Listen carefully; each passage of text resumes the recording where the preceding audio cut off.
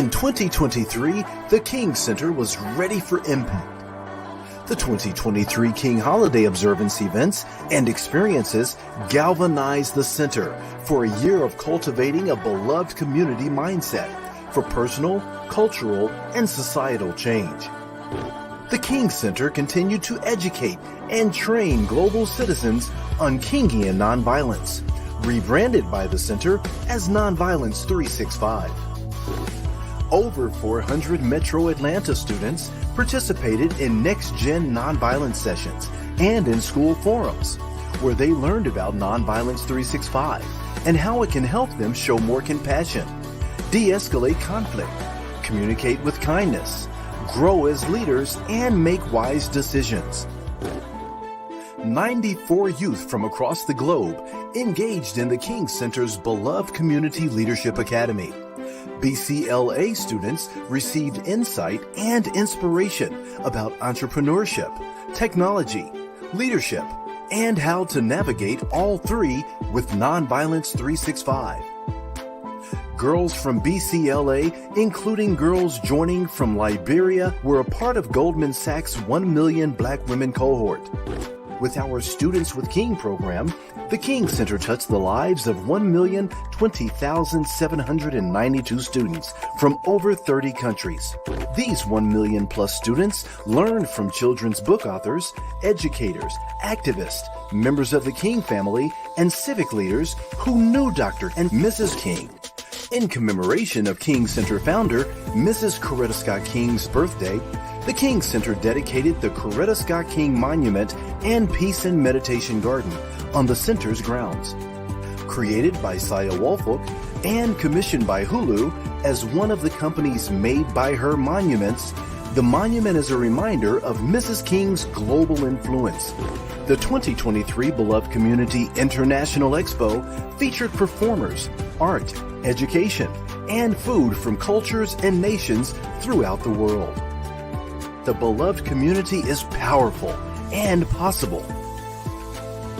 The King Center hosted a Faith and Democracy Forum, featuring a panel and exchange around equipping faith leaders with information that benefits the communities they serve. In partnership with Microsoft, the King Center introduced Dear Coretta, a digital timeline. The timeline demonstrates Mrs. King's belief that the beloved community can be achieved through a radical and courageous commitment to love, and it challenges humanity to be loved. In 2023, more than 1,000 volunteers supported the King Center. As the King Center committed to helping global citizens cultivate a beloved community mindset, the center's team also committed to growing in understanding and application of Kingian nonviolence and in wisdom for how history influences today. The King Center looks forward. Join in its 2024 work of shifting the cultural climate through the study and practice of Kingian nonviolence.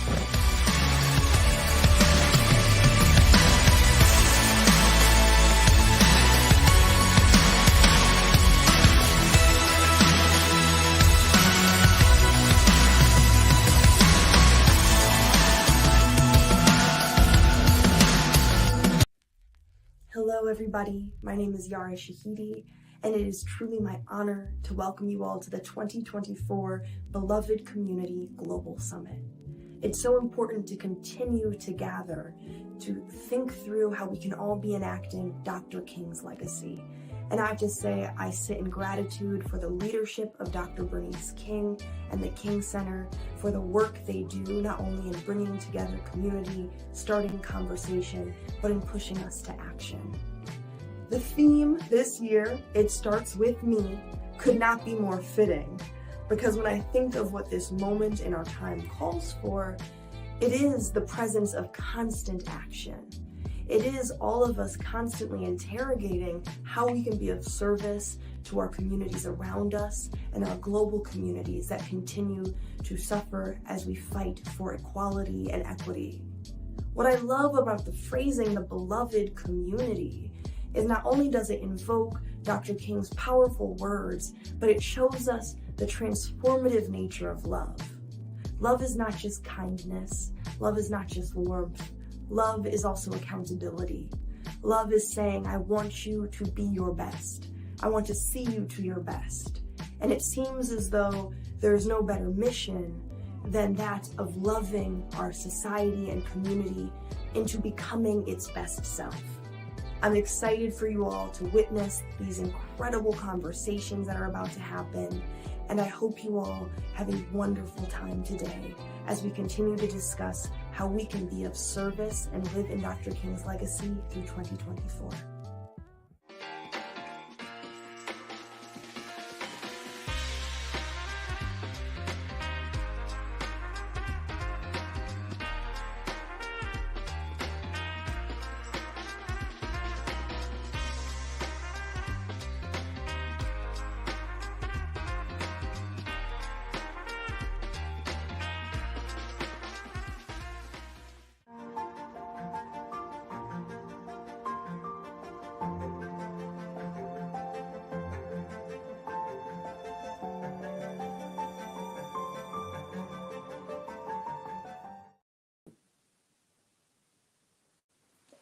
Welcome back, everyone, and welcome to those of you who weren't able to be a part of our Beloved Community Global Summit yesterday. This is day 2, and I want to bring up immediately our host for today, Mr. Kit Cummings is going to guide us through the day. I'm Vanetta L. West, Cultural Consultant and Chief Content Officer at the King Center. Welcome, Kit.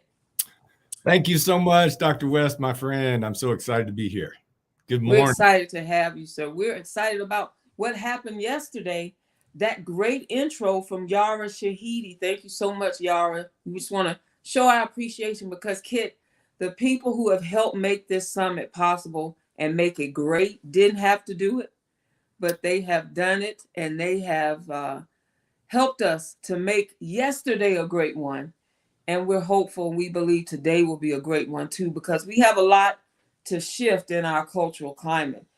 So thank you, Kit, for hosting us today. As we look at the different people joining us and where they're joining us from, we want to invite you to share where you're from, where you're watching from today. We have satellite locations that we're going to talk more about in a moment and that we're going to pan to. But we have people joining us from all over the world for this day 2 of our 2024 Beloved Community Global Summit. Welcome again on behalf of Dr. Bernice A. King. Thank you for being a part. Thank you to, as we start today, our sponsors, Atlanta Braves and Ford Motor Company. Thank you to our partners, the Carter Center and the National Center for Civil and Human Rights. And thank you to all of you for making this possible, for tuning in. Share the link now. If you're watching on YouTube, copy the link, share it on your social media platforms with the hashtags, the King Center, BCGS, Shift the Culture, and MLK Day. Yesterday, Kit, these hashtags are from yesterday. These are courtesy of Mickey Guyton, country music star, who shared with us yesterday that we need to let them, meaning we can't control what people say about us, and we need to stay on the summit, stay where we are. And I think that was Dr. Bernice A. King who shared that. Kid, as we get started, I want you to, if you would, share a little bit about yourself. What brings you here to this place of hosting day 2 of this summit? Yeah, and really a sincere, heartfelt thank you for inviting me. The King family has had such a big impact on my life. As a relatively young man in 1990, I read "Let the Trumpet Sound," and I don't remember how it came to me, but it grabbed me, and it's never ever let me go. And so that's when I started studying the principles of Dr. King and his life. And then the course of my life and work changed forever. On December 5th, 2010, I was speaking at a large nonprofit conference in Philadelphia and about some prison work that I'd begun, prison ministry, and then what launched my 501c3, the Power of Peace Project. And after I got done presenting, the gentleman that got up, our host, he put a picture of Dr. King up on the screen. And I was standing in the back, and it was one of those moments, when an idea is about to arrive, if I'm not paying attention, my life is different today. And I saw his face, and I was like, it was like, bing. It was such a big idea. I got in the taxi cab on the way to the airport, and I had the taxi driver stop by the Rocky statue in Philadelphia. And I said, "Get me a picture." And I stood in front of it, and I put my hands up in front of Rocky. I'm a Rocky guy, by the way. And I was like, "This is my moment." And the idea was simple. The upcoming 25th anniversary of MLK Day in 2011, I said we could start a peace movement in honor of Dr. King inside Georgia's most dangerous and violent maximum security prison. And I thought, they're not listening to much, but they probably will listen to Dr. King. And that launched what would become a year of peace at that prison. And Hays State Prison went from worst to first. And really the peace that came that summer as we studied the principles and began putting together ways we could bring rival prison gangs together. Imagine that, being behind the wire in tough prisons, trying to bring about our beloved community. And so that's what got me started. And it took me to 100 prisons around the world and across the country. And I started writing about it, speaking about it. And now I work with young kids that are dropping out and getting in gangs. And we're teaching these principles. So I always say the dream lives and the march continues. Wow. That is proof of, even Kit, the power of our theme. Our 2024 King Holiday Observance theme is "It Starts With Me." Started with Kit. Shifting the cultural climate. He shifted the cultural climate under his leadership in a prison, shifting the cultural climate through the study and practice of Kenyan nonviolence. And he did it with Kenyan nonviolence. So we want to thank you, Kit, for sharing that and acknowledge that what you just shared is, in fact, as I just said, an example of the power of Kenyan nonviolence. We're going to continue to talk about that today. I want to mention, too, we're celebrating this year, commemorating the 95th birthday of Dr. Martin Luther King Jr. So you'll see hashtag MLK95 a lot over the next few days as well. And that this King holiday is special in the sense they're special every year. It's special in the sense that it's his 95th birthday we're commemorating. We also have a Coretta Scott King Rose Gallery, virtual gallery that we're launching. And MARTA this year wrapped buses, Kit, in Metro Atlanta that have the artwork for King Holiday on the buses. We want to thank MARTA for doing that. If you haven't seen it, you'll look on our social media platforms. You'll see these buses totally wrapped with the theme for this year. It starts with me, shifting the cultural climate through the study emphasis of Kenyan nonviolence on those buses driving through Metro Atlanta. We need, Kit, I believe, as much positive messaging and as much motivation and hope-filled communication as we can get in order to shift this cultural climate. Kit, what were the key things that you took from yesterday? What do you want to share? Key insights that you have about yesterday? I think one of the things that stood out was Nikki, when she was talking about kind of what led her to make a very bold decision in her industry, as she shared about how very, very few people of color are in that industry, especially when she got started in it. And that somebody challenged her just to be authentic and just do you. And she began to write songs around it and really just touch on issues. And that's an area there that, you got to admit has been, white for a long, long time. And just to see her enthusiasm and really, also the backlash that she experienced from that. And that was a cool moment when she said, if people are going to hate on you, let them. And then I think it might have been you. It's like, hashtag. And now, let them. I'm always ready for a hashtag. Yeah. I love that, because if you're going to take a stand, in a dark world, you're going to take a stand for the light. There's going to be a lot of people get behind you, but there's going to be people that oppose you as well. And a lot of times in today's world, I think that those that oppose us when we stand up, as Dr. King said, it's not it's the silence of our friends, not the voice of our enemies. And so it's easy to either just go silent and stop speaking, or start to fight those who oppose you, which gets you totally off track of what we're trying to do, which is bring light into this world. And so I love it. She inspired me. That's great. Thank you, Mickey Guyton. Thank you to Goddess Rivera, too, who was our host yesterday, and to all of our panelists, speakers, moderators from day one. Shanika says she's excited to learn about the power of nonviolence. We're excited for you to learn that. And I learned more. Good morning from South Carolina. Thank you, Monique. Good morning to you. Huckins joining us from Monrovia, West Africa. In Liberia, Monrovia, the capital city of Liberia, West Africa. Welcome. Good day from Tigray. Thank you so much for joining us.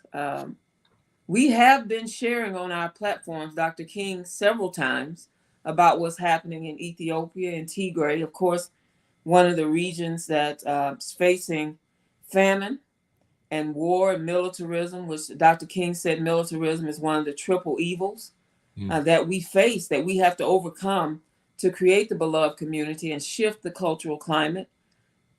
Kit, what stood out to me yesterday that I think was remarkable was Susan Marks, who shared a summit talk yesterday. And she said these words that made me sit up straight. I'd never heard them before. She said, "I'm a recovering white supremacist." And I said, oh my. And to hear her, having grown up in South Africa, to hear her, she grew up in South Africa, talk about apartheid there and how she grew up, she was born into a system that taught her immediately to oppress people. Mm-hmm. And that it was what she knew until she didn't anymore. Right. And it was a reminder to me of people say sometimes folks can't change. But when I heard Susan yesterday, it reminded me that people can change. And if they can't change, we're all in trouble. Because I sure have in my life had to unlearn some biases, some prejudices, some phobias against other groups of people. And so I believe in the power of change and the power of nonviolence. For me, in my faith, the power of divine transformation. And so that just really stuck with me yesterday when she said that and talked about moving forward from that. So that for me was a powerful moment. And there were so many yesterday. Dr. Will Gravely, the panel about the 6 principles, our great moderators for those panels, Malika Berry, Karen Ryan, Jill Sabat, who is CEO of our partnering organization, the National Center for Civil and Human Rights, Gael, who joined us yesterday from the Carter Center as a moderator, all of our panelists, moderators, just made it a powerful, transformative, and I want to say this word, Kit, actionable.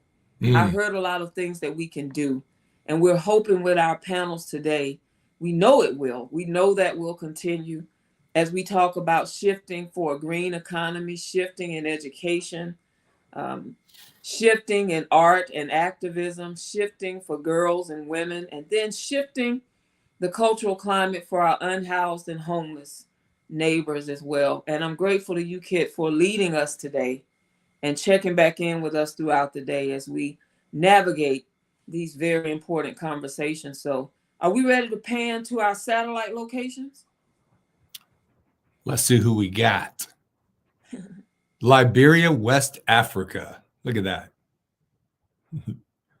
This is exciting. We got people checking in from all around the world. Hey, Liberia. Can you all wave to us in Liberia? Thank you so much for joining us today.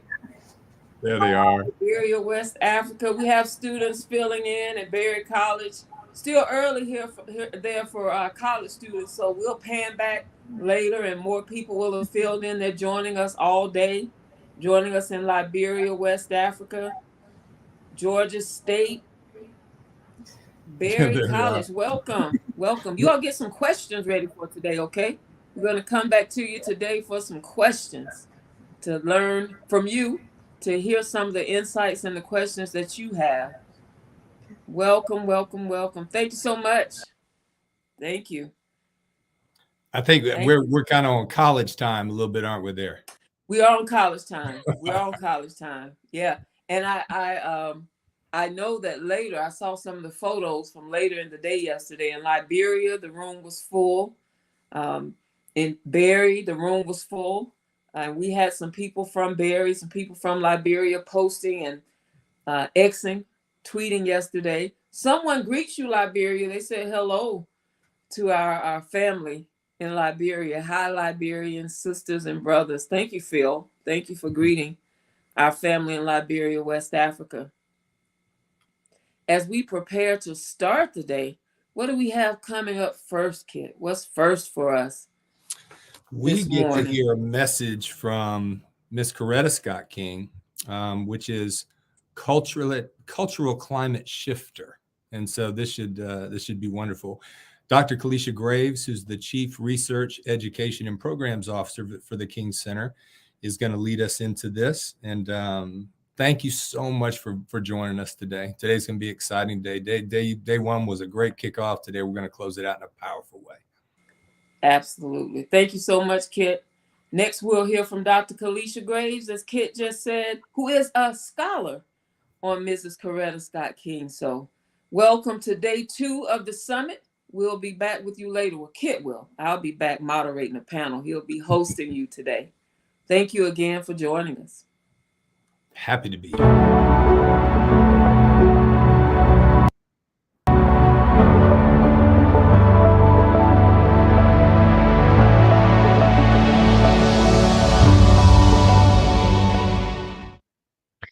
Coretta Scott King was one of the most prodigiously gifted thinkers and leaders of the 20th century.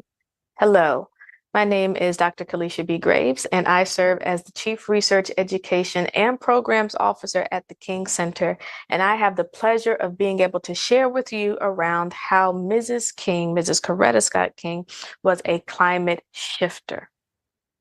So, as I mentioned, I'm the Chief Research, Education, and Programs Officer at the King Center in Atlanta, Georgia. And what that means is that I get to work with a great group of people to design learning journeys for people all over the world. So, what do we mean by climate shifter? We have to start by that first question. What does it mean that Mrs. King was a climate shifter? Now, a climate shifter is someone who has the capacity to move people, right? To move people to help people move toward a different mindset through their words, actions, and example. And so today we're going to talk about how Mrs. King's life exemplified that. So, a change maker is also someone who helps to change prevailing attitudes of people, organizations, society. A climate shifter is one who is able to help change prevailing attitudes, beliefs, and opinions within a group or society in deference to constructive social change.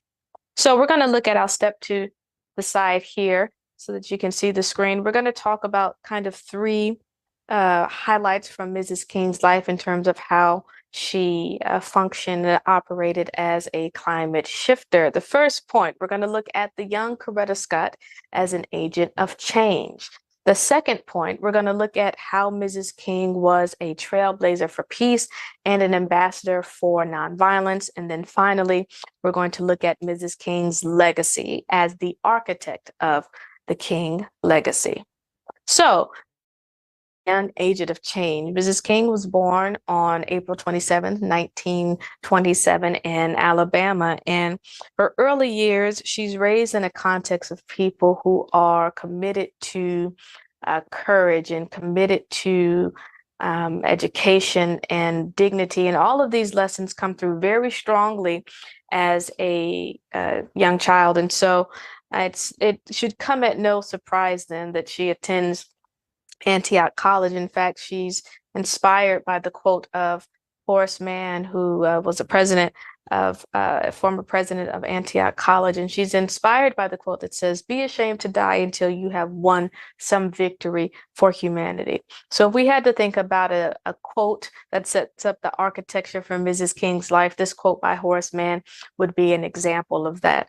And so really, while Mrs. King is at Antioch, Antioch provides her an opportunity to really live out this motivation to be an agent of change. Again, as I mentioned, in her early childhood, she's raised in a context or in an environment of people who understand what it means to commit oneself to a cause.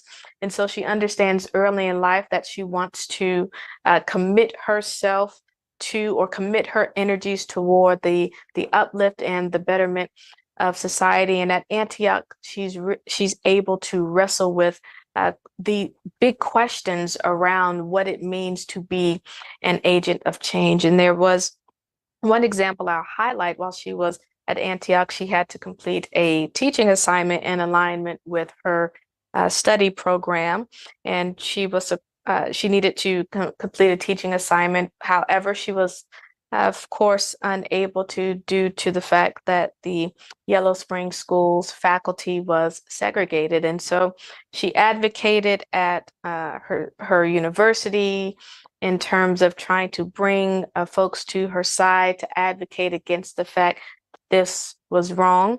And long story short, this particular effort, her particular effort to rally folks to her side, the outcome was not what she would have anticipated, but what it did solidify for her is that she had the capacity to stand up for and against issues that she thought or issues of injustice. And so I think it's important that we highlight how Mrs. King functioned as an agent of change, even as a young person. A lot of people assume that Coretta Scott King became an activist when she met Martin Luther King Jr., but in fact, that's not the case. She was really, in some respects, ahead of Dr. King on some very critical and key issues. Secondly, Mrs. King as a trailblazer for peace. Now, as I mentioned, Mrs. King was even ahead of her husband on selected issues, and particularly when you think about the issue of peace, Mrs. King, in terms of her partnership with Dr. King, was really out front in terms of advocating for issues of peace. So she was able, through her peace activism, to make, and I want to highlight this, she was able to make connections between diplomacy, international peace, justice, and nonviolence. All right. A lot of people, when they think about the civil rights movement, they think about it probably within a very narrow context of boycotts and protests, things like that. But Mrs. King understands early on that we are engaged in a struggle for human rights. And so she's able to, through her work, internationalize a lot of the aims of what we might see as the American Civil Rights Movement. She's able to internationalize that through her commitment to peace movements. And in 1962, she actually goes with a group of women to Geneva, Switzerland, to the 17-Nation Disarmament Conference. So I think it's important that we highlight how Mrs. King operated as a trailblazer for peace, again, internationalizing much of the energy and aims of the American Civil Rights Movement.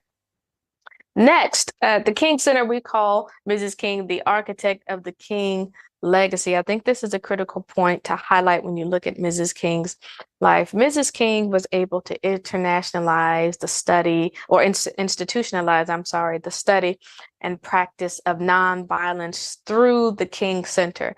I would dare argue that the King Center, when you think about in those immediate years after Dr. King's assassination, those immediate years after what we traditionally see as the modern civil rights movement, Mrs. King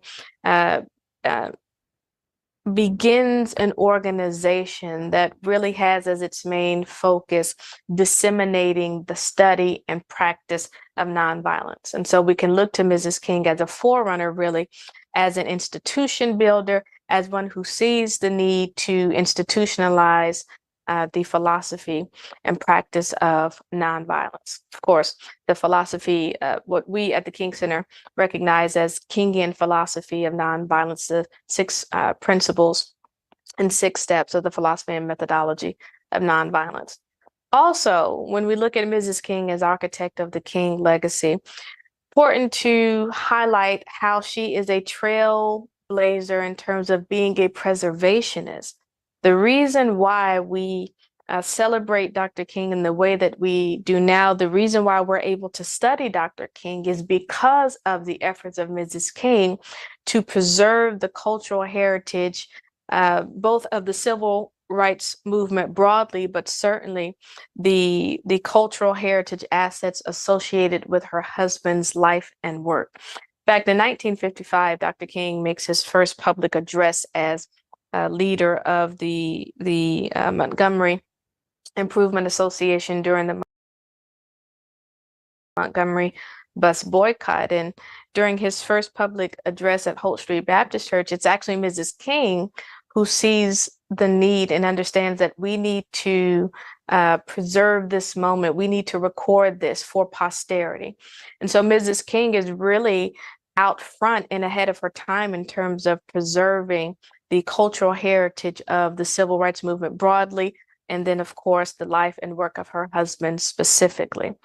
Also, Mrs. King is the driving force behind the King holiday. We would not be here celebrating Dr. King in the way that we are if it had not been for the so much of the groundwork that Mrs. King did around ensuring the King holiday. I just want to share kind of a quick timeline which shows the trajectory of the King holiday, beginning, of course, in 1968, when Representative John Conyers introduces the first bill to make Dr. King's birthday a federal holiday. And of course, the King holiday, the journey to the King holiday, if you will, is a multi-decades journey of which Mrs. King is really out front. I mean, you'll see here, you know, for about 10 years, she's really hitting the ground between 68, 79, appearing before Congress, advocating for her husband's birthday becoming a federal holiday. And of course, the ultimate culmination is President Reagan signing passing the King holiday in 1983. And of course, the first King holiday, federal King holiday, was celebrated in January of 1986. But I think it's important to highlight, because it's easy to just assume that the King holiday just kind of happened out of nowhere. But there really was a lot of work that was invested in energy into ensuring that the King holiday, or ensuring that Dr. King's birthday would become a federal holiday, but really a rallying call to bring people together under the banner of seeking justice and under the banner of promoting nonviolent social change. So we can really credit Mrs. King for dedicating so many years of energy, in addition to being supported by a coalition of people around ensuring the passage of the King holiday. So I hope this helps to give you some perspective on Mrs. King's legacy as a climate shifter, through highlighting some key points in her life where she shifted the climate in her environment, not only in a personal environment, but also a broader global and social environment as well. And so at this time, I'd like to invite all of you all to explore the Coretta Scott King Rose Gallery. If you want to learn more about Mrs. King and her work, please do visit the King Center's the Coretta Scott King Rose Gallery. You can scan the QR code. You can also go to cskrosegallery.thekingcenter.org. You can also go to our website, and under what we do, you'll see a option there that says online exhibitions, and you can explore this 3D gallery. We're so ecstatic and proud to have been able to bring this to the world in partnership with Microsoft around contextualizing and helping people around the world to understand the global impact of Mrs. Coretta Scott King. I do thank you. We join hands with people around the world who yearn for peace. We are tired of other people making decisions for us. We want to control what happens to us. We want to write our own history. We want to tell our own story because we feel that we know it better than anyone else.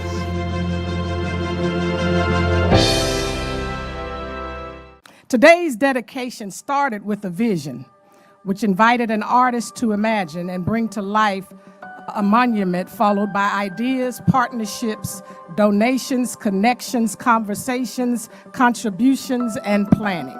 The Made by Her Monuments project has truly been a labor of love, but its significance cannot be overstated. We are so excited for the future generations of young girls and women who will have the chance to learn about those who paved the way for them, opened doors, shattered glass ceilings, and whose impact and legacy are truly monumental.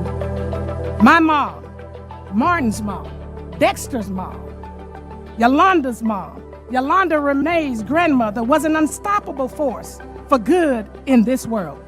She was a galvanizer, a coalition builder, a master strategist, a champion for inclusion, a brave and selfless servant, a pioneer for peace, a warrior for the disenfranchised and marginalized. Her courageous and compassionate leadership inspired the respect of people across party lines, nationality, generations, race, religion, class, sex, gender, and sexual orientation. She is one of the main reasons this world cannot escape nor shake a nonviolent movement that revolutionized and continues to be a force to be reckoned with.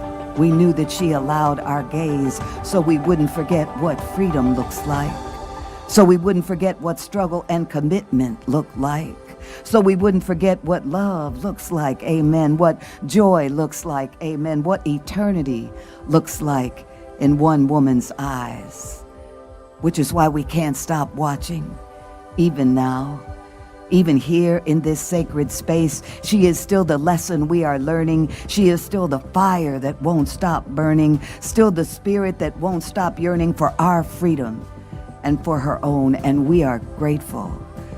The fact that we're standing on this magnificent ground, the fact that we're still talking about Dr. Martin Luther King, the fact that her children took the time to honor a black mother, a black woman, a black leader in 2023 is remarkable.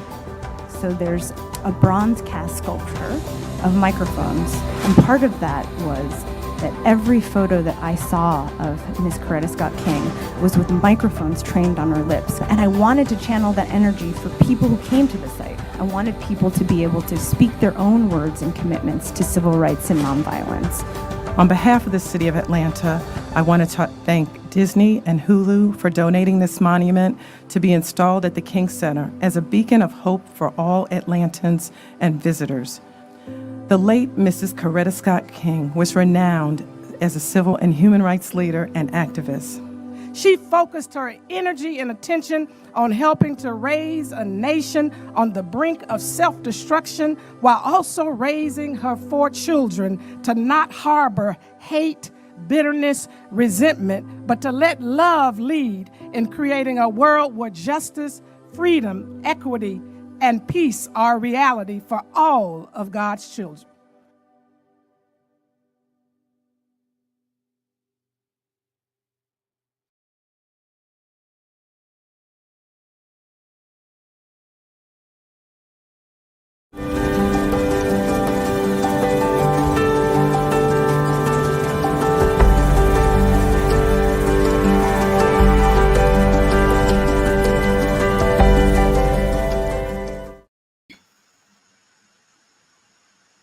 Good morning. Hi, ladies. So good to see all of you this morning. We are excited to be in conversation about shifting the cultural climate for girls and women in the World House. Culture and gender are not static concepts. They are constantly evolving. As cultures morph, so too can gender norms to guarantee fundamental freedoms for all. Therefore, strengthening girls' and women's participation in cultural life and access to culture is vital for promoting gender, equity, equality. This panel is going to focus on how we can strengthen this participation and access with attention to eradicating barriers that prevent access for girls and women based on class, race, and location. I am Dolores Drouillet Morton, and I serve as the CEO of Step Up, the nonprofit mentorship organization that guides girls to their success. We offer teens and young women ages 14 through 29 free in-person and on-demand mentorship programs that support them in becoming confident, connected, and career ready. So let's meet our panelists. So happy that they all agreed to join us today in different time zones across the country and other parts of North America. First up is Andrea Gamraj. Andrea is Vice President of Public Engagement at the Canadian Women's Foundation. She has 20 years of experience in community-based program development and communications and a passion for innovative public education and nonprofit leadership for social change. Hi, Andrea. Angie Klein is the president of Verizon Value Organization, leading an extensive portfolio of prepaid brands, including Straight Talk, Total by Verizon, Visible, SafeLink, TrackPhone, and so much more. Suzanne Lerner is co-founder and CEO of Michael Stars and the Michael Stars Foundation. She is a philanthropist and lifelong activist for equality. Suzanne supports grassroots organizations led by women of color who work tirelessly to end gender-based violence, empower young women globally through mentorship and education, advocate for equal treatment of women and girls under the law, ensure gender equity in the workplace, protect voting and reproductive rights, and to build collective women's power. Carissa Joy Smith is an influential figure in the realm of politics, government relations, and public engagement. She's currently the VP of Government Relations at Fox Corporation. She has fostered transformation policy, equity, and equality throughout her career, which includes a stop as Senior Advisor of Public Engagement for Women and Girls in the Biden White House. So welcome, panelists. Thank you again for joining us. In keeping with the title of this panel and with the King Center's 2024 King Holiday Observance theme, It Starts With Me, Shifting the Cultural Climate Through the Study and Practice of Kingian Nonviolence. I want to start with this question and add anything else to your introduction that you like. Why is it critical that we shift the cultural climate for women and girls throughout the world? And how can the teachings of Dr. Martin Luther King Jr. help us to do that? So anyone can start. I'll actually start with you, Andrea, since you're first up at the top of my screen. Oh, thank you so much, Dolores. Thanks for having me today. I'm so happy to be here, and I'm just going to apologize in advance. If you hear me cough, I'm just getting over a bit of a cold. You know, I'm so honored and privileged to be here today, and I'm coming to you today from the traditional territory of the Huron-Wendat, the Haudenosaunee, and the Mississaugas of the New Credit. This is often called Dish with One Spoon territory, also called Toronto. So I'm in Canada. I feel that I have a bit of a different perspective given the Canadian background and how honored and privileged I am to be able to speak to you. And one thing that really stands out to me about the principles of nonviolence that we've seen here is that they're bigger than us. They're higher than us. That's what really stands out to me. It means that in our efforts to change, we don't have to be right. We don't have to be perfect. We don't have to be infallible. We have to pursue the right that's bigger than ourselves. And that is sometimes where we fall short. We find ourselves needing to be perfect. We find ourselves needing to cover up our faults, be infallible, but that is not human. But these principles are bigger than humanity. They are for humanity, but they're bigger than our humanity. And that is a relief. It should take shame out of the equation. And it should take the need to somehow do it better than somebody else just out of the equation and out of the whole way that we go about doing things. It should allow us to be able to say, maybe I don't have it right. Maybe I need to listen to you. Maybe you can tell me something I don't know. And I think that's the power of these principles because they are bigger than us. They're higher than us. I think Dr. King and Coretta Scott King, as we saw, really lived this out, and that's why they persist today. Thank you so much again, Dolores and everybody. Thank you, Andrea. I'm going to, Carissa, you're up next. Carissa, then Angie, and then Suzanne, if you'd round us out before we move to the next questions. Good morning, everyone. And I am tuning in from the West Coast. I just want to say thank you, Dolores, and thank you to the King Center and Bernice for having us. It is such a great discussion. And also, it was really good to follow that amazing look back on who Miss Coretta Scott King was. And I think that even hearing that Great presentation right before us, really did set the tone on how we're going to really engage in this dialogue about Dr. King's teachings and about her advocacy to make sure that nonviolence was at the forefront of the principles and the advocacy work that she did domestically and globally. And so I want to just start by highlighting that I really was anchored myself this morning in the nonviolence chooses love instead of hate. And I think when you use love as being integrated in a pillar of the infrastructure, related to your work of culturally changing the climate for women and girls, you will end up with transformational results. When you sit there and integrate love throughout everything that you do, it's going to permeate, and it is going to bring a light to those places where light has to be shown. And so I say all that to say is that when you think about the dialogue that we're even having, is that women and girls are known for their caregiving nature. They're known essentially for the matriarch. They're known for carrying communities quite literally on their backs and taking a lot of that burden on. And so I guess I would want to lead this conversation with anchoring love as the pillar of the infrastructure as we talk about culturally changing the climate for women and girls. When you see us as the multiple identities that we usually take on, we are selfless in our leadership, we are selfless in our caregiving, we are selfless in our matriarchal style. And, quite literally, we serve as the pillar for multiple communities, not just only ourselves and our immediate nuclear family. So I just wanted to ground the beginning of how we're, for my perspective and coming into this with this initial question. So thank you again for having me, and happy to join you all. Thanks so much for that, Carissa. Angie, love to hear from you. Yes. Hi, everybody. And I'm so grateful to be here. I'm coming actually from Miami this week, which, it's fun to be in Miami in January, but it's raining, of course. So I have a tendency to bring the rain with me here to Miami whenever I'm here.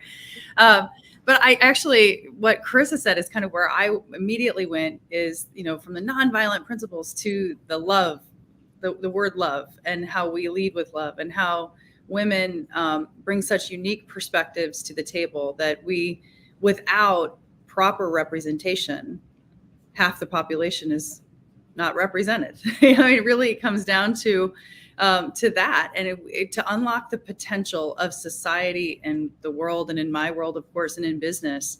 If we do not have that representation in the right way, we can't move forward nearly at the pace that we should as a society. So the reality of how we do that, and I think from Dr. King's teachings about nonviolence and love and the principles of listening and coming with information and being open, they're also natural. I'd say much more natural for many women in leadership to bring that and to make sure that the voices are heard and that different interests are represented properly as we go forward. I think that is what that teaching comes in. And I think sometimes as women, we feel like we need to adopt more masculine characteristics to lead, when in fact our superpower is to lead with the other characteristics that are more unique to women. And I think that is one of the areas that as more women come into leadership, we see the power and the impact that we can have in driving more inclusive organizations, a broader marketplace, innovation in different ways. So I find that over time, people start to realize the power of the difference, and the nonviolence and love is what a great way to bring that to life. It's beautiful. Thank you, Angie. And Suzanne, if you want to round us off by this question before we move on. Hi. Good morning, everyone. I'm coming from the West Coast too, and funny enough, I'm in Manhattan Beach, California, and there is a very rare king tide coming in this morning. So it must be all about our blessed Martin Luther King. I think about his teachings around gender equality, justice, empathy, and compassion. And I think we've been talking about love, but empathy, compassion, and for me is so important. We face so many systemic inequalities and injustices. So we have to advocate for a world where gender does not determine or limits one's rights. And I think Angie brought that up, that we can do it ourselves in the workplace. It is a fundamental human rights for us, but it is a foundation for peace in the world. I really believe, I think it's the UN. There's it's section 1328. It's something that we want to get passed, which is women at the peace table internationally. So I just want to mention that. And about empathy and compassion, I have a quote from Coretta. The greatness of a community is most accurately measured by the compassionate actions of its members. So I believe we can move mountains thinking about that, living like that, breathing like that. And when we see each other, listen to each other, realize how many shared values we actually have, no matter where we are in the world. I traveled a lot when I was younger, and I saw women throughout the world being just like me and having the same issues and the same constraints against them. So we have to work on that together. And it's unity. It's supporting each other. I've been an entrepreneur for many, many years. There weren't a lot of me around at that time. And so it's great to have compatriots in the struggle and the battle together, working together. And I just want to give a shout out to Liberia. I had the opportunity to visit a few years back. And it's a wonderful country. And if anybody's there that I've met, hello. Thanks, Suzanne. I'm going to jump. I just realized this time is going to go by so fast, y'all. We've got just under 40 minutes, so we're going to keep kicking on the questions. Andrea, violence against women continues to be problematic. And it's one of the issues that the Canadian Women's Foundation works to address. Can you share what's working, what we're learning, and any thoughts on how we might scale some of the solutions that you are seeing working? Thanks so much, Dolores. I think, gender-based violence is one of these issues that has always been a problem. And of course, gender-based violence, what we mean by that is intimate partner abuse, sexual assault, emotional abuse, the kinds of violence that women, girls, and two-spirit, trans, and non-binary people tend to be at highest risk of experiencing. We know it's a huge issue around the world, different rates, but it's at an emergency level, a pandemic level, all around the world.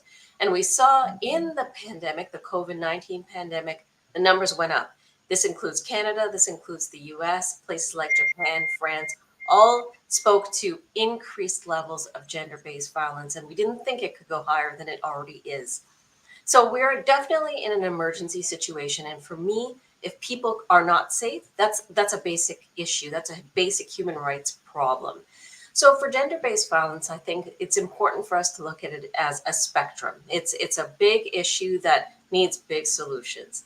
So often we find that there's all this attention placed on policing, prosecution, and prison, but we know that that actually only takes care of a small slice of the gender-based violence that we see in our communities.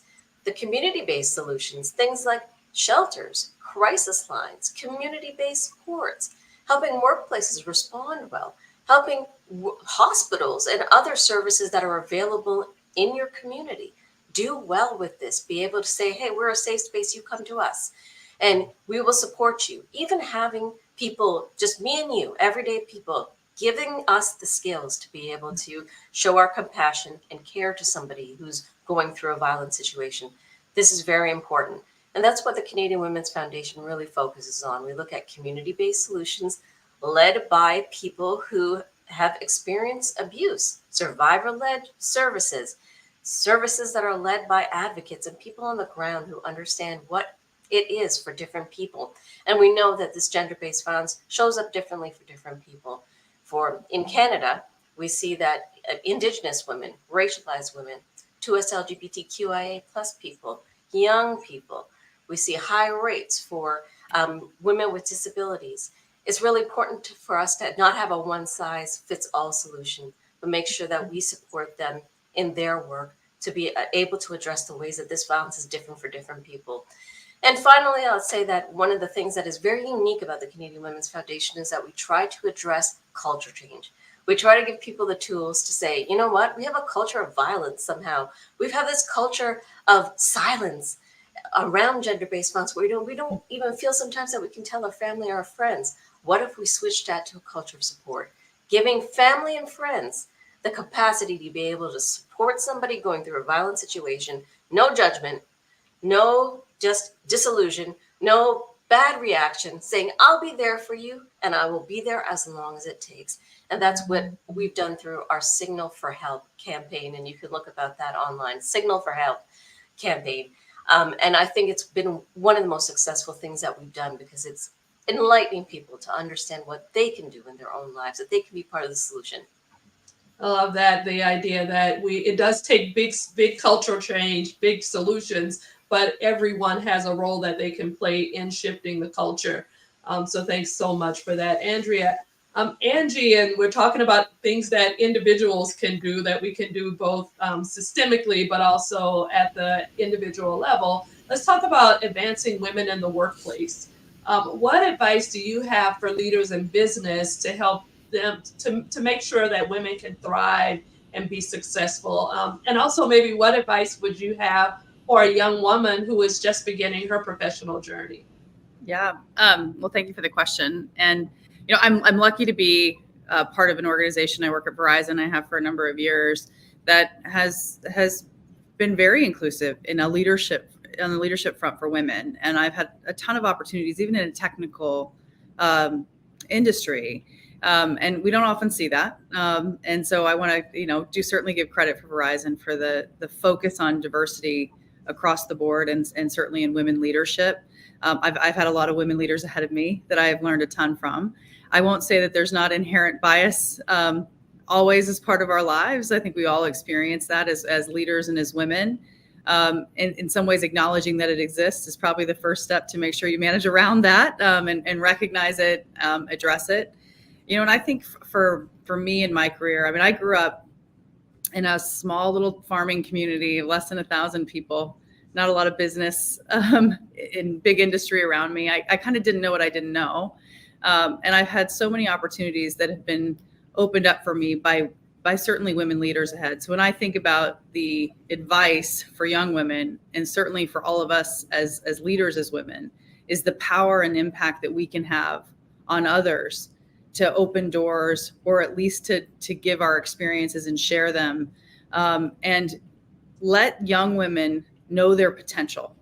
There were a few people in my life early on, like in my early careers and my college days, that actually recognized something in me that I didn't even know. I would never have pursued a career like this. I wouldn't have thought it was possible. I wouldn't have thought I was qualified for it. And someone giving me that spark of, you could do bigger things, to think bigger, to dream bigger, to put the risk out there, to try something beyond what maybe I had been exposed to. And so my guidance, I guess, is for all of us that happen to be in these spots, is to make sure you do that, to pay that forward. But in addition, for young women earlier in their careers, the couple points is, number one, find somebody that you can talk to get that kind of advice. Make sure that you listen when you're doubting yourself to the potential that someone else sees in you that you may not see yet for yourself, because they're probably more right than you are. And don't be afraid to share your voice. When I was young in my career, I think probably what set me on the path is that I've never not been shy on opinions on things. Certainly that has been a positive. I think it's probably a little bit more of the traditional masculine trend or trait that I tend to be vocal and speak my mind. But I also was providing unique perspective. And I challenge when we have younger people in my teams or coming new into the company, that their perspective, their voice, the generations that they represent, I would like to say that I'm not that far removed, but I am much farther removed than I was 20 years ago from how they think, what makes them tick, what's going to make something interesting to them for business. Their voices are so important, and to learn how to speak those and debate constructively those that might be in higher positions of power, and to understand how data and having your facts lined up can be such a powerful way of having your voice heard. And making sure that you're never shy about that, because everyone's perspective can bring huge value, certainly in a business environment, because we serve all these aspects of the market. And so just don't hold yourself back. I think I probably would have held myself back far more if some people hadn't given me that just little inkling that I had bigger things ahead. Suzanne, I'm sorry, Angie, I don't think we're from the same town, but it almost sounds like you're from Baldwin, Louisiana, just like me. Farming, really small town.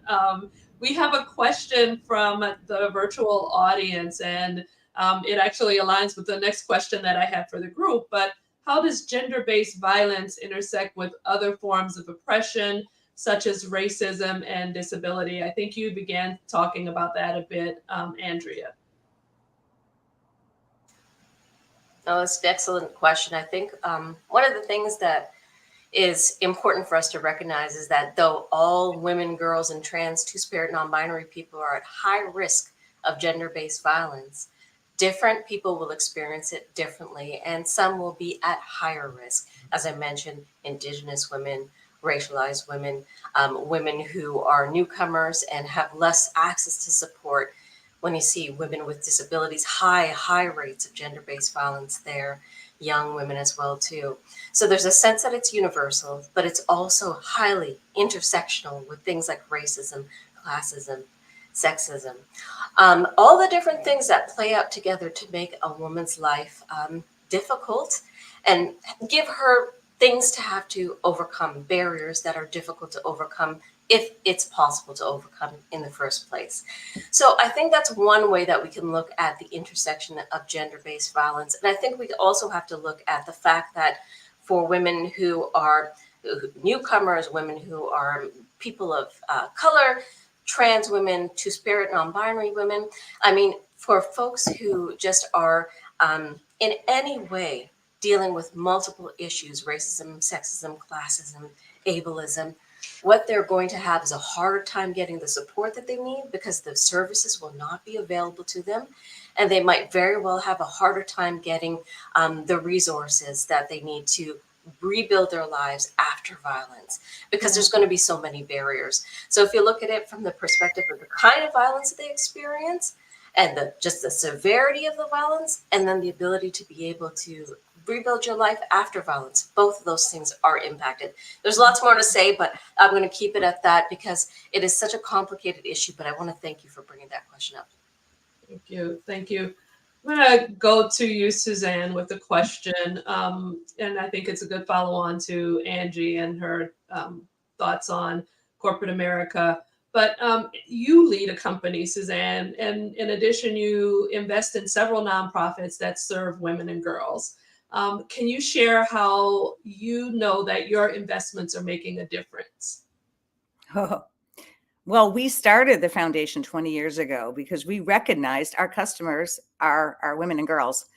And we wanted to amplify and impact the issues surrounding them, like gender-based violence, which we were very involved with a long time ago, and mentoring, which is how Dolores and I met. We've been supporting Step Up for 15 years.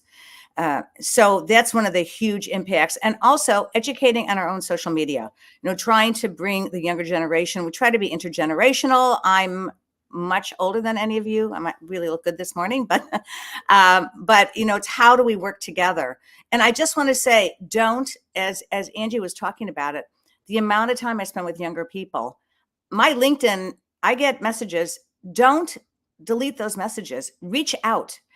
It is so important for the future of who we are going to be as a society to be able to explain and help listen to. I listen to them, they listen to me about impact that we can have on each other. So mentorship is really important, even if you have an hour of your time. Even if you have an hour, I appreciate that. And I think there was a theme Angie talked about, learning from another generation and making those multi-generation connections. And my team, we have a joke that I'm the cool CEO until I start trying to use my cell phone. And then it's like, oh yeah, she's 50. Yeah, we see your age now because you're using, both thumbs to your picking out text messages, and you can't figure out how to share a playlist. But it's so important we learn from the mentoring isn't just a one way what you give. There's this it's transformational, and we can connect across generations and learn together. And I just want to say just very quickly. So 2 months ago, which we do normally, we had 30 members of our staff and 30 young women from a high school, local high school. And we spent 3 hours together. It was the most amazing speed mentoring event. Everybody got so much out of it. And just remember, it's not just the young person getting something out of it. It's actually you yourself and your team. So it's a really great way of team building and bringing the foundation work into your organization itself. Right. Again, these are the challenges that we face for women and girls require big solutions, but they also require individual action. And I think that's that's a theme that I'm hearing. I've heard already from Andrea, from you, Suzanne, and from Angie. And I'm going to turn to you now, Carissa. I'd love to hear from you about where you are seeing the brightest spots, where women and girls themselves are leading the way to create change, and maybe some examples. We love any examples of what's working. And again, we're concerned about scaling. How do we bring replicate some of these solutions so that so that the outcomes for more women and girls are improved? Exactly. Thank you, Dolores, for that question. And I want to just answer this by really talking about representation, quite frankly, but particularly in levels of leadership. I'm going to first talk about it from the public service aspect, is that we are seeing women's representation, women and girls representation grow in public office. We see that women and girls are running, and many of them are winning. And we see that impact on our governance and our politics. Even right now here in the United States, our current administration is an administration of many historic firsts. Our current cabinet includes 12 women out of the 25 positions, and at the cabinet level. And then also it is the highest we've ever had in our history as a country at 48%. And just about 4 years ago, because I worked on the campaign and I was so proud to be a part, we all watched the historic nomination and then the eventual election of Vice President Kamala Harris, breaking a ceiling that we thought can never be broken. And also currently, I just want to highlight that Vice President Harris is not alone, is that you see that the Secretary of Treasury is currently a woman. You see that the Director of National Intelligence is a woman. And these are all key firsts that are happening across this cabinet. And I also just want to highlight the diversity within this cabinet, as well as that you're seeing that we have Black women leading. You're seeing that we have an Asian American woman leading. You're seeing that we have Hispanic women leading. You're seeing that we have American Indian women leading, and also multiracial women leading. So there is power not only in the inclusion of women being represented, but also the diversity of who they are and the identities and their lived experiences that they are bringing to their table, speaking about intersectionality. I also want to just also trickle it down into state and local governments, is that we are seeing consistent trends of representation that is growing in certain state houses and legislators where women are running or holding majority in certain states. Obviously, there's still always much progress to be done, and it goes to something what I think Suzanne just highlighted of mentorship and support, is how can we also support to make sure that women are able to achieve these levels of access, or I should say these levels of opportunity, especially when it comes to governance. And I also just want to highlight, even on the private sector side, is that we are now also seeing women sitting on boards of Fortune 500 companies, and that has gradually been increasing for decades. And so even now in 2022, the rate is at 30.4% in comparison to where we were in 1995, which is 9.6%.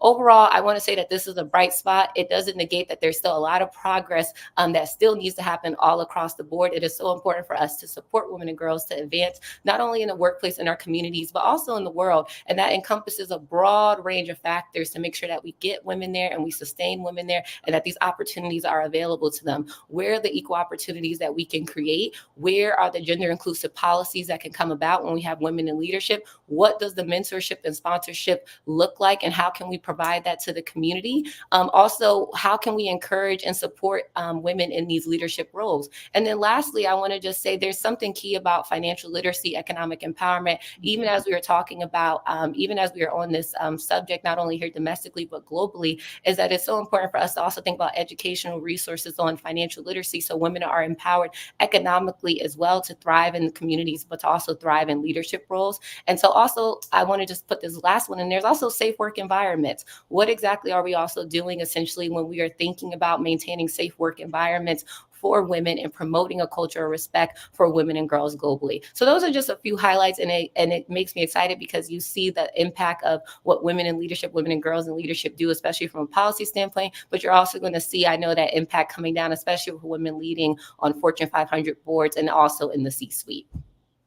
Thanks so much. There was a lot in there to unpack, but yeah, big snaps. Thank you, Carissa. I want to go back to a question that I skipped over earlier, and it's about how do you believe racism, classism, and geographic location are intersecting to prevent equity, justice, and humane policies and practices for women and girls globally? So anyone, if anyone feels like led by the spirit to take that one, I'd love to hear from someone. I'll just kick it off since I feel like I have a little bit of momentum with some of what I was already going into with the key points. But I think we really have to just really, to what Andrea highlighted earlier, is that intersectional discrimination is like, what exactly are women experiencing? And then also looking at where it intersects with other compounding identities and the challenges that are unique to them. We also have to then add that with the economic disparities with classism, and seeing how classism also perpetuates economic disparities, limiting the resources available to women from lower socioeconomic backgrounds. Then also geographical location. That is really key, even as we have this whole conversation, is that there are limited resources based off of the communities and the zip codes you come from. I am from a zip code where the limited resources were very evident to me, hence why I got into the line of work that I did. And so how exactly do we address the needs of the lack of resources, infrastructure, and access to just key services? Then also you got to add a layer, I believe, of cultural norms. Geographical location often intersects with cultural norms affecting the rights and autonomy of women in different regions. And then lastly, I just want to say that we really have to think about the inequitable policies, which is also why I wanted to talk about the representation as it's changing, is that policies that do not consider the intersectionality of these factors may inadvertently perpetuate inequalities, leaving certain groups of women and girls marginalized. And so that to me is kind of a good way to bring up, I mean, there's a lot, I know we could go on just discussing this for days, but on the issue of intersectionality and how that's all related. But I just wanted to bring those to the forefront as we are diving into this dialogue, that it really takes a comprehensive approach to addressing these challenges and making sure that we adopt an approach that is cohesive, inclusive, and also transparent, and making sure that we recognize everyone who could be touched by a multi-layering, multiple layers of oppression. Thank you. And that is why it's so important to get out the vote. We need a reflective democracy in this country. I think we're at this point about 25% of the elected offices, and this is why a school board, local politics, state politics are so important. So I want everybody to think about that they don't just think a federal election is the only election to vote in. It's the only way we're going to have power to make the changes we need to make voting equitable. It's not going to happen unless we get out the vote, and you just got to vote every single time. Even if it's a candidate you're not thrilled with, you have to look at the alternative. That's what democracy is about. Thank you. Suzanne or Andrea, did you want to, Suzanne or, Angie or Andrea, would you, either of you like to weigh in on that, the issue of classism and location at all? I'll just add that I think from my perspective, coming in from a telecom and connectivity, and the power and the importance of that in the, like, probably a socioeconomic impact on potential, and how important it is that, part of what I get to run every day is our value brands. So when I think about the accessibility of wireless and data as an equalizer in some levels, it's certainly so many other things are pushing against that equal, but it's a table stake to play at this point. And we make sure that all of our brands in the Verizon network here in the US is accessible to everyone where they are. From our SafeLink brand that's primarily government or all government supported, for those that are really at that needs level, to just where they are in their communities and being able to buy and pay for in cash. For all the way to our more premium service experience, et cetera, that our postpaid Verizon provides. So that is a commitment that we have in addition to the work that Verizon does as part of our Citizen Verizon and some of our Verizon Innovative Learning in classrooms, and just making sure that connection is the entire globe and the workforce is going to move far more into STEM, that access from an early age to everyone to have opportunity is so critical. And I'm proud to be part of a company that's making those investments in our communities and making sure that our general consumer offerings meet the entire population's needs for equal access. Gosh, y'all, we are already at, I think, time. I've got 1 minute left.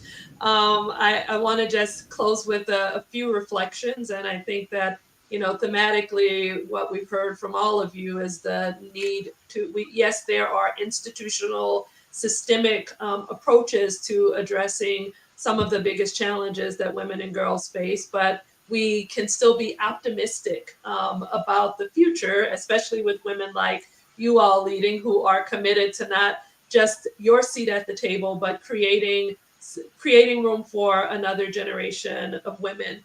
And finally, that there are individual actions that everyone can take, whether it is mentoring, just seeing a young woman and recognizing her capacity and talent and providing resources and hope and guidance to her. So many opportunities ahead for us all. Thank you all for joining us. Thank you to the King Center. Thank you to Dr. Bernice King for allowing Step Up and this group of amazing women leaders to be a part of this conversation. Thank you. Thank you.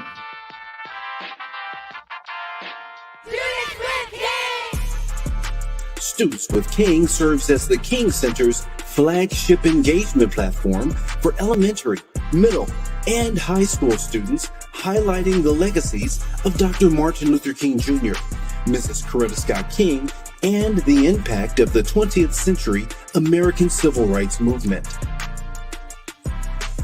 Our dynamic and interactive programming has reached over 1 million students worldwide. Our core learning programs introduce students to the philosophy of Kingian nonviolence, coined Nonviolence 365, and provide important lessons about how they can apply nonviolence in their immediate environments.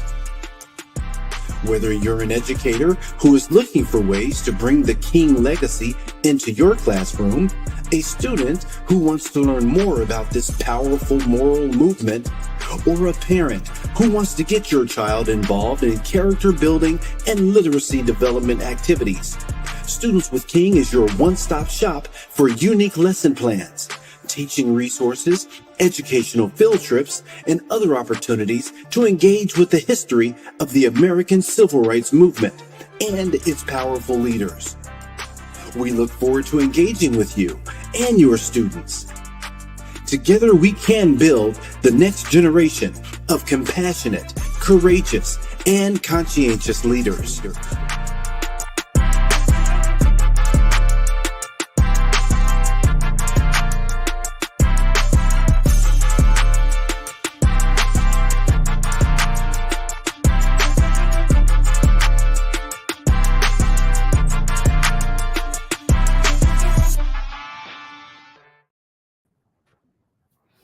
Man, that was such a powerful panel. Welcome back, everyone. Thank you for joining us for the 2024 Beloved Community Global Summit. It starts with me. And my name is Kit Cummings. It's so good to be back, and I'm so grateful to be hosting. I want to remind everybody, you see the hashtags going along the bottom, so please keep shouting out about what we're doing here. Hashtag shift the culture, hashtag MLK95, hashtag BCGS, hashtag MLK Day, and of course, hashtag let them. I want to thank special thanks to the CEO of Step Up, Dolores Morton, for curating that panel. What a powerful group of women and so many great takeaways. And also that video about the youth. It's all about the youth. It's about the next generation, because if we don't teach them these principles, and not just teach them, but model them for them, then this beautiful dream of Dr. King's will fade away. And right now it's gaining momentum because of some of the great guests and the great work that's being done out there. A couple of little takeaways for me. Andrea shared that there's no shame in this thing. And that we've got to, while we use our voice, that it's important that we're not afraid to say, hey, I don't have this figured out. Not afraid to say I was wrong. You know, I've changed. And so thank you for that. Carissa, thank you for those, for the update. I thought about back when Dr. King started this and came up with this magnificent dream. It hasn't been that long, 50 some odd years. And now you said that almost 50% of the cabinet positions are held by women. And that's so encouraging. It's so powerful, and as well, the diversity. So I think the dream lives and the march continues. Angie, it was so simple. It was lead with love. Today, I see that we can come from one of two places in this world: from love, a foundation of love, which makes our message so much more powerful, or from fear. And there's a lot of people, I think the majority of people out there shouting loud. It's a fear-based thing. And we've got to remember, we lead with love, and we have a better chance of people embracing our message. Suzanne shared about empathy and compassion. If there's ever a time in our world, compassion is, I feel you. I see you and I feel you. And empathy is, I've been there. So I not only feel you, I understand you. And now is the time to look across the aisle to the other and really start to listen to one another and feel one another so that hopefully we can come together. There's plenty of people shouting and digging in, picking positions, but we lead with love and we practice compassion and empathy. And so what a wonderful panel that we had, and also the videos that we shared. So I want to encourage you, continue to blast. I want to thank our summit partners, the Carter Center and the National Center for Civil Rights and Human Rights, and also our summit sponsors, Ford Motor Company and Go Braves. As we plan to transition into our next segment, we're going to be talking about being a cultural climate shifter in education. It starts with me. We're going to welcome Dr. Rolandis R. Rice, and Chief Operating Officer and Vice President for Student Affairs at Tuskegee University. Thank you, Dr. Rice. And also Ms. Haley Smith, who's the Chief Diversity and Belonging, I love that, Chief Diversity and Belonging Officer at Berry College. Welcome, Ms. Smith. And then Dr. Felicia Bell, Senior Advisor to Director, Smithsonian's National Museum of American History. Thank you for being here, Doctor. And our moderator, Tara Gay, Education Consultant and Director of Culture and Equity at the Drew Charter School. Thank you so much for joining us. Let's look forward to another powerful panel.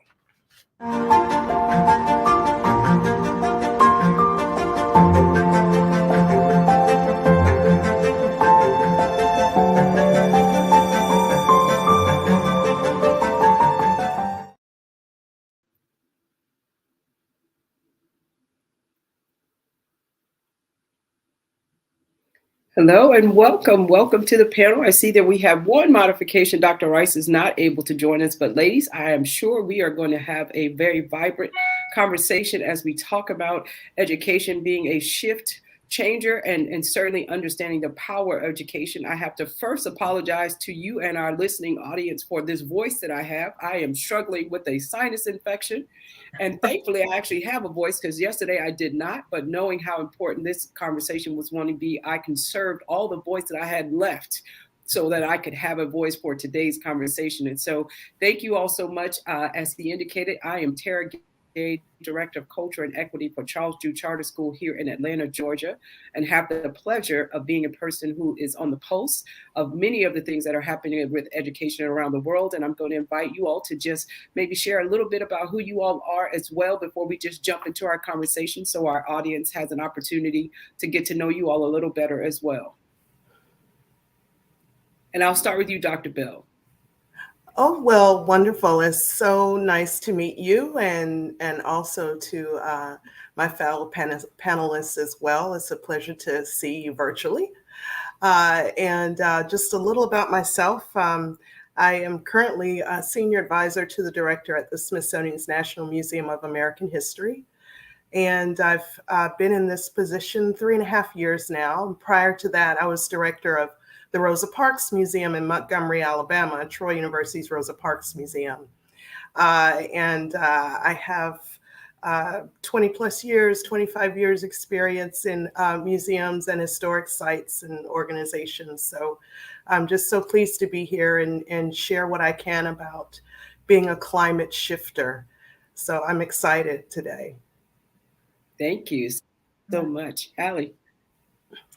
Oh, thank you so much for having me. I'm excited to be here today. So yes, my name is Haley Smith. I am the Chief Diversity and Belonging Officer at Berry College, which is a small liberal arts school in Northwest Georgia. I have been in this position for about 6 months, and I am the very first Chief Diversity and Belonging Officer that the college has had.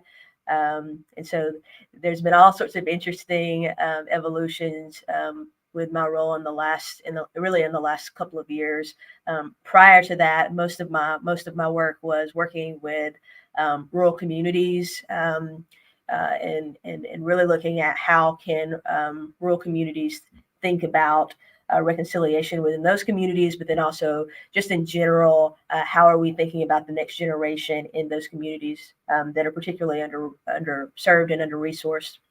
And so have spent a good bit of time working with different kind of educational institutions, whether that's through K through 12 or now in the higher ed context. So, and then I'll say I am from Northwest Georgia. I'm a biracial Black woman who was born pretty close to where I'm working now.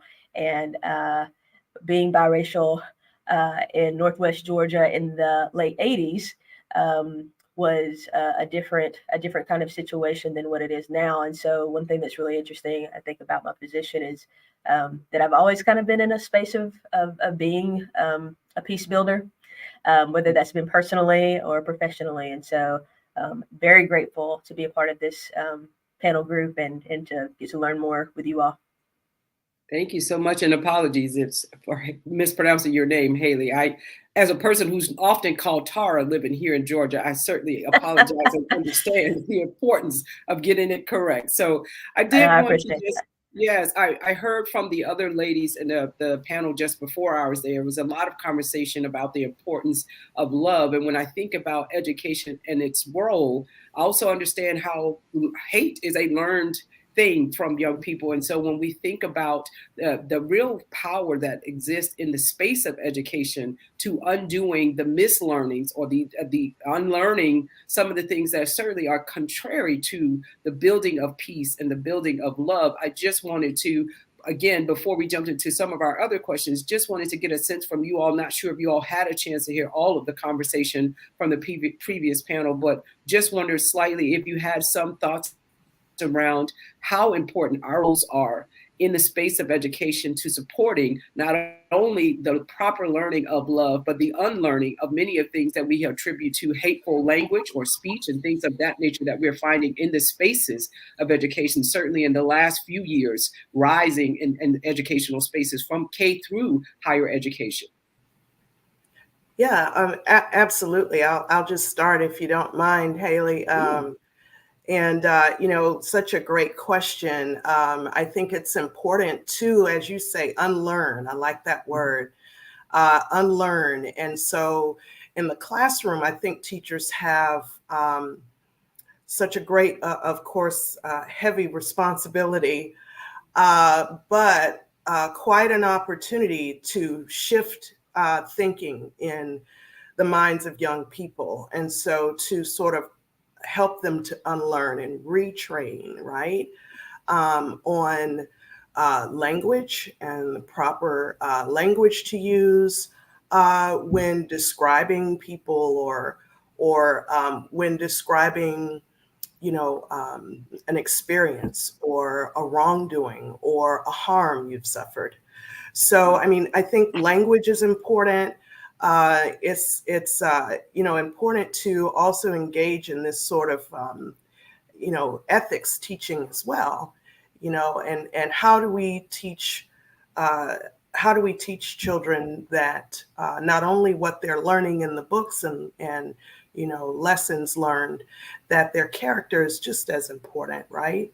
And the challenge, I think, also in the classroom and otherwise is, as you said, unlearning and reframing, rethinking how we include, how we become more inclusive in our circles and in our environments. So that first challenge, obviously, sometimes it's a challenge for folks to be accepting, right? Accepting is the basics, the basis of what we can do, and then or tolerance, and then acceptance, and then ultimately love, right?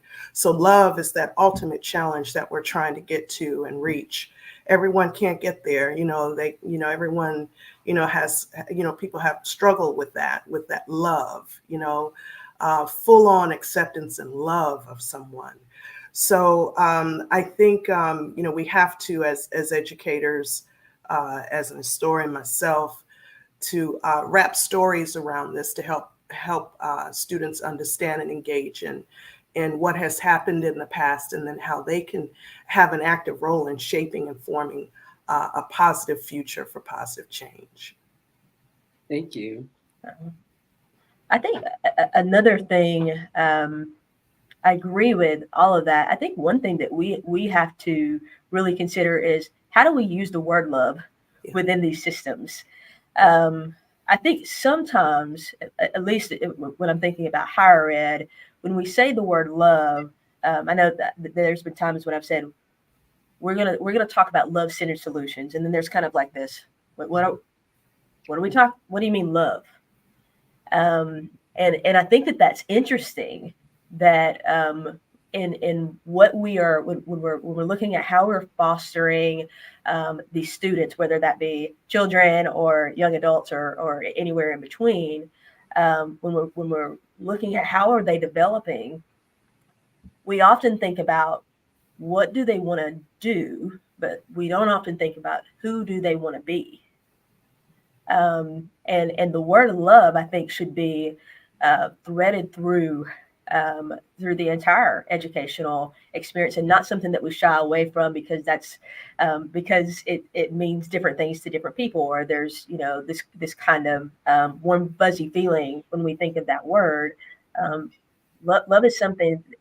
It's a discipline, and that's something that we have to kind of not shy away from, in the same way that we don't need to shy away from what is hate. And those kind of words, I think, particularly if especially with young adults, we've got to be careful that when we think about character, that's not something that we're just saying, okay, when you're pre-K through third grade, we're going to worry about character, and then we're going to worry about the everything else after that has to do with academia. That should be threaded through, and that word should be normalized within education.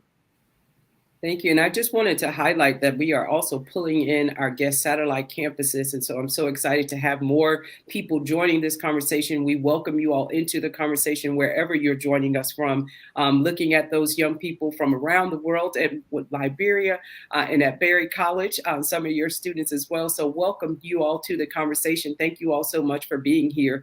I think one of the things that I heard from you ladies, just as you all were answering that question, and even from your title of belonging, being a part of your title, history being a part of your title, when I think about some of the things that are happening, certainly here in the United States, around what feels like the extraction of history and the importance of history to how we are educating our children. And we have these concepts of quality education, but many things that around us seem to be movements that are moving to a place where we are taking away the history because they are sometimes painful truths in it or inconvenient truths in the things that we're doing. And then how does that impact all of the students feeling as though they are belonging in this process? Because certainly based on what we've been learning thus far, there have been populations to whom how they feel in a classroom when they learn certain things has not been a priority. And so now we have this priority happening, but for what population are we talking about? So ladies, can you all share with me, certainly, Haley, since you started based again on your title alone, when we think about this idea of belonging, and the movements that really seem to be saying, well, that's a part of our history, we don't need to talk about that. Or that's a part of our history, but that's too painful for some of our students to have to deal with that and not feel like they own that history. How do we do that in the space of education and be true to what is history, but also be truthful to our children that helps them to develop their character and their consciousness around the past being a kind of a guiding star or a North Star, if you would, to what is possible for our futures? And that's a great question. I think one of the things that we have to be clear about from a very early age is that humans are capable of great, wonderful, good things. We are also very capable of harm. All of us. We all have biases. We all are people, and I think in particular when we think about who have historically run these different systems, those are humans, those are people, and there's we often want to lean onto everything that has been good, and we don't want to go there. But the challenge of not going there is that we're also teaching our students to not go there in the future. And so I think that one of the things that we really talked about at Berry, and this is still something that we're working through. I think a lot of higher ed institutions, particularly predominantly white colleges, are having this conversation of how are we honest about our history and where we want to go, and how are we doing that in a love-centered way.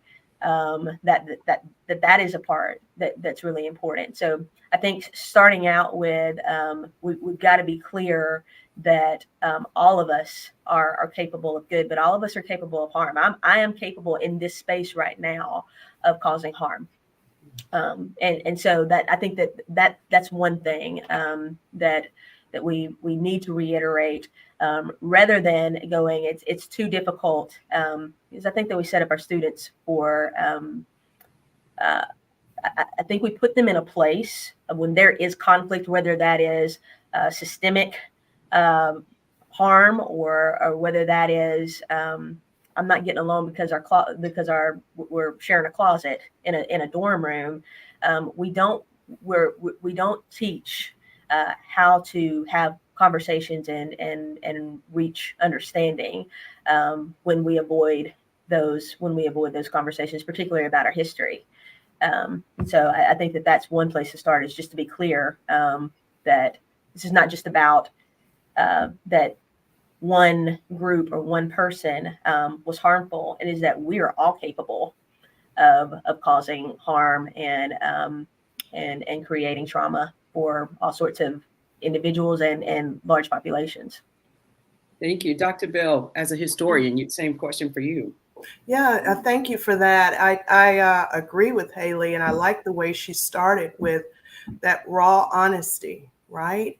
And let's think about how we're all capable of harm, but also I think it's important for us to think about how we're all capable of making a difference and all capable of doing the right thing and being on the right side of history, right? So let's think about that. At the National Museum of American History, at the Smithsonian, we have these national youth summits that we do annually for students to engage in all around the country, all around the world. And so it's an opportunity for us to use stories and case studies and wrap them around these historical lessons of harm and trauma and wrongdoing, and then how ordinary people came to make a difference and make change and make it right. So for instance, we had one on Claudette Colvin, a 15-year-old girl in Montgomery, Alabama, who was arrested 6 months before Mrs. Parks. And so she was on a bus going to school and refused to sit in the back of the bus. And so she was forcibly removed from that bus and arrested by the police. And so learning lessons like that and then teaching students how to make a difference in their communities, how to speak up when you see someone being harmed or bullied, how to engage with elected officials in your community. I think young people, just because they're not necessarily of voting age, can still be active in attending city council meetings or engaging elected politicians around issues that are troubling in their communities or in their schools, school safety. So these are ways in which we can not only be honest about what has happened, but it's a golden opportunity to teach students about how to be the one that makes the change and makes the difference. So I think that's also an important part of that discussion. Thank you. And ladies, you both brought something that made me think about conversations that I've had about the importance of a consciousness of care when you're teaching truth to children as well. Because again, there's an awareness that educators have to have around what a child's heart, spirit, and mind can process and hold when it comes to some of these things that we know can sometimes be painful. Haley, you talked about it's also being something that can lead to trauma. And certainly that is not the goal for education, but it is for us to be also aware of, as educators, what do our children have the capacity to hold at certain ages when we are doing it. But I think it is equally important, as you all have mentioned, to center it in love, because when it becomes more challenging, and when they have the capacity to process a little more information, they are first centered in love and know how to process things and understand that love still is the thing can connect us, even when history has showed us that there were divisions amongst the people.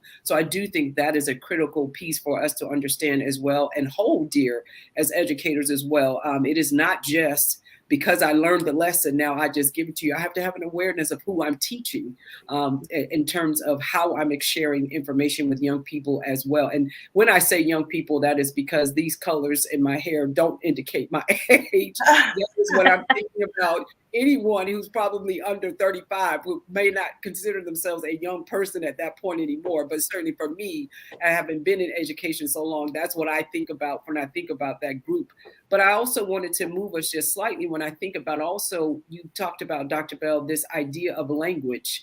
And it is also something that is very important to me, even how we describe certain things. A lot of times we talk about economically disadvantaged communities or students as opposed to communities that have been purposely divested in. That's right. When that happens, most of the times, one of the first places you see that divestment impacting it are their places of learning. And so places like museums and other ways in which the classroom could be expanded are not often resources that are available to those communities as well. And so I wanted to first start with you. When we think about the fact that enrollment is not synonymous with being able to say you are having access to a quality education, because a lot of times students get enrolled and are still feeling as though they can't fully access all the things that are in those institutions because of funding, quite honestly. How do we work and do a different job of ensuring that there's more actual accessibility to communities that have been divested in? How do we get those communities to be able to, again, have access to the phenomenal opportunity you just spoke about having those times and being in museums? How do we support them in being able to do that for us an accessibility standpoint? Oh, that's a great question. But I do want to touch back on one thing that we said previously, if I may. When we're talking about, engaging students and sort of how there are policies in place now in several states in the United States that are preventing teachers from teaching the truth about history. And so, and I think a lot of that may be rooted in fear, right? Fear of students learning about the tragedies of our past, right? And fear of perhaps being seen in an unfavorable light. So, but I think that when you're basing what you're teaching in honesty, right, as Haley told us about, basing it in that raw honesty. And when you set standards for children, for students in the classroom, I find that they will meet those standards. And so when you set a standard of being truthful and open and honest, they can take that, they can listen to that, they can handle that. So I think, the children are very resistant and resilient. They're very resilient. So I think that if we're honest in what we're teaching and truthful, I think they can handle the truth. I think they may have questions and be curious naturally about it. And that's our job to then explain more, right? And to challenge them. And once you set those standards and expect them to come to the classroom ready to learn about these truths and challenging what they may have already been taught at home, then I think they will meet that. And speaking of meeting those challenges of what they've been taught at home, I think it's important for parents to be their child's first history teacher, right? And so you can do that as a parent by visiting historic sites and museums, state parks, etc., and engaging your children on your own, right? Rather than totally depending on teachers to teach your child about your culture and your history. So parents are not off the hook. I think they should be just as engaged with their children on lessons of history as the teacher is in the classroom. Then to your current question, if you'll help me remember, you were asking. Yes, it's just about how do we expand that accessibility? That Yeah, again, accessibility. That's very important because, you know, I think we have to get creative. I've seen museums work with their, local city council or county council members and provide reduced or free admission for city and county residents. I have seen museums offer, lunches or, for students who are not able to provide or be able to have that, or finding grants that will offer those kind of opportunities and funding for that. There are corporate sponsors now who will sponsor school buses and paying for that. And that is a financial relief for teachers to be able to actually go on a field trip. There are ways in which we can, not depend on the children getting to the museum, but getting to their community. So there are traveling exhibits you can do. That can be as simple as a trunk full of replica historical objects that you take into a classroom, or it could be as large scale as a full-on traveling exhibit. There are grants available out there to create those. So there are various ways in which we can make our spaces, our public history spaces, museums, historic sites available for those who are not always have opportunities to visit them because of a financial burden. So I think it's important for us to think creatively about how to do that, and consciously when we're planning educational programs, when we're planning things at our museums, think consciously about what about the folks who can't get here? Do we do something online for them? Can we get to their community? Can we make it traveling? What can we do? So those are my initial thoughts. Thank you. And I'm going to switch it just slightly for you, especially from a collegiate level. I think one of the things COVID certainly exhibited to us, and as we have this group here from West Africa right now, and your students there from Berry College, we understand that the walls literally of the classroom could be lifted off and we could extend classroom spaces from anywhere that we wanted to around the globe. On a collegiate level, we also understand that there are a number of students who come from families that don't always have the financial means for them to fully feel like they could belong on a college campus. And so I'm wondering, what are the opportunities that exist on a collegiate level of expanding what that accessibility looks like? Because we know for certain there are students who every year will enter as freshmen, but will not return as sophomores because of the other things that were the unforeseen things that kept the college experience or college in itself from being completely accessible for them to remain there. So what are some of the things that you have seen or are working on that allows for that sense of belonging to also become a sense of staying where you feel like you also belong?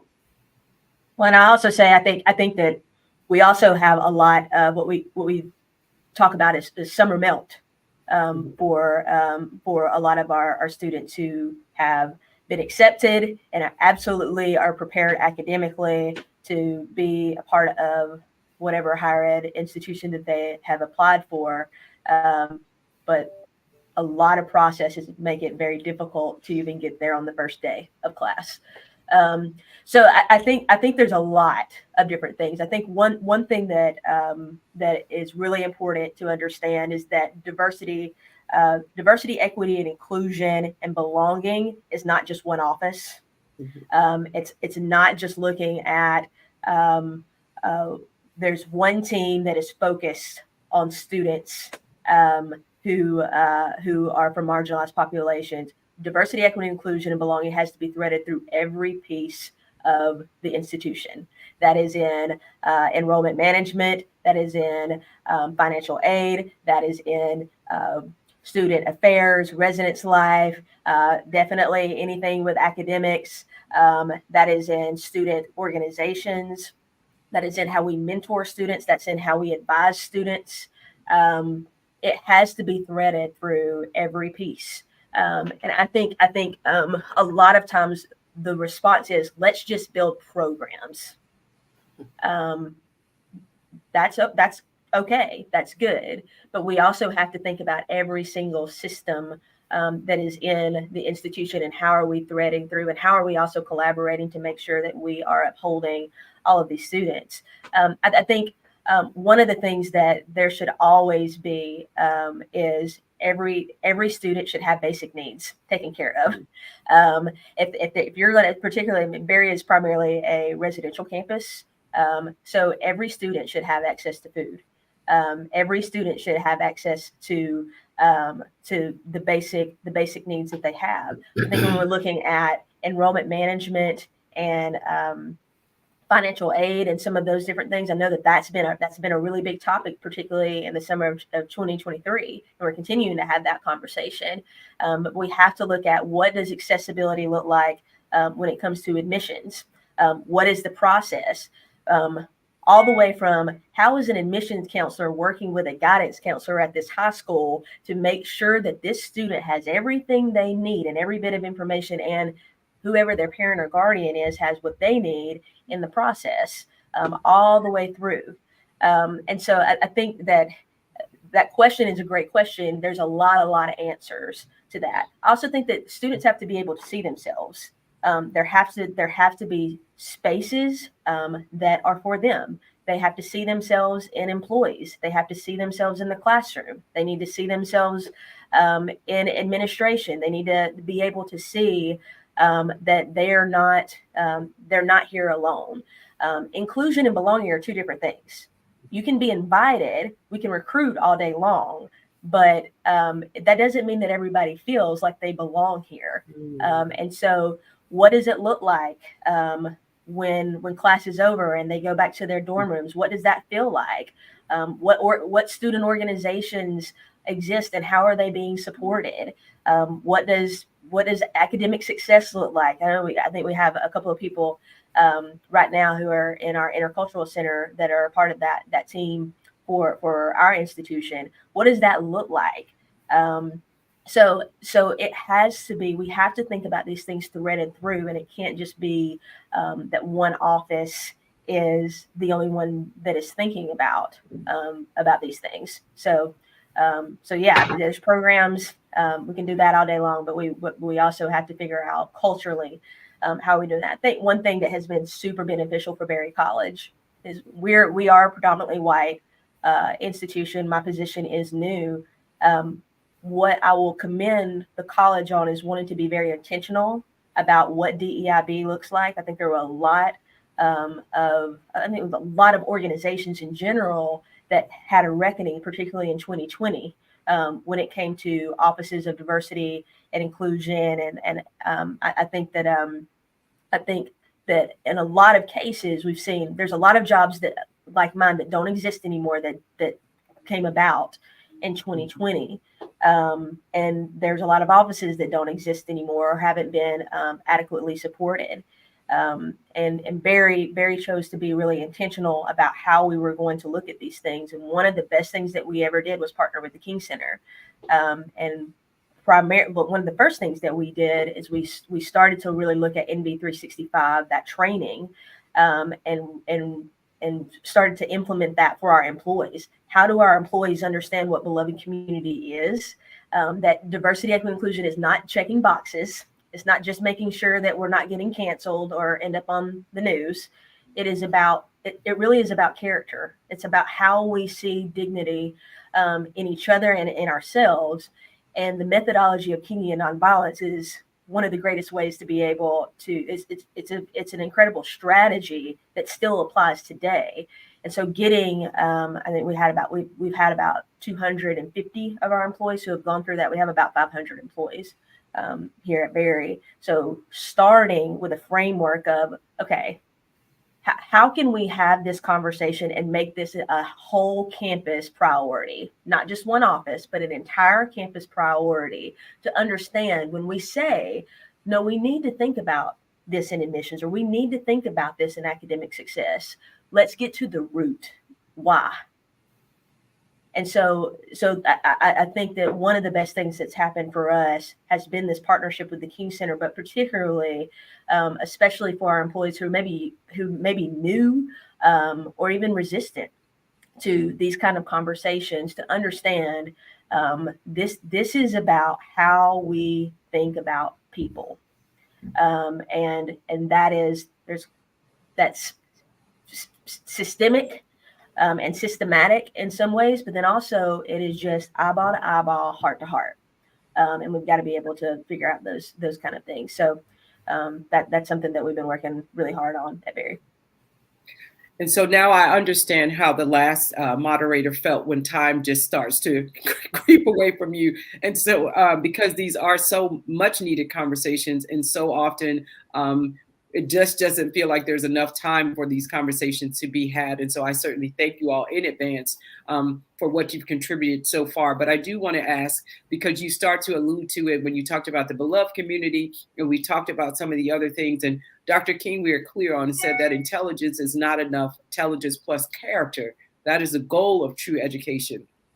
And so we think about Dr. King's belief around how it should be promoting and pushing us to a greater selflessness, greater kindness, more education around being purposeful, being other-centered. And then how does that help to kind of really shift our education, our moral consciousness, but also when we think about our moral consciousness, again, because we have these young people or people here from West Africa today, how does we also now into 2024 have those thoughts around Dr. King's beliefs on this also help to shift our global consciousness? Because a lot of times we really think about what are happening in our borders, but not our connection to the greater world outside of these borders as well, and how we are supporting our students as seeing themselves as students and people of the world, citizens of the world, as opposed to just where they are residing. And so when we think about Dr. King's idea around that, the idea of the beloved community, what role in our final moments together, ladies, would you all share as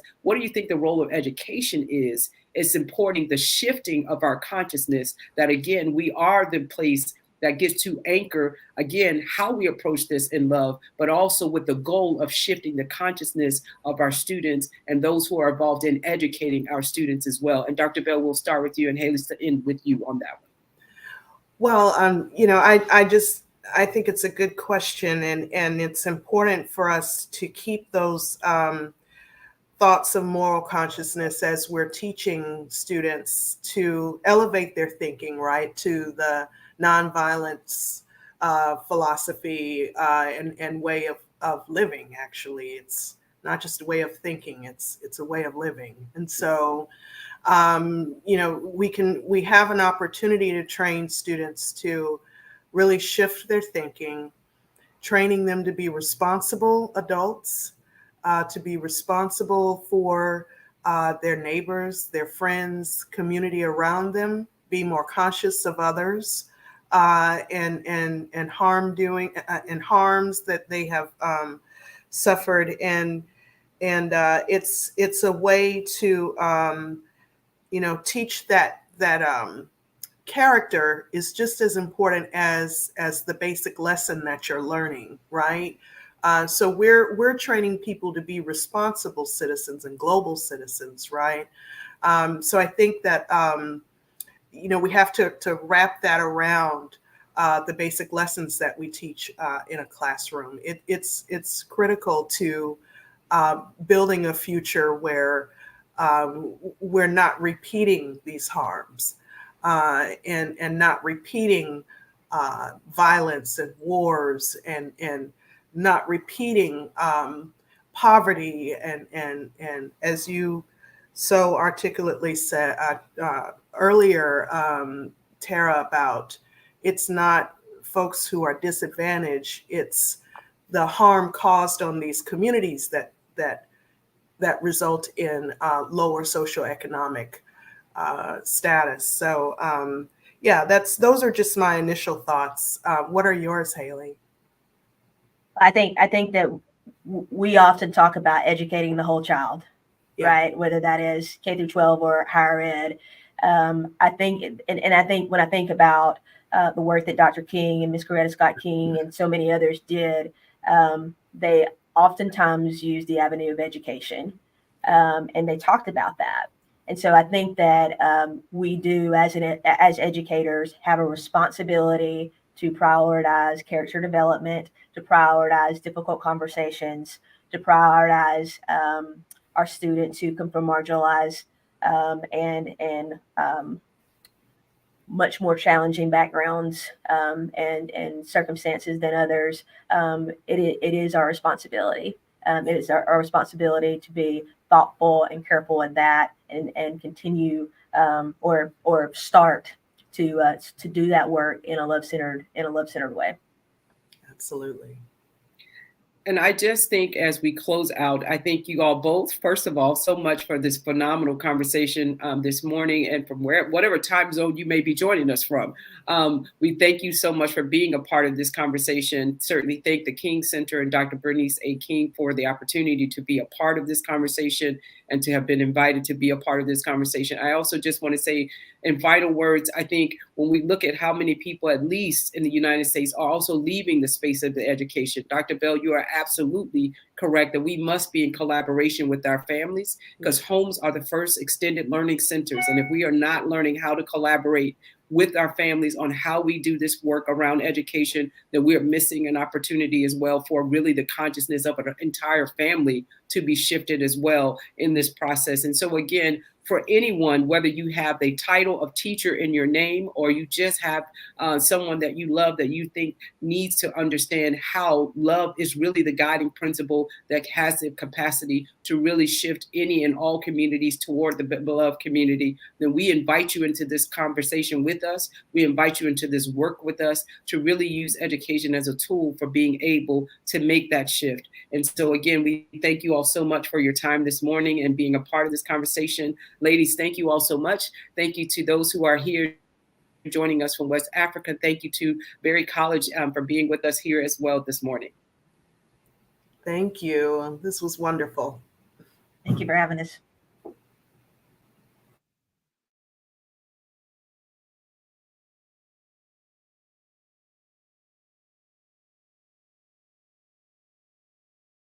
Warmest greetings. I'm Anthea Hartig, and I serve as the Elizabeth McMillan Director of the National Museum of American History at the Smithsonian Institution here in Washington, D.C. I'm delighted to extend my congratulations to the King Center for its 2024 King Holiday commemoration in honor of Dr. Martin Luther King Jr.'s birthday. While the holiday honors the leadership and the legacy of Dr. King, it inspires us to ask bold questions about our nation's history, and it sparks informed conversations that foster connections across differences. The Smithsonian is home, of course, to 21 museums, research centers, the National Zoo, but our collective purpose is for the increase and diffusion of knowledge for all. And here at your National Museum of American History, our mission is to empower people to create a more just and compassionate future by exploring, preserving, and sharing the complexities of our past. History is all around us. We're connected to the past by ordinary people who shaped it and by those who have done extraordinary things to make history within and against constraints. In activating that mission, we join the King Center with humility and gratitude in reflecting on Dr. King. We do so even more mindfully as we embark on commemorating the United States semi-quincentennial, or our 250th anniversary of the signing of the Declaration of Independence. We're foregrounding this semi-quincentennial in 2026 with an awareness of the responsibilities of living in a democracy. In the spirit of the King family, let us think together about democracy as a verb. It's not a settled decision, but an ongoing challenge that depends on perseverance, engagement, and action to be sustained, and its promises kept. So as we elevate the legacies of Dr. Martin Luther King Jr., Coretta Scott King, and their dedicated commitment to equity, to human rights, to the economically disadvantaged, and to all victims of injustice through peaceful protest, we remain so grateful for the remarkable partners like Dr. Bernice King and the King Center. Let us think together in a national and international set of conversations around strengthening democracy and empowering a just and compassionate future for all. Thank you for all that you do.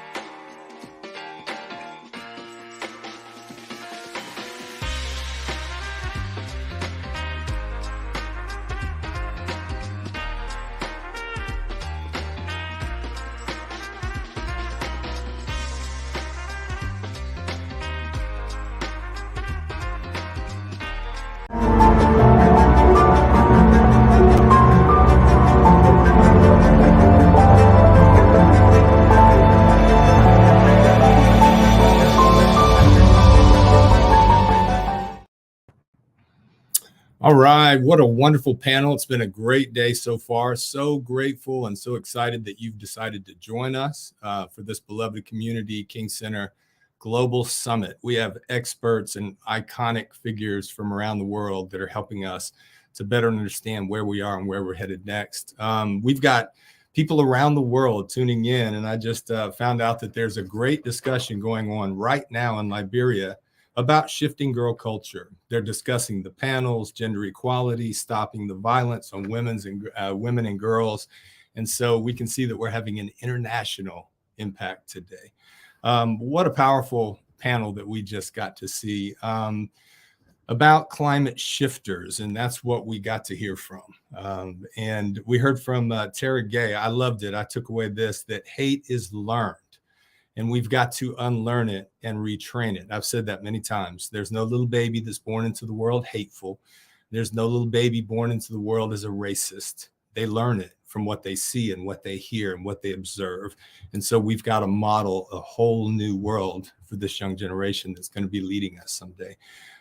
Felicia talked to us about proper language, and that was so powerful. We don't always think about the power that we have in our words. Today, we're going to utter somewhere in the neighborhood of 15,000 words, and every word carries power and potential to build up or tear down, to bring together or divide. And so today, take that challenge. Think about the words that you use and how you use them, and lead with love. Speaking of love, Haley Smith talked to us about defining love and the fact that all of us have the potential to cause harm. And when we're out there and we're promoting and we're preaching and we're sharing, we're driving these principles to try to change our world, we need to remember that words can harm people. And it's important to remember that, but also that love is a discipline. That was something that was cool. That was an epiphany. Love is a discipline. It's something that we inherently have. We're not born hateful. We're born to love. It's natural. But as it is, it's a discipline. We have to practice it every day, and that means being very intentional. I want to thank our satellites out there, Liberia and Barry and Georgia State. It's good to see the young people. Please, there's somebody tuning in from Botswana. I've been down there. That's an awesome place. Also, continue to blast. Hashtag BCGS, hashtag Shift the Culture, hashtag MLK Day, hashtag Let Them, hashtag Stay on the Summit, and hashtag the King Center, and hashtag MLK95. Blast. There's people that need this information. Also, I want to encourage you that even though it's on day 2, you can still register at thekingcenter.org, because when you register, it's free. You get access to resource materials, so that if you miss part of the 2-day event, you can always go back and visit it and share it with others. I wanted to take a second and just share a story that really changed the course of my work. I was honored to be able to join the team that went to South Africa in 2012 to the Gandhi Global Peace Summit, where I and others were able to present and work with iconic peacemakers from around the world. I mean, I was blown away. It was dignitaries.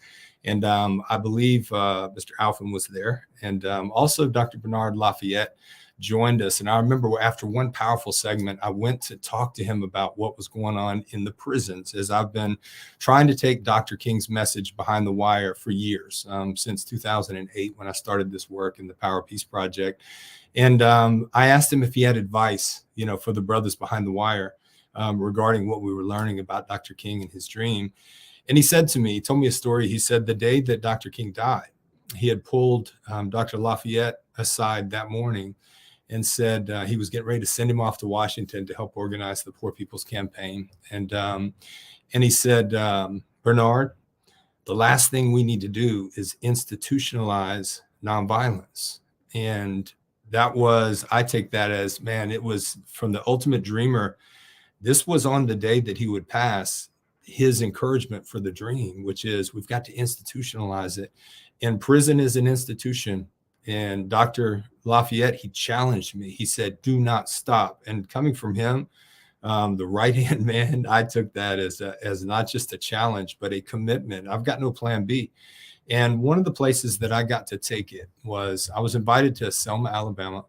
And there was a lot of problem going on with the youth. There's a lot of violence going on there. It's a beautiful, small city that has a lot of needs. And I want us to remember that about that beautiful city that Dr. King loves so much. And I got to go back every couple of weeks for 2 years and work with the kids in the schools.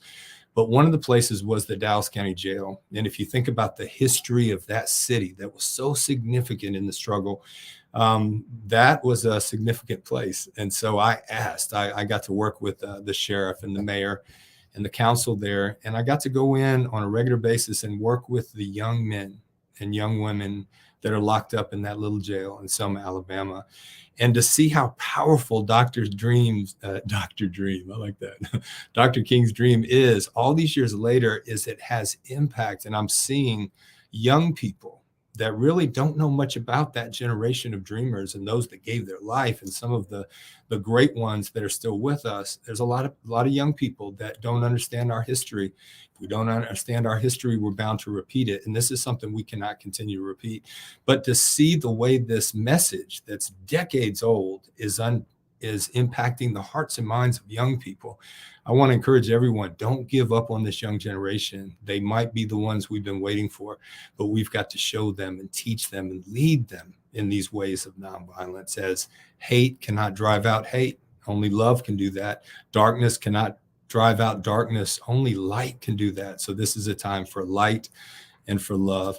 As we get ready to transition, we're going to be going into our next segment. And this is this part of day 2 is about climate shifters, advocates, artists, and activists. And we've got a wonderful panel coming up. I hope you've been blown away so far. We've got incredible people throughout this 2-day event. This next segment is Understanding Militarism, Advocating for True Peace. What an important subject. We've got Charles Alphen, who is a speaker, organizational consultant, senior nonviolence trainer in the King Center. Wonderful, wonderful man. Thank you, Mr. Alphen. And Dr. Lillian Baxter, peace advocate, educator, senior nonviolence trainer, and instructor for the King Center. Thank you so much, Doctor. And Ralph Meyer, director of In Transformation Initiative, a South African NGO. Welcome, sir. And our moderator, Dr. Vanetta West, who's been leading us throughout this 2 days, cultural consultant, leadership strategist, chief content officer for the King Center. So let's kick it back and have another powerful panel.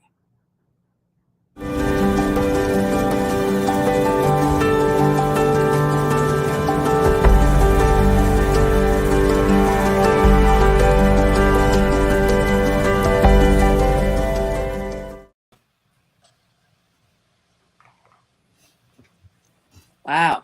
What a great whole segment from Kit. Was anybody else inspired? I was just like, I want to go run and learn some more nonviolence. Wow. I didn't remember where I knew him from, and he brought it back to me like, wow, yes, I remember that conference in Durban, South Africa.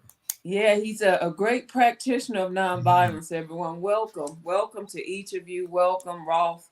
Mr. Meyer, I'm going to call you. I'm from the Southern United States, sir, so I can't foresee myself. Dr. Baxter and Mr. Alphen will tell you, referring to you by your first name, especially given the considerable work you've done. Welcome, Mr. Meyer. Welcome, Dr. Baxter.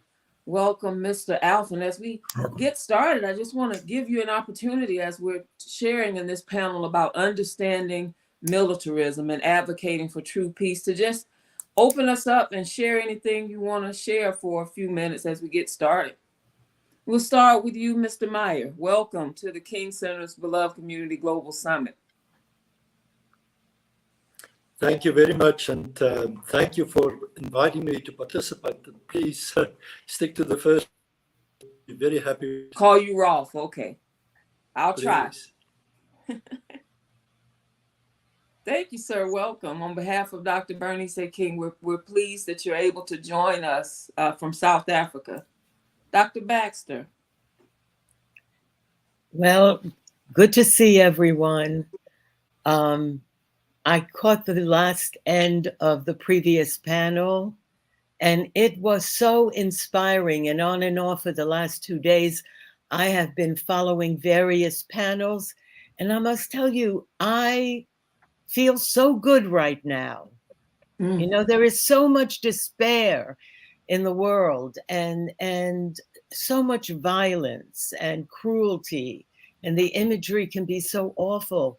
But for the last 2 days, you know, the imagery has been wonderful. And I feel really privileged to be with everyone today and to continue this amazing conversation. Thank you so much, Dr. Baxter. Mr. Alphen. Yes, I too like to echo my colleagues' opinion about what this means and how I feel. I'm very optimistic.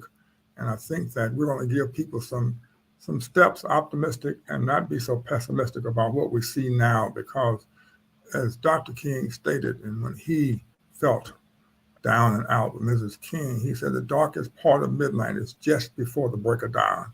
And I think the break of dawn is coming with this education, with this understanding of how Dr. King felt and his approach toward a global world, that this is applicable. And he was strictly thinking global when he was here. Mrs. King and Dr. Lafayette looked at the whole world to bring Dr. Lafayette and Mrs. King to bring this to the whole world. So I'm excited. Thank you, Dr. West, for taking time to organize, and the King Center, which I applaud for putting on such a tremendous event of education and information. It has been very educational. Thank you to each of you for sharing that. I've learned a lot over the last few days, and we've had some participants, panelists, moderators, speakers who are doing great work. You know, it's been a reminder to me that when we talk about pathways forward and we conspire, Dr. Bernice King, our CEO, has been using the phrase co-conspirators. When we're co-conspirators utilizing Kenyan nonviolence, we can accomplish so much. Rolf, your work in South Africa, helping to negotiate the end of apartheid and peace, and peace there, negotiate peace rather, not the end of peace, the end of apartheid and peace and democracy.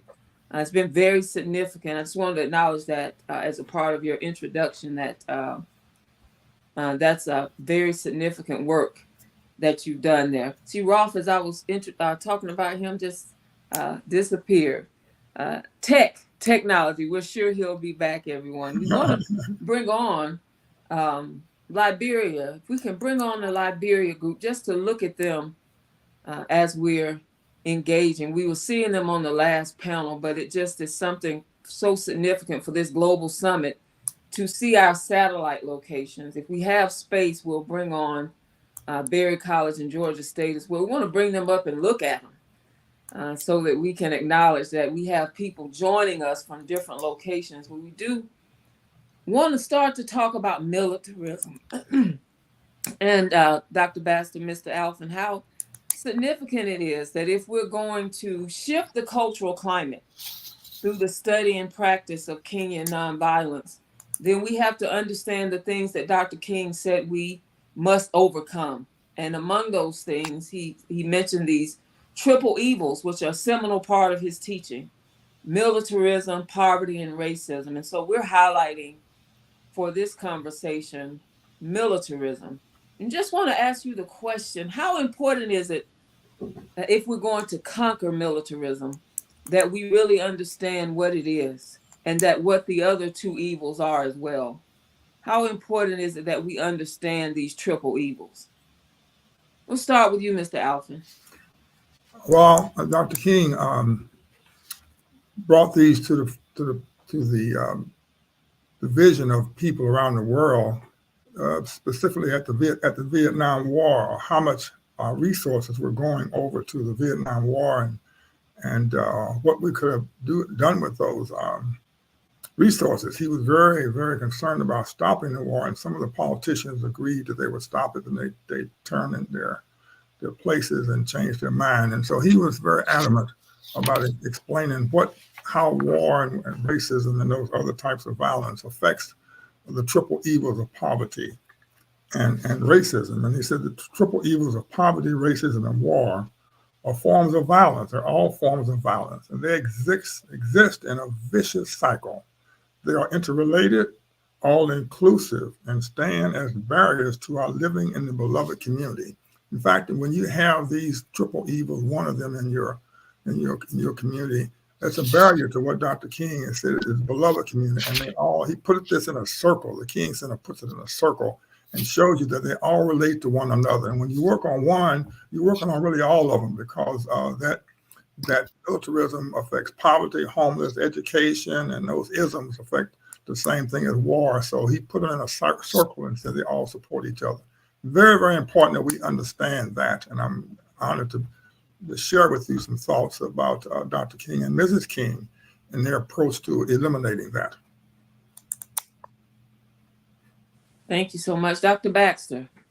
I think Dr. King, Mr. Alvin started to share already, Dr. Baxter, how they're interconnected, how these evils are interconnected. So as you share, would you expound on that as well? Why it's important that we understand these evils, but also how and why they're interconnected. Thank you, Dr. Weston and Mr. Alvin. These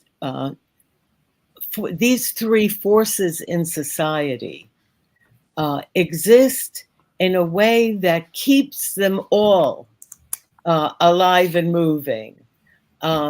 Think about, in Dr. King's earliest years, he understood and that the twin to racial injustice is economic injustice, that each of these two evils reinforce each other. Racism was kept down by violence that led to unemployment, lack of housing, poor education, a whole system that used economics in a racial manner. In his, Mrs. King was interested in peace and working for peace and against the war in Vietnam much earlier than Dr. King. It wasn't until 1967 that he came out publicly against the war in Vietnam and began to articulate in his later thinking and in his book, Where Do We Go From Here? Chaos or Community, how these three actually work together. Economically, as was stated, the resources that could go to better housing, employment, good schools, various resources, nationalized health care, bringing it, and other important social programs that benefit and uplift all of us, all that was going to military defense. And once you understood, or once he felt that we understood how these three work together and were interdependent and actually intersectional, They existed as one identity, which he called these triple evils. And Dr. King did see things in an interconnected and interdependent and interrelated way. We are all enmeshed. We are all one human family. We are all interrelated. What affects one directly affects all of us indirectly. Thank you, And Dr. Baxter. okay. I want to, because we're witnessing and we have joining with us people from a nation who've experienced in the last 3 decades civil war. The people of Liberia, who I know pretty well, have witnessed firsthand in recent years the devastation of war, as we're talking about militarism. And we, of course, we're optimistic, but we're also looking at what's real. And we understand that you have to dive into, be clear on what the injustice is, as Mr. Alphen often says, the root issues, in order to deal with them and start to apply Kenyan nonviolence. You share a bit as we look at what's happening in the world, in Gaza and Myanmar and African nations such as the Sudan, the Congo, Ethiopia. How do we start to think about true peace? And can you both talk a little bit about what true peace is, as opposed to these other forms of peace that we witness as we look at militarism across the globe? How do we start to dissect and think about pathways to what Dr. King called true peace? Dr. Baxter? Well, you mentioned Liberia and the civil war there. If we see each other as one human family, then all wars are civil wars. Mm. And we know how ineffective and bloody they are.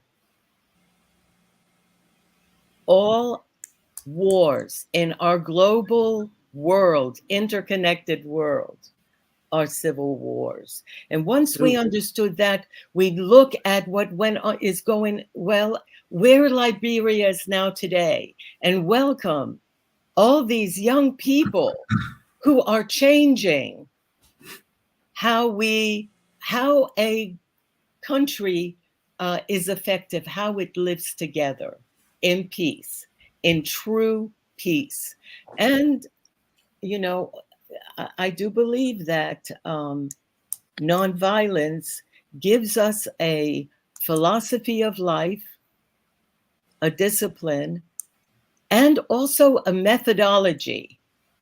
In all those places where there is wars, that for liberation, and we need nonviolent resistance, the application of this philosophy to complex strategies to affect social change. So true peace is what Dr. King would call the beloved community, what Mrs. King would call the beloved community, and it is a realistic goal, nationally, globally, and within Thank you so much for that. Thank you for welcoming Liberia too. I want to add, so everyone is aware, we have 20 students in Liberia who've been a part of the Beloved Community Leadership Academy. And those students want to know how to take Kenyan nonviolence to 10,000 youth in Liberia, West Africa. And I am just wholly interested in helping them discover how to do that and how to get Kenyan nonviolence to 10,000 youth in Liberia. So yay, Liberia.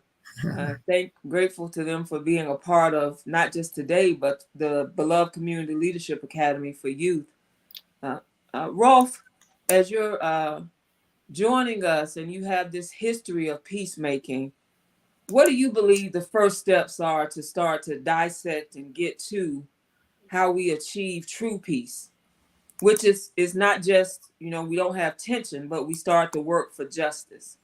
What do you think we initially need to do to start to consider that pathway?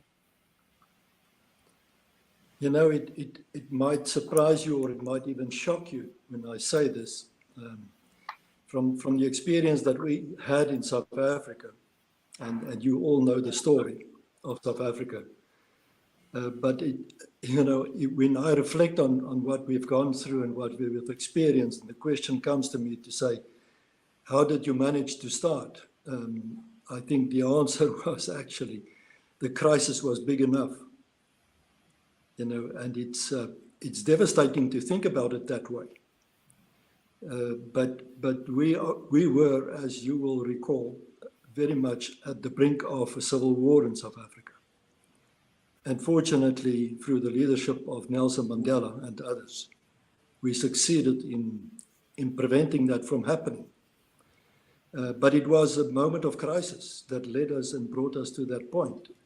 And then, through the leadership that was exercised by the great Mandela and others, we succeeded in getting onto a path of not only finding the way forward, but eventually also to reconcile.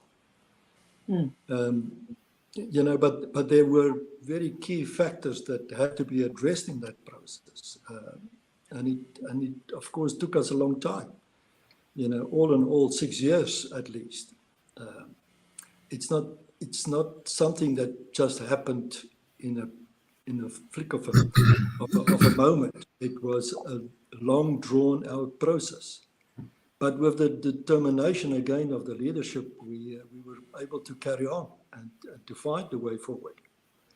There were certain elements, and I don't know whether it's now the right time to speak to that, but there were certain elements that gave us the opportunity, to do the right thing. We first of all, under the leadership of Mandela, succeeded in bringing everybody to the table. It was a very, very inclusive process. And secondly, I think what was important is that we succeeded in taking ownership and responsibility ourselves. We didn't leave it to others.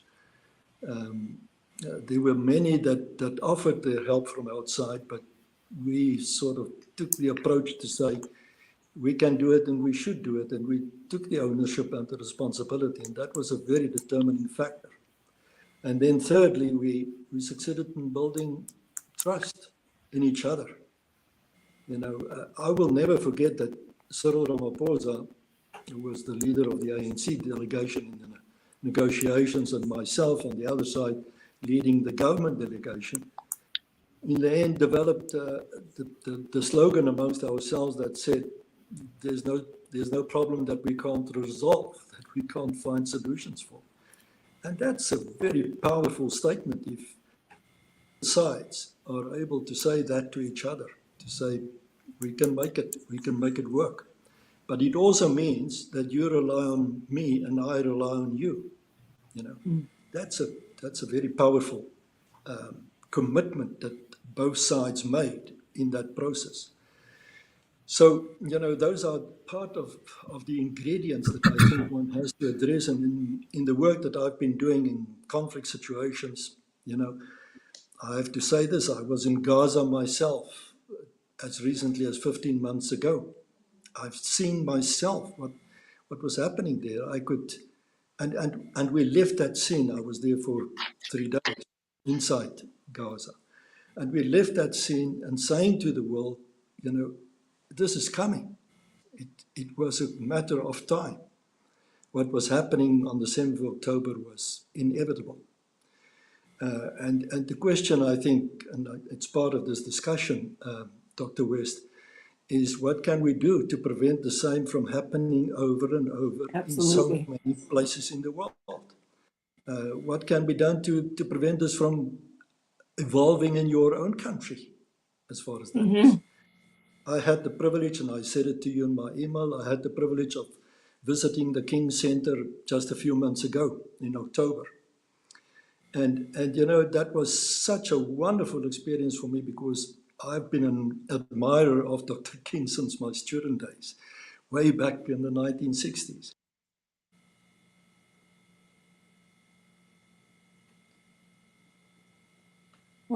Rolf was sharing about knowing the warning signs, and it's so important as you come back on, Rolf, that we know the precursors, the things that precede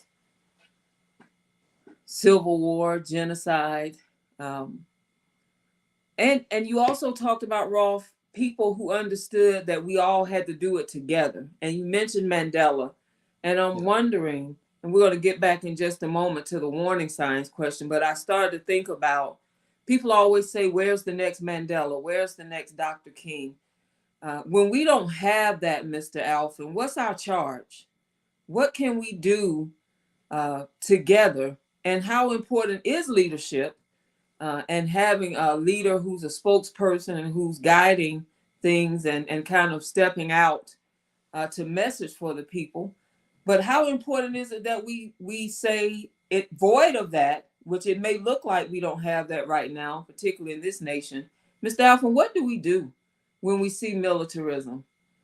What's the strategy? Rolf shared a bit about it, Dr. Baxter shared, but what's our work with Kingian nonviolence? You have this concept you mention often, top down, bottom up. This idea that we work in groups and we start to get things done, Mr. Alphen. Can you share a bit about how that would work with militarism when we start to see things are falling apart? You're muted, Mr. Alphen. We need, oh, there you go. There you go, sir. Okay, that's absolutely a very important question, Dr. West. And I'll come back to Mr. Ralph's analysis of South Africa, because the King Center under the United Nations, UNESCO, USIA grant, I spent 4 months in South Africa. And so the first thing that we have to do is get a philosophy, as Dr. King did. He trained leaders of the philosophy. Everybody has a philosophy. So you've got to get in and understand what Dr. King's philosophy was and get people who understand his philosophy of nonviolence. It's not passive, it's aggressive. And then the leadership takes it to the people and advocates it to say that this is a way of solving problems. As we go around the world and see different problems, even the United States with violence, and Nigeria and Colombia, South America, we look at leaders that have an influence. Leadership is nothing but influence. And we went into South Africa, we looked at people who had bullet holes in Soweto massacre, and through the King Center and Dr. Reverend Shawani in Johannesburg, we organized those leaders who had influence.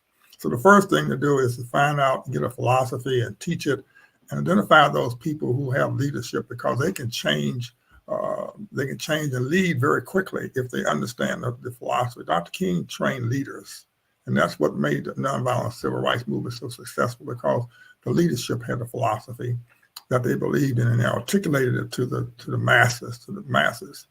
So therefore, the first thing is to get people to understand a way to solve the problem without fighting. And it has to come from the top, what we call, like you said, top down, power up, not top down, bottom up. That means that the top has the power, and we can say bottom up, not that they're inferior, but they're just grassroots and don't have the power to mobilize in an upward way. So it's a relationship that the power structure, the leaders understand what the people in the neighborhoods are concerned about or in the world. And that relationship between not embarrassing the power and not selling out the people becomes what Dr. King called the movement, the civil rights movement. But it has to be based on an issue. You have to get information about where that struggle is coming from. For instance, when we went to South Africa, we found out that South Africa people, we said, well, there's 22 million blacks. How can 5 million blacks, 5 million Afrikaners control 22 million blacks? Well, the whole world was controlling South Africa. They had the United States, all superior countries were contributing to apartheid. And the people here in the United States, the students, said, no, back down. And they took advertising out in the New York Times and shared with companies who was investing in apartheid. So sometimes people can't control that problem they're in. And we have to look at it as a global vision. And that's what's happening in around the world. Dr. King and Mrs. King, they were looking at South Africa in the 60s. It didn't just start during the freedom of Mandela. And Mrs. King and Dr. Bernice King and Martin III went to jail at our embassy. So they were alerting the world that there's a problem in South Africa. And that's what somebody said, look at each other, that we all belong together. We're all human race. There's no civil war. I like that. So therefore, there's strategies, and we can talk about that later. But you've got to get the leaders to understand the philosophy and then get them to buy in with you. And they can teach very fast because people understand that violence is corrupt. Violence is bankrupt, but they don't know what else to do. And we can usher in this, Dr. West, as a way to solve problems and steal and not violate people or bomb children and kill, et cetera, et cetera. So there's a way of coming in. I'm interested in us further dialoguing on that. But those are some of those steps that you have to do before you begin to eliminate. And one thing, when you see countries violating human rights, when you see people in our country putting fear that somebody's coming to take over what you have, when you get that type of attitude that's happening here in the United States, when you get people advocating those types of things, terrorism is nothing but organized fear.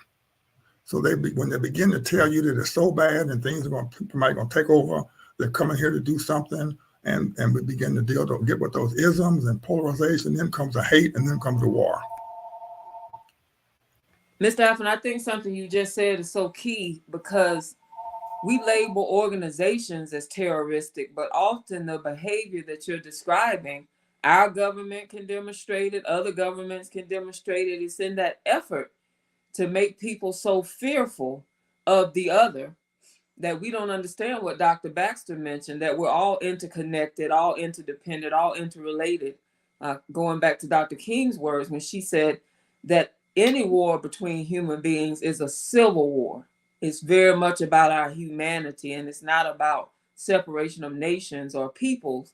As Dr. King said, we lead ourselves to violent co-annihilation. And Rolf, you talked about some precursors to that. And before we go there again, I wanted to go to Dr. Baxter, because I know, Dr. Baxter, even in Gaza, you talked to me before about peacemaking efforts there. And I think when we see now just the human carnage and the things that are so devastating that we're witnessing. I was looking at some photos this morning. We certainly at the King Center value all life. And so October 7th was devastating to us because we value Israeli lives and Jewish lives. What's happened thereafter with tens of thousands of Palestinians dying is devastating to us because we value Palestinian lives. But that devastation is ongoing. And what Rolf shared is that it preceded October 7th, the conflict, the war. And so when we think about militarism, Dr. Baxter, we know something comes before it. Yes. What are the efforts that you saw before October 7th to get to a place of true peace? You know, I asked myself also the same question, what can I do? What can I do? Mm-hmm. And I realized that there were people throughout Israel and even within Gaza who have friendships, who have organizations that want to bring peace. There are so many scattered small organizations in Israel. I mean, there are, of course, the combatants for peace, those who were in the military and realized this was no solution. This was terror and moral degradation to impose violence on others militarily. There's a B'Tselem. There were people. In fact, the area that Hamas invaded and terrorized included some of the most active people with friendship groups in Gaza. There were people who would bring folks from Gaza to hospitals. There was a peace activist named Vivian Silver, who was on a dozen of these organizations, these peace organizations. So what I can do is I can lend my full support to that. And I've become aware, having worked with nonviolent activists from around the world, especially through the International Fellowship of Reconciliation, in every country, there are people working for peace, working to bring groups together, working for equality, dignity, and friendship. Yeah. Nonviolence, friendship, and understanding, how important that is. So yes, that's what I learned that I could do and that we can do as practitioners of nonviolence. Dr. Baxter, I think what you just said is so important, that it's important that we're informed on situations where there's dire conflict before it even escalates to what we're seeing in Gaza, because Rolf mentioned that there are things that are precursors. I want to talk about that, because if we're going to advocate for true peace, which is not just the absence of tension, some people just want us to go back to getting along after there's been an escalation of violence. But Rolf, what are the things that are the warning signs that militarism is upon us, that war is upon us? What should we look for in our nations, in our communities, in our tribes, that would let us know that we're on the brink of war and severe militarism, escalated violence with guns and weapons? You know, I think there are plenty of root causes that one should be aware of and keep an eye on, so to speak. But if I look at our experience and you know what was determining the conflict in South Africa more than anything else, it was what I would call the paradigm of superiority versus inferiority that existed for centuries in South Africa, because it came along with the first European settlers when they arrived on African soil. And as from that day onwards, it was the notion of superiority versus inferiority that affected policies, views, and the way in which governments acted. White government representing the minority over and having control over the majority. And it was only once we have realized that that was the root factor or cause, and we succeeded in addressing that and replacing it with a new paradigm, that we could resolve the problem and that we could avoid war. But as long as that paradigm existed, force was used, force through the security of the apartheid regime was used to control the situation, to keep the supremacy or the superiority in place versus the inferiority of the other. Why I'm using this example, and it's a real example in terms of our own experience. In myself going around the world in other conflicts, I started to realize, but this factor is also very much part of the conflict in many other cases, in many other situations. And whatever way we define it, and we can call it by different names, that is the basis of the problem in Israel-Palestine, for instance. But the same would come across in Myanmar, where I also am very active on an ongoing basis for years. It's the same thing.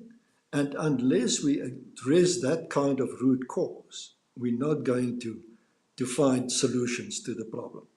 So this is one. There are plenty of others, like I said.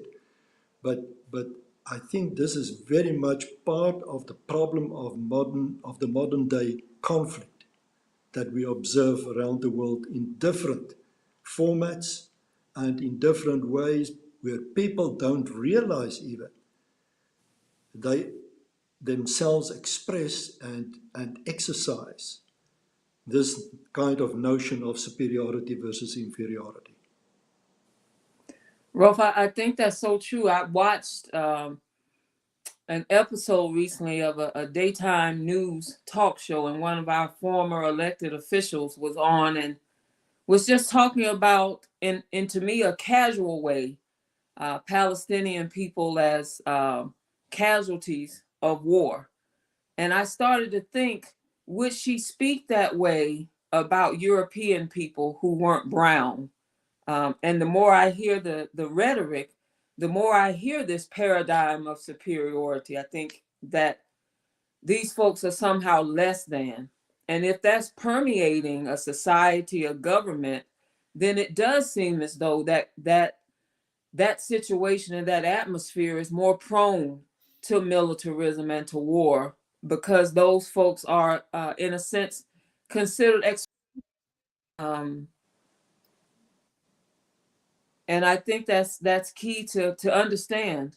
Are there others though? When we think about precursors, if we're going to understand militarism and the root causes, Mr. Alf and Dr. Baxter, what are the other things to consider in addition to what Rolf mentioned and that paradigm of superiority? How does language play a part, Dr. Baxter, Mr. Alf, and how important is it that we are aware of the language that precedes militarism and war? We'll start with you, Dr. Baxter. Yes, there's hateful language that represents this worldview of superiority and inferiority, of certain groups being seen as less human. Mm-hmm. People called snakes, rats, language. Infested.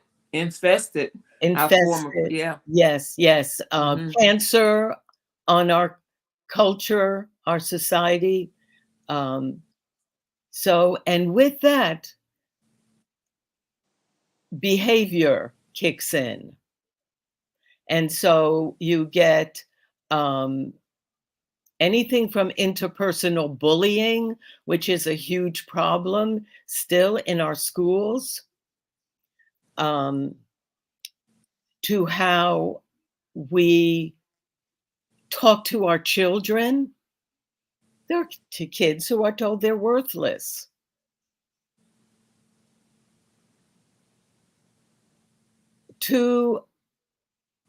That also then is invisible. Here we have a language, and the language is also translated in who has the big house and who is with no home at all. And you can watch from language it growing and growing, and because all things are interconnected, then you have an enmeshed systemic precursors to war. Now, what we hope with nonviolence is in all those different manifestations that there can be pockets of people who work to change that. And I think that's one of the major goals that I see for these 2 days and the people who have participated. So that's a goal, Dr. Baxter. It's our hope that when people hear these conversations, we start to say, we just don't have to be reactive. We can be proactive. As our friend Batsiba is joining us from Tigray, we can think about on a global scale campaigns for Kenyan nonviolence that bring to our attention globally how we prevent war, because Mrs. King and Dr. King, wanted this to become a course of study, even concerning government relations. And what happens, Mr. Alphen, if we get it there? I know you're prepared to answer the question about language, because you also share what's possible with Kenyan nonviolence as we think about cultural relationships, government relationships, relationships within nations, between tribes. We still have tribes in some nations. This is a global summit. Mr. Alphen, what's possible with Kenyan nonviolence concerning militarism? Well, it's possible as people who are intelligent, and that's all of us in the world, who can go to the moon and have an object travel millions of miles and 2,000 miles an hour and land and do the AI and all these technicalities with the phone and how we use. We are smart people, and we have to study as smart people. How can we do this and solve our problem without fighting? The Gandhian Dr. King said there's always alternatives to war, always alternatives to fighting. And so we need to, first of all, study our history. I was listening to the young lady from the Smithsonian Institute that's saying we need to study our history. It's all up there in Washington. It tells us what happened. In fact, in 1948, Ralph Bunche had a settlement with the Israelites and Palestine. And he got the Nobel Peace Prize because they sat down and worked on how do we solve this problem, Israel and the other countries, Arab countries around Israel. Ralph Bunche, 1948. And so we have to go back and understand what has happened. Militarism has been in this world, even in the transatlantic slave at the transatlantic slave transformation. The people in Africa, the tribes were the biggest tribe, but with the weapons, they had weapons, guns, and swords. They controlled other African tribes. So that militarism has been around for a long time, and we need to begin to unpack that with intelligent people to see that what's driving that. In my humble opinion, I think the thing that's driving that to be proactive is that we're looking at people in power of greed and fear, money. And so that drives a lot of these isms and all these triple evils. So we have to be clear and have an institution where we can sit down and discuss this. And like Cummins said, Dr. King said that in 5 hours before he was assassinated, that we have to institutionalize this philosophy and internationalize it. So he was thinking global long before, but there's a process. And we have to make sure we get our history first, because the people who don't understand their history doing and repeat it. And a lot of this is deja vu. I'm old enough to see how we progressed through the Vietnam War, the Korean conflict, not the Vietnam War, it was a conflict. They would let it be called a war. And all these skirmishes that we've had. And there's some undergrounding things that we need to unpack and understand, not only Charles Alphen and the King Center, but all the other agencies of how they played games with us. And it's all about the driving that money, that dollar. Normally, we say just trace the money, follow the money, and you'll begin to see how we can solve this. So I'm optimistic. But we've got to get information about conflict. Every conflict has a history. We got to go back 50, 60 years and see where it started. Absolutely. If you look at the top of our King Center social media platforms, you'll see the King Center's statements concerning what's happening in Gaza. And we encourage you all to do that so that you're aware of the position of the King Center and Dr. Bernice A. King, that we are clear that Dr. Martin Luther King Jr. was a peace advocate, as was Mrs. Coretta Scott King. We believe Kenyan nonviolence is a pathway to peace. As Rolf shared, this paradigm of superiority is an impediment. It's one of the things that leads to militarism. Dr. Baxter shared about language and about systemic, how these things get in the systems when there's a language, even that preceded the Holocaust. What the Nazis did was paint an image of not just Jewish people, but other groups as inferior. They gave Jewish people long noses and claws and made people think they were coming to take all this stuff. And so a few years ago, I started to hear that language in this country. Mexican folks are going to cross the border and take all the stuff. And so anytime you hear that language, the people are infestation. There only need to be a certain amount of people on Gaza Strip who are Palestinian. We got to get rid of the rest of them. You hear this language of inferiority and superiority that precedes militarism and war. Then we can start to say, how do we work on that? And then Mr. Alfred brought up power and greed. We just want to give you some insight into militarism and how we start to get to true peace, which doesn't mean there's a void of tension. We still have to work through these things, as Mr. Alfred and Rolf and Dr. Baxter pointed out. Thank you all so much. Some of these wars that we see now are connected to decades, some of them even hundreds of years of conflict that we have to work through and process through. But if we're willing, and Dr. King and Mrs. King talked about us having the resources, but not the will, then we can work through these things. Dr. Baxter, Mr. Alfred, Rolf, thank you so much. I wanted to leave everyone with this quote from Dr. King, where he says, "Our only hope today lies in our ability to recapture the revolutionary spirit and go out into a sometimes hostile world, declaring eternal hostility to poverty, racism, and militarism." We want you to be attentive to the fact that he said, to these triple evils, to poverty, racism, and militarism, we should declare eternal hostility, not to each other, but to these triple evils of poverty, racism, and militarism. From what Rolf has shared, I believe that's what happened in South Africa. They declared eternal hostility to apartheid, not to each other, to apartheid and to racism. And they're continuing to work on that today to create the beloved community in that nation. Not there yet, still working on it. What Dr. Baxter shared, what Mr. Alfred has shared are reminders to us that we have to declare his hostility to these evils and not to each other. And then we can, as Dr. Martin Luther King Jr. said, make of this old world a new world. We thank you so much for joining us for this panel on understanding militarism, advocating for true peace. Thank you, Dr. Baxter. Thank you, Mr. Alf, and thank you, Rolf, for joining us from South Africa. Thank you. Thank you. Thank you.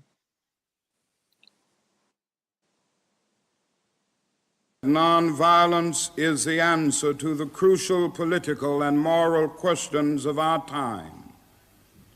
The need for man to overcome oppression and violence without resorting to violence and oppression.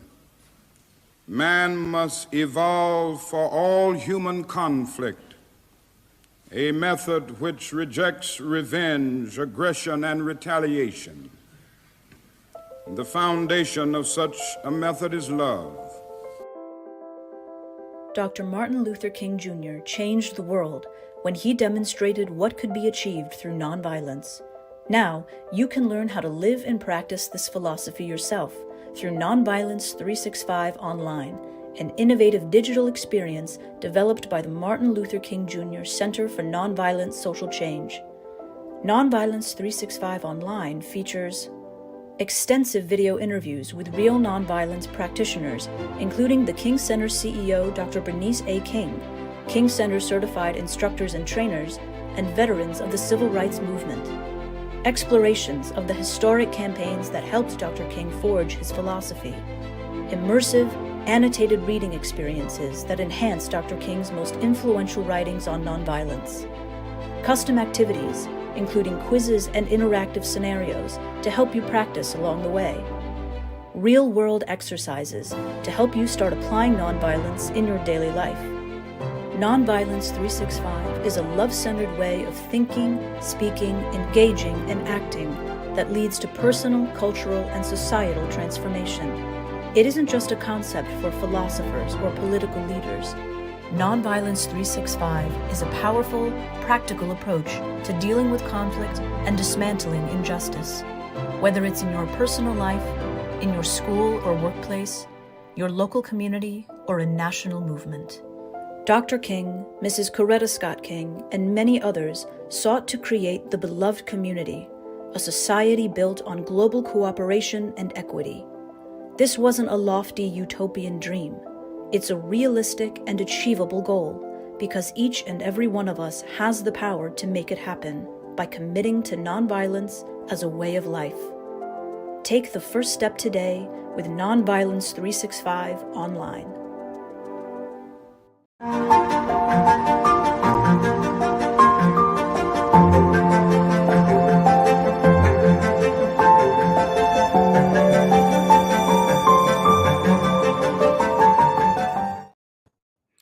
Hello, hello, hello. My name is Nicholas Smith, Dr. King, Dr. Vanetta, Kit. Thank you all. Beloved community, how are you guys doing today? Thank you for having me. I want to talk to you guys today about how art can change the world. Okay, you guys ready? Okay, and we're all artists. Remember, that's the theme for right now. We are all artists. So we're going to change the world, okay? All right, let me open up my art box really quickly, and we're going to jump into this show, okay? Here we go. All right. So, okay. I am an artivist. I have been creating MLK art every year for MLK Day. And one of my favorite quotes is, whatever affects one directly affects all indirectly. And it is really so closely linked to injustice anywhere is a threat to justice everywhere. And I feel like this is so important because it's a reminder that global humanity it really is so closely linked and all of our actions matter, right?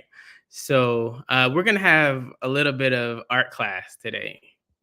I am an artist, and I know that you all are creative, you all are artists. Everyone is an artist. Are you an artist? Yes, you are an artist. The correct answer is yes. So find a tablet, an iPad, sketchpad, anything, marker, crayon, pencil, whatever you have. And I want you to sketch, okay? I want you to sketch. All right, so we're gonna sketch. All right, here we go. Are you guys ready? Okay, so sketch anything while I'm talking, sketch anything that you feel like is a vision of what you want this world to be, how you want to improve, anything that is impacting our world and bringing us closer together. I want you to sketch that. I'm a concept artist. I love sketching. I love making art all the time. It is what I do. I create picture books. These are a bunch of my picture books here. And so I love illustrating, writing picture books. I love making movie posters. I love teaching digital traditional painting. I love making concept art for films. I was the first concept artist on these films. They are my babies. I love them. A few years later, I was concept artist for Wakanda Forever.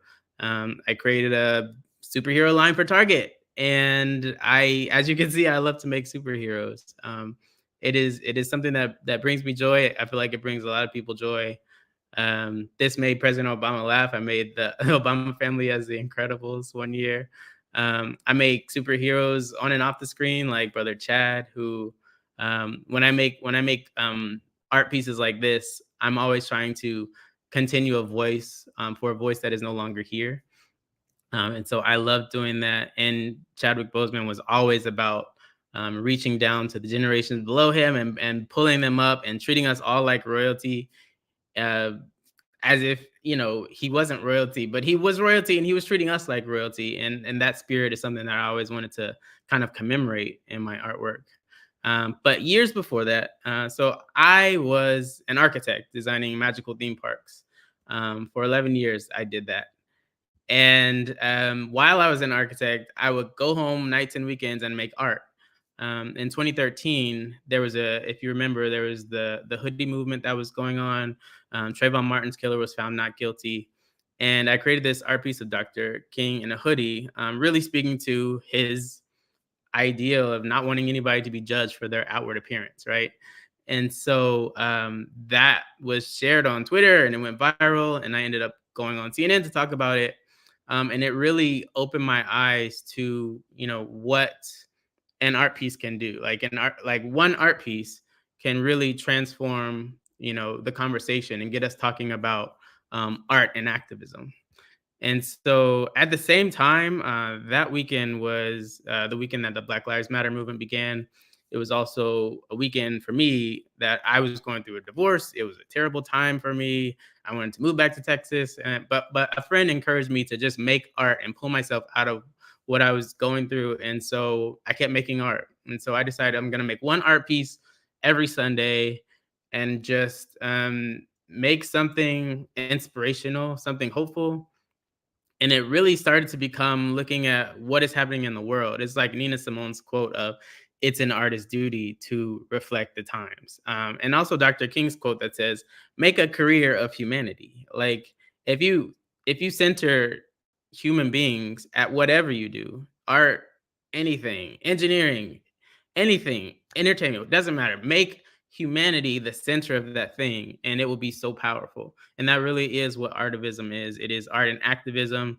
It is inspiring people to make a positive change in the world. So I started looking at all these different things that are happening in the world, from wildlife conservation, environmentalism, to immigration, all these people who are seeking a better life and their families were being torn apart at the border, mass incarceration, which in America, we are number one, and that is, not okay. Global health, the pandemic, nurses who didn't even have the proper PPE equipment during the pandemic. People like Jesus who were literally under threat of deportation, and they were frontline workers, saving people's lives under threat of deportation to a place that they've never lived in, and they are DACA recipients. Global peace, that is such a huge one right now. Just stopping all kinds of wars, race wars, world wars, all types of wars, genocide, Congo, Sudan, Gaza. We have to figure out how we can really go towards peace. And we can't be silent about any genocide that is happening. And so I'm always trying to make art that is pointing people into the direction of how can we fix things? How can we make things better? I have a piece that says, "Meet as many not like you people as you possibly can in life." And I feel like that is extremely important, because the more we divide each other up and go in our own little silos, the worse that this world is going to be. So we have to work on that. I try to bring to light, more, victims of mass shooting tragedies, which happens all too often in this country. I talk about suicide prevention, community outreach. If you look in your community, there are kids in your community who could use empowerment, and I love making art about those kids. This is a young girl who we turned into Wonder Woman. And a lot of times just that simple act of like showing a kid what they could be as a superhero, showing them that they have altruism. It's not about how fast or how strong you are, but what do you do with your superpower? That kind of thing. I know everybody, wherever you live, you have some area of your community that can be revitalized. We look at, how maybe there is a food desert in your community where there's not the best food. How can we show kids and empower kids through letting them make art? How can they revitalize their community? How can they start to, maybe they can plant food gardens, or maybe they can have learning centers in their community. Racial injustice is a huge one for me. It is really looking at how can I show the humanity in people that have historically been dehumanized. George Floyd, Breonna Taylor, Ahmaud Arbery, those were very important pieces for me. And there are so many more. Unfortunately, it happens over and over where a life is taken because of a systemic dehumanization. And we have to talk about those things. Sometimes it's painting the brokenness, and sometimes it's painting a joyful moment, like a Tatiana Jefferson who was, playing video games with her nephew before she was killed. And it's moments like that where I started to see, actually like real life applications that were using the artwork.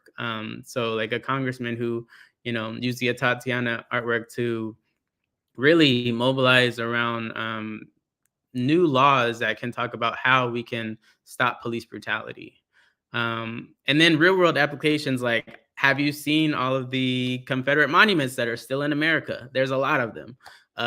Maybe we can do concept art in terms of visualizing.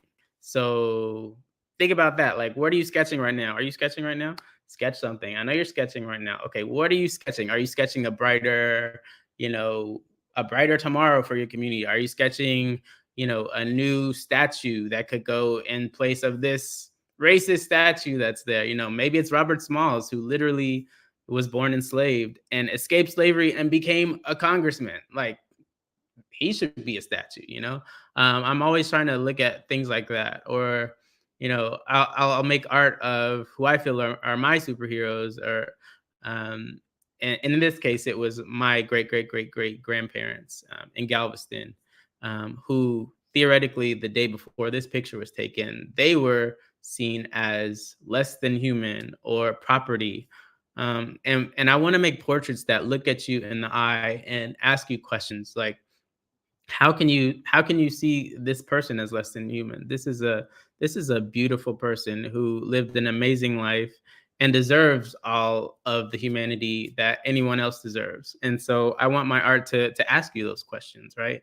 I got to do that with this book. After 7 years of creating Artivism, I got the opportunity to illustrate the 1619 Project picture book and really illustrate my ancestors in Central West Africa and the joy that they had before the whips and chains. And, that moment of really fighting for their freedom and then making something beautiful of their life. And, actually all the years of building this country and actually fighting for their freedom, it was a realization that they were the most patriotic. They were actually fighting for justice for all, even when the founding fathers weren't. And so that was a beautiful project. And I love that my art can talk about those things in history that are swept under the rug, because unfortunately, this book is banned in parts of America. This book is banned in parts of America because there's Ruby Bridges on the cover, who literally did so much to really bridge the gap racially. And she's an icon. She's a hero. Like, there's no reason why a Ruby Bridges book should be banned, So I love that I can illustrate these moments in history, illustrate books about the Confederate flag that talk about, what the flag is about, why the Civil War was fought. Like, it shouldn't be a debate. That really show heroes like Dr. King and others who marched and organized and did so much to combat this evil. I also created a book called The Artivist, which is my latest book, which is all of that 10 years of Sunday sketches and artwork that I just showed you put into picture book form. And I love, that I can talk to young kids about how they can use art as a tool to talk to the world about the fact that their communities do matter. The fact that we need to protect this planet. We need to actually, talk about how housing equality is important, how voting rights are important. We need to talk about how Black lives do matter. We need to talk about how we need to protect trans kids. We need to talk about the fact that even one child's life is more important than all the guns in the world. And just these are basic things that should not be, pushed to the side or swept under the rug. They need to be talked about. And the thing is, our youth, the youth in this country, the youth in the world, they understand these things, and we need to listen to the youth. So it's been really an unbelievable joy for me to be able to do this, to be able to talk about what love is, to go across the country and soon, overseas, to talk about what love means and how to love, and that love is an action, and it is a verb, and it is helping, it is protecting, it is listening, it is donating, it is giving, it is protesting. Love is all of those things, right? And it is very active. It is not a passive thing. It is very active. So I love that I can talk about those things. And I think it's very important because, as the late great Michael Att once said, We all have to learn how to lead with love. And as Dr. King said, love is the most durable power in the world. So that is something that I just hope that we all hold on to. I encourage you all to find creative ways. Are you still drawing? Are you still sketching? Take those ideas and make them something fruitful and put them into your community and let it grow. I encourage you to all to keep making art, keep finding creative ways to make something beautiful in your life, in this world, and to help bring us all together, because art does have that power. So thank you so much. And I just encourage you all to love today. Thank you.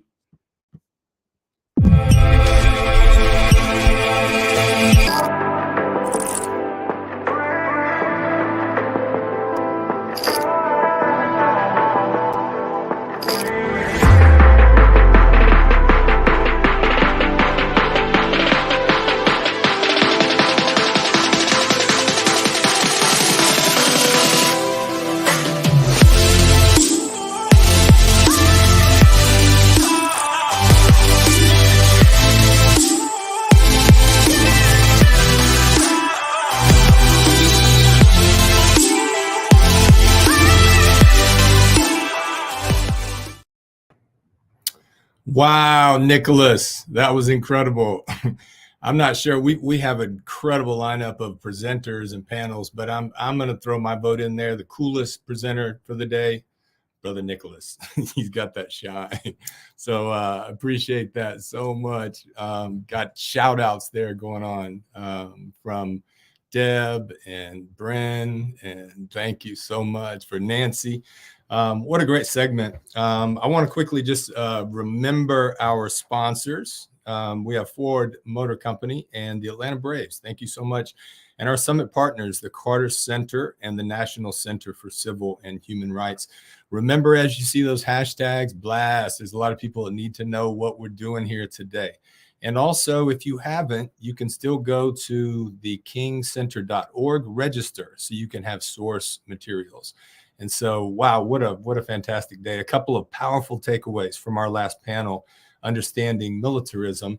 Mr. Alphen, he talked about the triple evil being interconnected of racism, poverty, and war, and how we need to go out and impact leaders like Dr. King did to really look at systemic change. Violence is bankrupt. What a powerful statement. I'm going to steal that. And terrorism is organized fear. I mean, so many power-packed quotes and concepts. Thank you so much for your work. Dr. Baxter quoted Dr. King that we're one human family, and that means that every war, every conflict is civil war. That's such a powerful epiphany. And then Mr. Meyer, he said that they took responsibility for themselves. I mean, what a fascinating place. I've been down to South Africa a couple of times and followed Mr. Mandela in his teaching, but just mad respect, as he said, we can and we will. What if every one of us adopted that? We can and we will. Why not us? Why not now? Instead of looking at all the reasons why we can't. And they built trust in one another as well. And so, wow, what a great panel. Every panel today has been so powerful. And then Brother Nicholas, the thing that stood out, I wasn't sketching, but I was sketching notes. I was paying attention. But I just thought, what if every one of us followed Nicholas and took our gift, because all of us have them, and then we take that and give it to the world, because all of us have something very unique. I can't draw like that, but I've got other things I can do, and it starts with me. And Lisa, thank you for chiming in. Great job on all the presentations.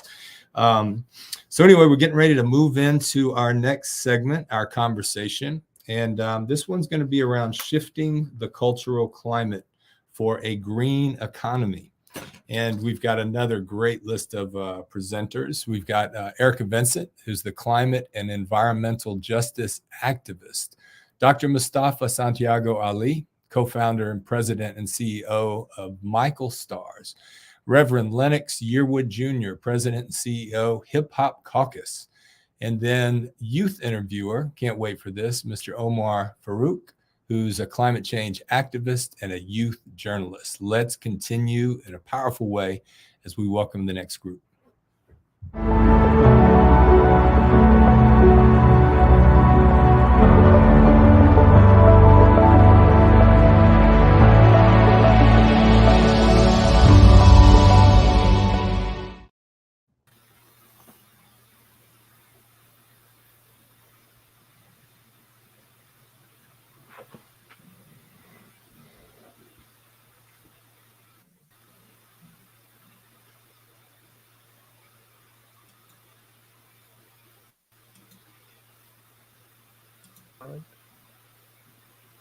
Am I audible now?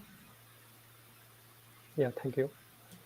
So good morning, afternoon, evening, everyone. I am Omar Farouk, a proud student of the beloved Community Leadership Academy and your youth interviewer for today's critical discussion, Shifting the Cultural Climate for Green Economy. In Dr. King's vision of beloved community, economic justice wasn't an afterthought, but a cornerstone.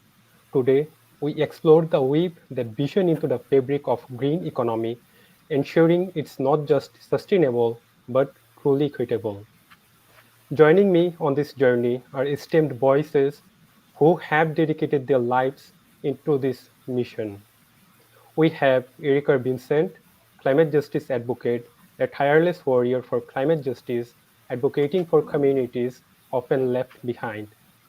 And we have Dr. Mustafa Santiago Ali, a climate communicator and a green innovator, a visionary bridging the gap between climate communication and green innovation.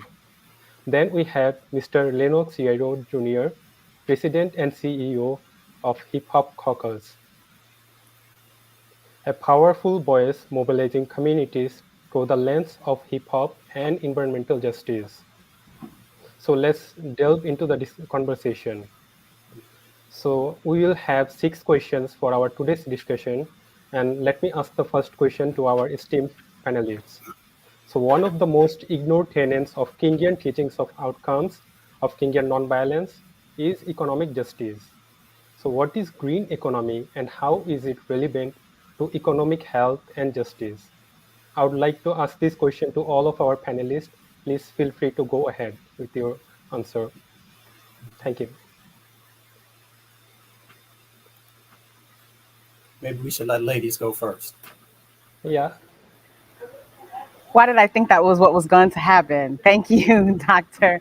Mustafa. Thank you, everyone, for having me. I appreciate being here. Hopefully, it's not too bright and you can see me just fine. That is not a green screen behind me. I happen to be in Jamaica, but I wanted to make sure that I was available to join you all, and hopefully my Wi-Fi holds up. So I believe you asked, what is the green economy? And so now I've talked myself into forgetting the rest of your question, Omar, so please forgive me. But just touching on that, and then I'm sure Dr. Mustafa and Rev can fill in. You know, I think the green economy is so many things. We know that the main reason, or many of the reasons as to why we are dealing with the climate change and environmental justice issues that we are dealing with today have to do with capital and capitalism. And we know that fossil fuel infrastructure has made a lot of people a lot of money, but also has been detrimental to our environment in many different ways that has disproportionately impacted people who look like the folks on this call and on this panel. And so the green economy, in my position, in my opinion, is everything that can be regenerated. We say reusables, or a regenerative economy that can feed back into and not detrimentally affect the environment around us. And so we think about solar, we think about other types of alternative and reusable and renewable energies. The green economy is how are we leveraging climate finance in that way to advance those different regenerative energy sources. And so we want to make sure, though, and I want to say this before I pass it on, I know we have a short amount of time, we want to make sure that in transitioning to a green economy, that we are not A, leaving folks behind, and not also B, creating more harm than good. We need to have a just transition to a green economy, and a just transition means that no one gets left behind, and people who are working in some of these extractive economies and extracted industries can also benefit from working in the green economy and advance with that. So I'll stop there and pass it on to Rev or Dr. Ali. Thank you. Yeah, thank you. Dr. Ali, would you like to go next? Well, our dear sister, aptly laid the framework out for us. I think the question that we have to ask is not just what is a green economy, but has a green economy existed in the past? And if so, why aren't we embracing those principles to make sure that we're moving forward in a positive direction? I am one who believes in the African philosophy of Ubuntu, that we lived in harmony with Mother Nature, with the way that we were moving forward around economic development, around a holistic approach. So if you follow that particular philosophy, we understand that a holistic approach is necessary. And when our dear sister laid out the steps that we need to take and the sets of actions that are in place, we have to ask the question, when we talk about a green economy, is it an inclusive economy? Because we understand, and as my dear brother, Reverend Lennox Yearwood will share with you, the fossil fuel economy never had benefits for ours. So we want to make sure that we're having a holistic approach. The other thing we want to make sure is that a green economy is also community interconnected. Are our voices helping to drive the sets of opportunities and also address the impacts that are happening to Black and Brown, Asian and Pacific Islander, lower wealth communities, and of course the indigenous brothers and sisters as well? Are we also making sure that we have stewardship of resources? Once again, if you follow traditional African philosophy, that stewardship was necessary because we did not see ourselves disconnected from nature. We didn't see ourselves disconnected from many of the things that transpired on a daily basis. So a green economy has to be connected to, our resources have to be connected to what's there. The other part of it is that we have to make sure that as we move forward on this green economy, that there's mutual caring for all, because once again, we have often been the spaces and places that have been disinvested in, and that we have very rarely been able to enjoy the benefits of the steps that people are going. And it also has to be future focused and making sure the future generations are going to have a planet that is not just survivable, but that is actually a thriving ecosystem for everyone. So for me, it is about taking the lessons from the past, from the places that we come from, and making sure that this new set of economic opportunities is embracing the lessons that go back for millennia. Yeah, thank you so much, Dr. Mustafa Ali. So, Mr. Lennox, would you like to go ahead? Yeah, no, definitely. First, let me just say thank you to the King Center for their continued just embracing of not only of the issue of climate change and environmental justice, but the moment that we're in. I want to thank, obviously, Dr. Bernice King and the whole team there for understanding that we are in the midst of a climate crisis. And for Black, Brown, Indigenous people, we have these conversations. Definitely for my my two esteemed panelists who I adore so much, both of them. So glad to be with them on the, in this conversation. And the definition of the green economy is simply the practice of sustainable development through the support of public and private investment, which will then create infrastructure that fosters social and environmental sustainability. I think Dr. Mustafa Ali said it very well. I just want to add that we are in the midst of a green economy, like it or don't like it. We are in the midst of the need of reducing the environmental concerns, that we need to have sustainable development. It's either if you want it to happen, we have to transition fossil fuels to clean energy. I think and I don't want to duplicate that, it's simply that there are two types of a green economy. There is one that is beneficial for our communities, the investment in renewable energy, the investment from solar panels to wind to many other things that could be clean, that can remove pollution, that can remove the aspects of what it means to be in a dirty economy that is often put forth with fossil fuels. But the other side of that is also real too, that the fossil fuel industry business plan means a death sentence for our communities.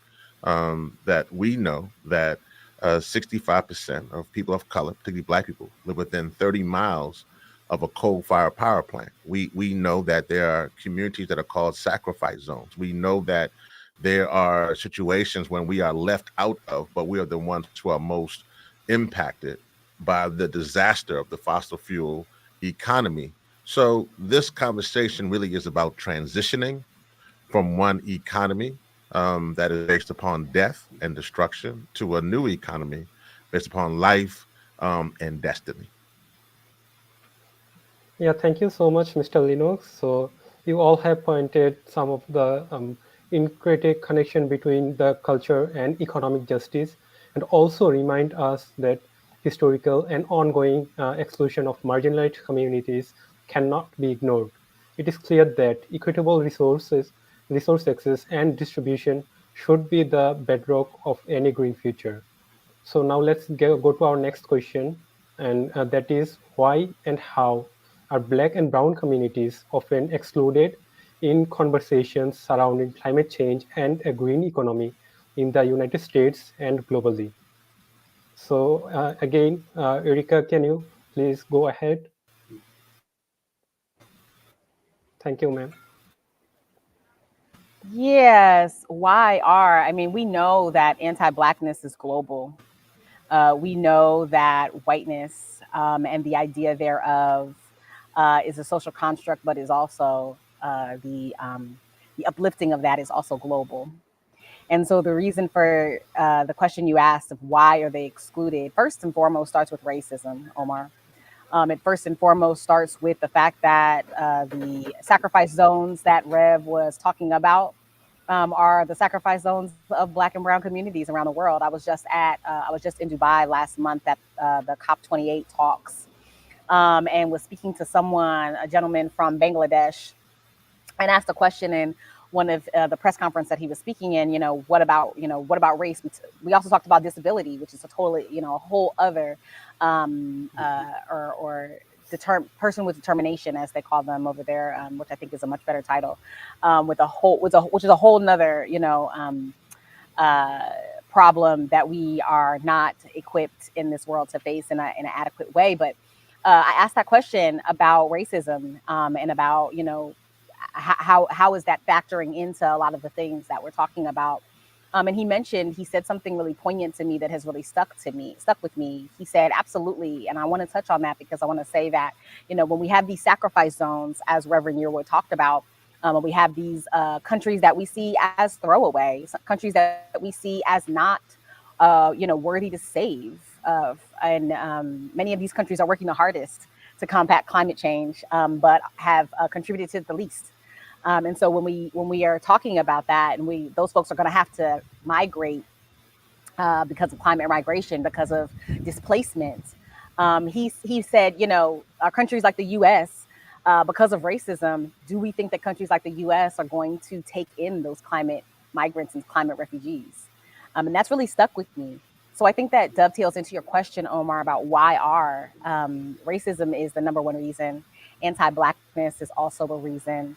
And we know that white supremacy is global, and we know that it is important for us to make sure that we are naming race. And I'll say this in closing. I think oftentimes, especially in spaces like that, we say, okay, we know, but what's the solution?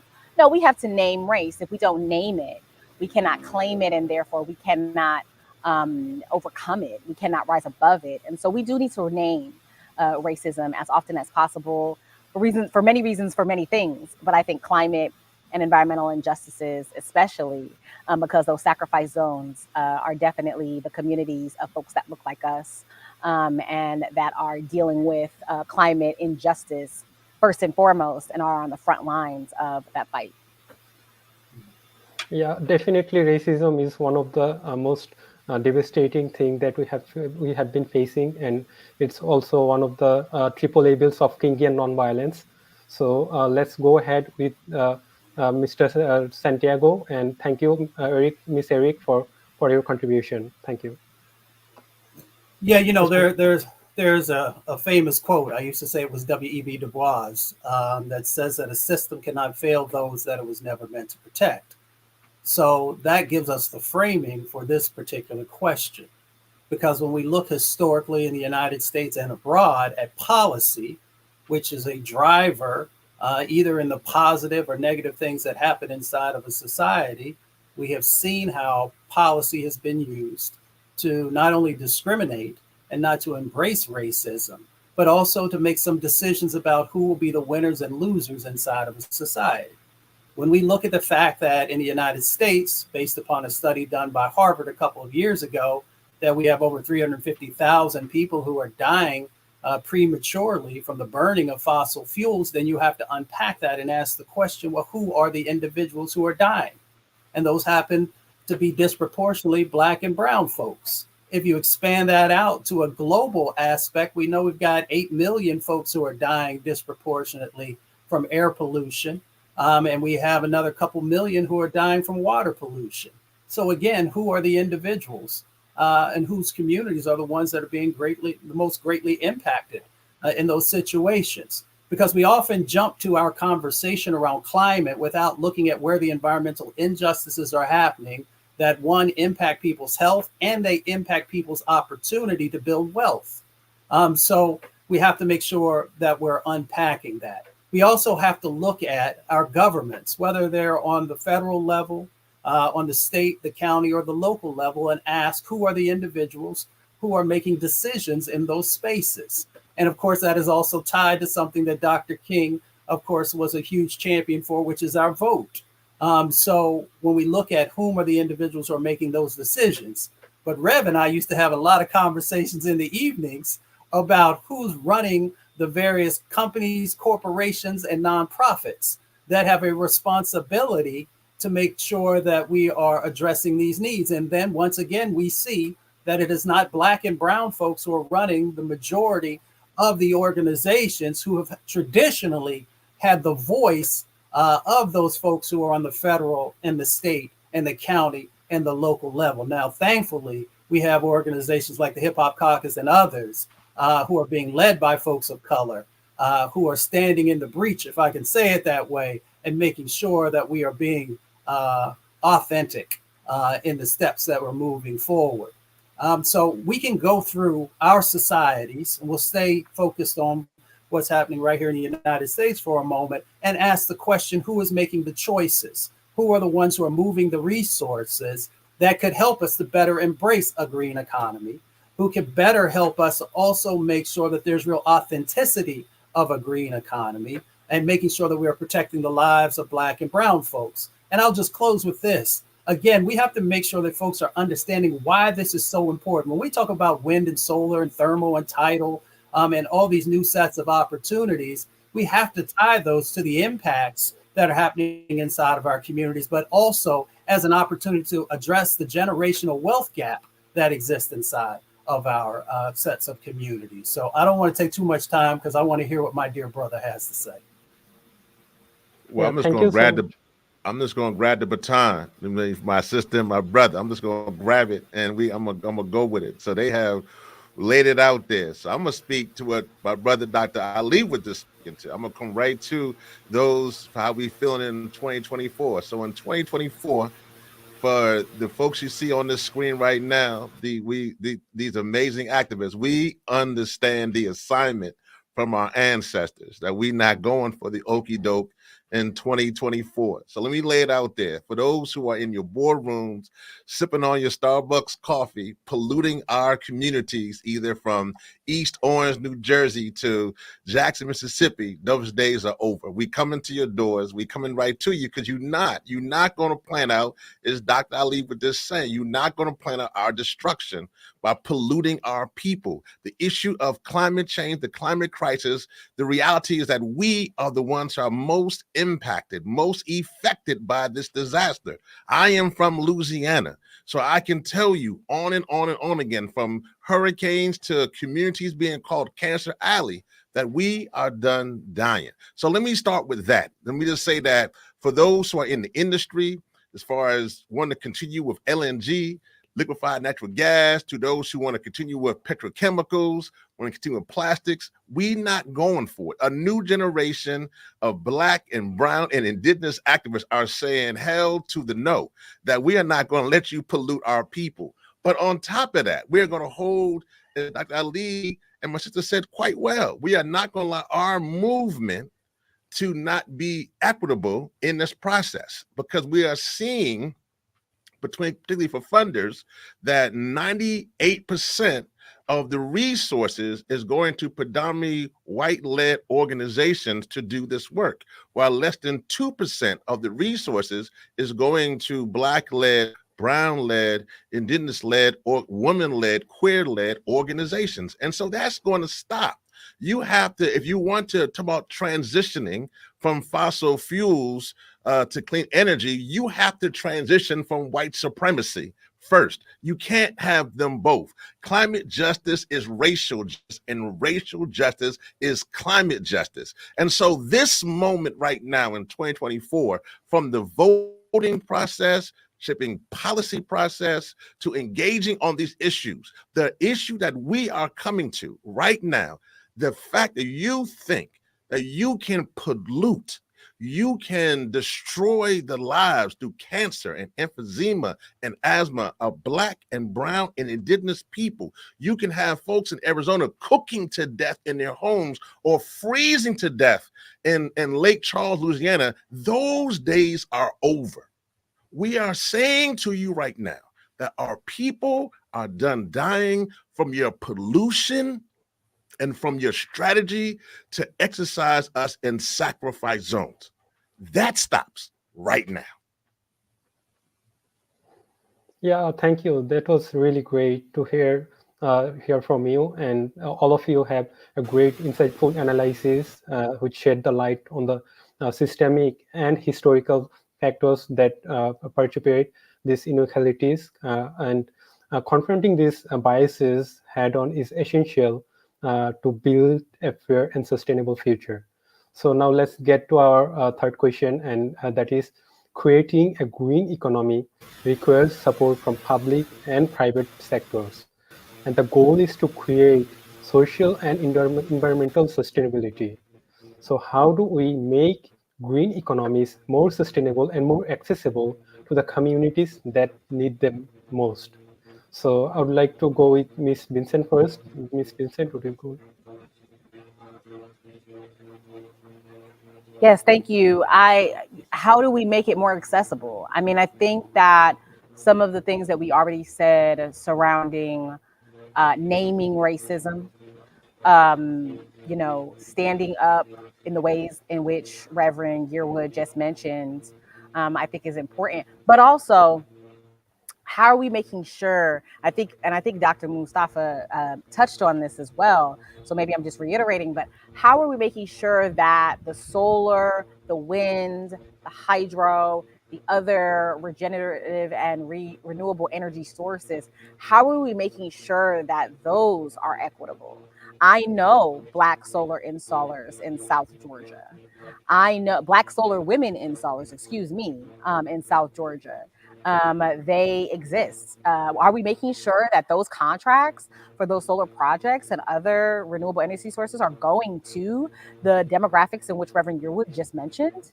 Are we making sure, and not just in a quota way, not just in a superficial way of, we got one, Black woman-led solar installer, so we're good. No, in an equitable way. How are we giving and making sure that we're being intentional? I think that a mentor of mine, a dear brother of mine, Nathaniel Smith, talked about equity, has been talking about equity for years, talks about what is equity. It's not just equality. It's not just giving everybody the same chance, but it's really leveraging the historical context of the chances that are being given. And so how are we also making sure that the people who are mining coal, because there are still, I know that we think that many of us in the climate movement think, oh, coal is over, we're all getting rid of our coal plants. No, there are many countries in this world and states in this union that still burn coal as a primary resource of energy. How are we making sure that the folks that are mining coal that are Black and brown, we can't just say, well, shut all the coal plants down. In Georgia, we have Plant Vogtle. Many of the people who work at Plant Vogtle, which is a nuclear plant in South Georgia, are Black and brown because it's right in a Black community. So we can't just say shut down Plant Vogtle. What are we doing? And that is how the green economy becomes inequitable. Because what are we doing to make sure that those folks are also taken care of? Because you're taking away jobs when you also, when you say shut down Plant Vogtle. What if we got Plant Vogtle shut down? That's a lot of Black and brown folks out of a job. That's not equitable, and that's not accessible. And so how are we making sure? And there are many different ways. Many people have job training programs for green economy positions. Many people have, programs where they're trying to get more Black and brown folks into the green economy, both from an owner operator standpoint, but also from an installer and worker standpoint. And so how are we making sure that those pieces are equitable? Not for a quota. I want to make sure I mention that once again, not from a quota standpoint, but making sure that those chances are equitable for those folks, and not just, saying we got enough of that. I'm hearing many, I'll just say this in closing. Reverend Yearwood mentioned funding organizations that are white-led, funding organizations that are not Black or brown or woman or queer-led. I'm hearing, foundations and funders at some of the meetings that I've been having this week, actually meeting with a group of Black women in the environmental movement, Black leaders in the environmental movement here in Jamaica. And I'm hearing some folks talk about funders that are interested, that want to move away from EJ, that want to move away from justice, that want to move away from, we don't need to be moving in, we need to be leaning in. There's so much more work to do, and we need to be leaning in. And so I'll stop there, but I want to make sure that we're mentioning that we are expanding this growing green economy on an equitable playing field for all that are involved, so everyone can benefit from that lucrative space that is being developed. Thank you, ma'am. Dr. Mustafa Santogali, would you like to go next? I'll try, but I think our dear sister, she summed it up well. James Baldwin once said that if I love you, I have to make you conscious of the things you don't see. Often folks don't see the fact that when we talk about wind and solar and thermal and tidal and new transmission lines and a number of the things that are part of the green economy, that less than 1% of those businesses are owned, not workers, are owned by Black and brown folks. So we have to make sure that we're putting a spotlight on that so that we can change that dynamic, as our dear sister Erica just shared with us. We also got to make sure, if we truly want this green economy to be something that is thriving, that it is reflective of the needs that exist inside of our communities. If we truly want to make sure that this green economy is sustainable, as the previous session leader shared with us, that artivists and that those individuals who have the ability to reach folks who might not listen necessarily to a scientist or to an elected official are a part of that.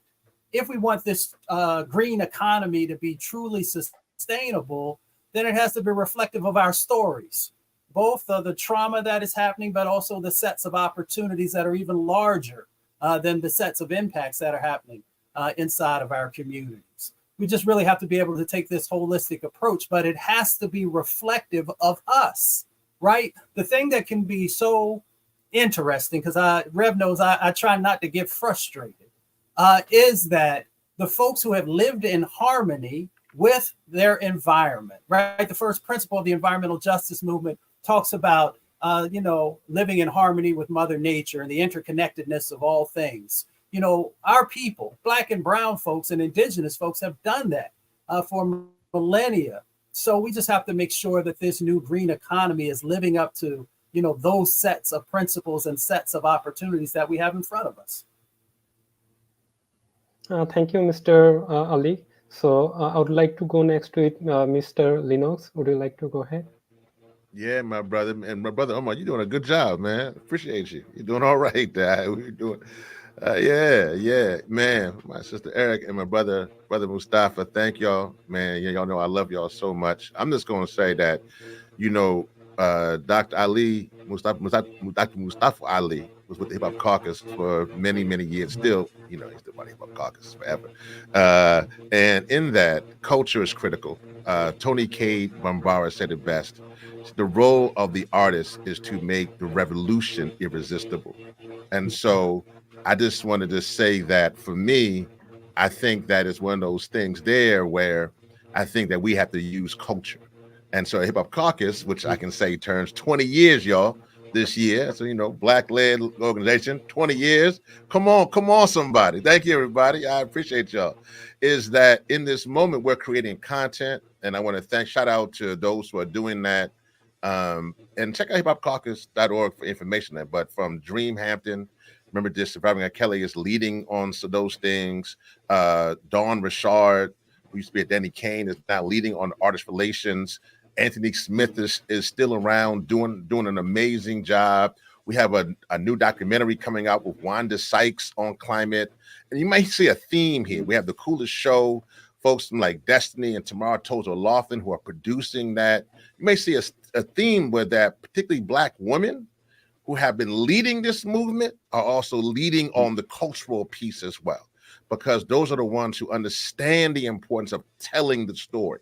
And so I just want to say that the next part of this is that we have to tell the story. We have to tell the story better. And it doesn't mean a think tank kind of way, just doing it from this data. I love data, but not just data, but from that aspect. And I want to shout out an event that we have coming out that's on Stopping LNG. We're going to be back from where I'm from. We got to stop CP2 in Louisiana. And the LNG plants there, but it's all over this country and over the world. And so we are marching to the Department of Energy on February 6th, 7th, and 8th. And we're doing a demonstration. You can go to stoplng.org to find out more. But I bring that up because there are two things. Demonstration is still critical. Legislation is still critical. But creation and creativity must be at the center of how we move forward in this new climate movement. We must use our genius. We must use our creativity. We must use our poetry, our love, our passion, what makes us who we are, particularly for Black and brown industry. We must use those gifts. And I believe if we use that gift, including our faith, then we can overcome the climate crisis. And thank y'all. And all power to the people. Yeah, so thank you so much, everyone. But unfortunately, we don't have enough time to ask the remaining questions. So feel free to share your thoughts and questions in the comment. So the guests and our panelists can answer them if needed. So I have to leave you all and our amazing audience. So I want to leave you all with Dr. King's profound words that darkness cannot drive out darkness, only light can do that. And hate cannot drive out hate, only love can do that. So let's be the light and let's be the love. And let's build a beloved community where green economy thrives for generations to come. So thank you to our esteemed panelists and for your invaluable insights. And to all of you, let's carry the torch of justice and action forward, ensuring that every corner of our planet, every community, and every individual thrives in a sustainable and equitable green future. Thank you so much.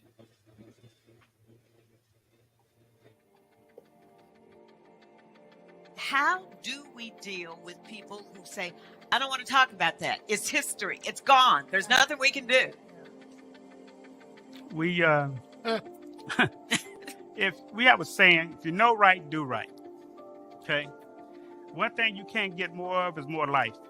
And the closer you get to heaven or hell, you start really thinking about, oh my God, where am I going, up or down? And I know I did some things wrong. I said some things wrong. I supported some things that you knew was wrong. If you know right, do right. So when you get one pinky toe, an elbow, and a leg, and a thigh in the grave, you start to change a little bit. Unless you old school KKK. We can't fight evil with evil. Mm. You can't fight injustice with injustice. You have to use a heart of love. And love is not weak. It's very powerful. Mm. If anybody thought that what my father was doing was weak, they are greatly deceived. That was a powerful vessel for God in the earth. And he accomplished more than we're giving credit for by being that way. And so we're calling us into that kind of being. We have to be vessels for change. But if we get our emotions in the way of it, and don't channel them in the right direction, then we are part of the problem. It's not necessary. You don't have to be angry. It's better to stay pleasant and concerned about what you think, write, and talk about.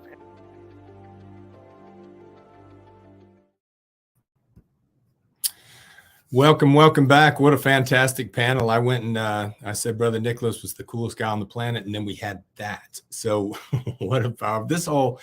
This whole program has been fantastic. I just want to thank Dr. King and the King Center, Dr. West. You guys have put together such an incredible lineup, and everyone is absolutely killing it. Shifting the cultural climate to green economy, there was so much in there, just so much wisdom, from these experts and those that are on the front lines. Thank you, Dr. Ali. Thank you, Ms. Vincent and Omar. You did a fantastic job moderating. And Reverend, you preached. That was our preaching part of the program. And so thank you so much. I say amen to everything you said. And I'm so glad that was a part of this discussion, because it really goes to us practicing nonviolence and making peace with our Mother Earth, which is what we are. We're not on it. We're part of it. And so that's so huge. I just want to give a big thank you to allowing me to be a host today. It's been absolutely wonderful. Are you full yet? I mean, we've taken in so much, but we've got a little bit more. And so hang tight. But I really want to thank you. And as we have the holiday coming up on Monday, which is actually the holiday and his birthday on the same day, I just want to encourage you. The theme of this conference, one of them is It Starts With Me. And so I don't know what you have planned, festivities, events. And if you don't have any, just go and serve. I know I'm going to be in Atlanta at Metro Youth Detention Center with the young men and women there on Dr. King's birthday. And I'm going to be calling for peace. I mean, it gets lively in there. And so we're going to be starting our new 40 days of peace in honor of Dr. King's birthday, and watch what these young ones do. And actually, very interestingly, the Metro Juvenile Facility literally is right next to Cop City in Atlanta. So it's a very interesting area right now with a lot going on. But I just want to encourage you and charge you to go out and be the change you wish to see. Volunteer, get involved, do something in honor of Dr. King and Coretta Scott King on this wonderful day. So we've got coming up right now a short film, and I'd like to go ahead and ask Dr. Terrence Lester to join me. This film that we're about to see is called Homesick. The film was produced by Dr. Lester and Love Beyond the Walls, which is an organization that he founded and over which he is the CEO. It's a powerful call to engage our unhoused and homeless neighbors with dignity and love. Very powerful film. Enjoy.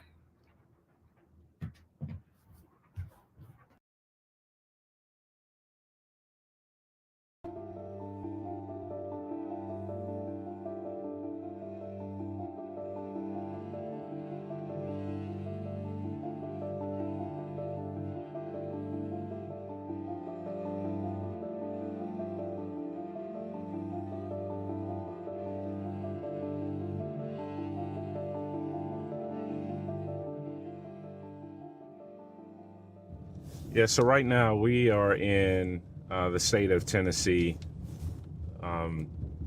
Actually drove to Tennessee during my research in my PhD program. I was studying public policy, and I'd gotten really fascinated between public policy and how policy itself communicates a narrative. Tennessee just became the first state in the nation to brand this a felony. Pitching a tent on public land that's not actually a campsite. The state of Tennessee actually allowed a bill to pass that actually makes camping outside a Class E felony. And when I first read the articles about it, I was just really taken aback, because I work in an organization that advocates on behalf of those who are experiencing homelessness. And the first thing I thought was, oh my God, where are people going to go? They ran the people out of there. If you get a good look at that, they ran the people.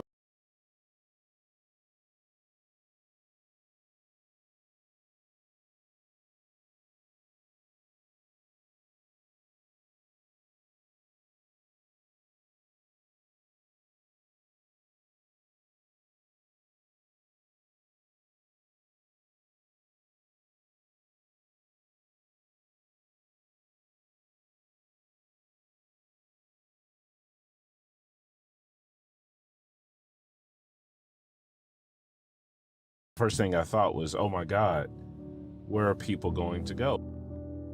They ran the people out of there. If you get a good look at that, they ran the people out of there, and look what they got there. So you're gonna replace people with equipment to build when that was their home, that's all that they had? I mean, to me, it seemed like they were doing a great injustice to humanity, because really and truly, they could have been more caring than that. And they see the homeless out here and they say, oh Lord, homeless is moving.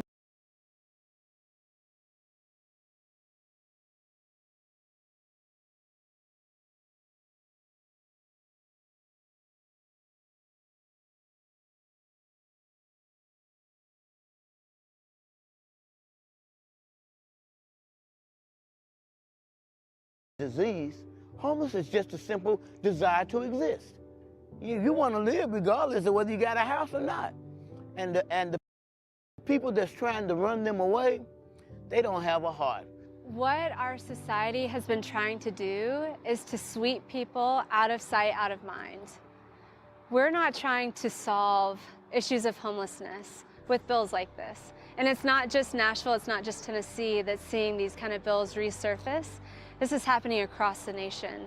And instead of trying to address some of the root causes that cause homelessness, mass homelessness, in one of the wealthiest nations in the world, we are simply trying to push people out of sight, out of mind, into our prisons, into places where wealthy people, there's condos in the background here, don't have to see them anymore. And that is, again, a kind of systemic violence that we see, kind of perpetuated toward people who are human beings. I had a couple people, you know what I'm saying, a few friends that had tents up on the bridge down there.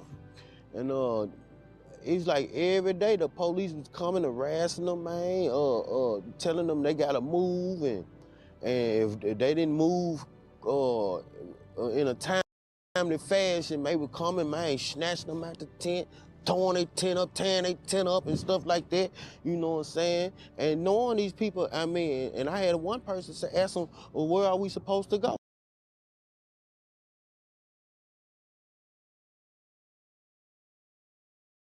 I had one person say, ask them, well, where are we supposed to go? Well, he said, you can't be down here, you know what I'm saying? So it's like they didn't care. My heart is to bring attention to this issue and use research as, you know, a tool for narrative justice. But there's one man who is on a journey across the nation to shed light on what it is like to be homeless, and he's here in Nashville right now. Joining us live is Terrence Lester.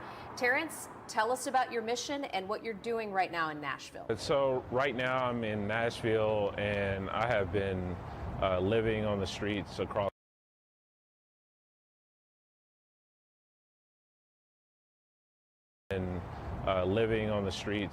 the state of Tennessee, actually shooting a documentary to bring attention to this bill that was passed that literally criminalizes people who are experiencing homelessness right to be seen, to be heard, and to exist.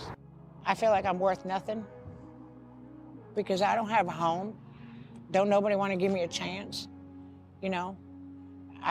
Every place I've been to, you know, well, we need first and last month's rent. Look, I'm homeless. I don't have that right now. Will you work with me?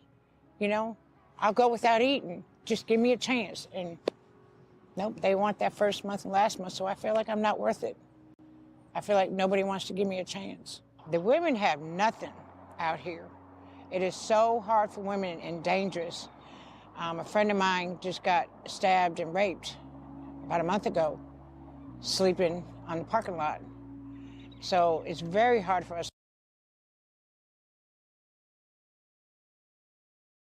Lot. So it's very hard for us women, and it's very challenging. It's cold, it's unsafe. With the new law passed, you can't go anywhere. You know, sleeping on parking lots and parks.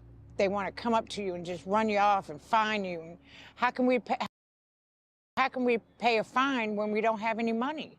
You know, if the money that we get, we try to save to get into housing, but we happen to save it. It's taking a long time to save because you need first month's rent, last month's rent, light bill. You got to pay a down payment for a light bill or whatever you call it, you know. We all know that felonies make it more difficult to get housing, to get employment.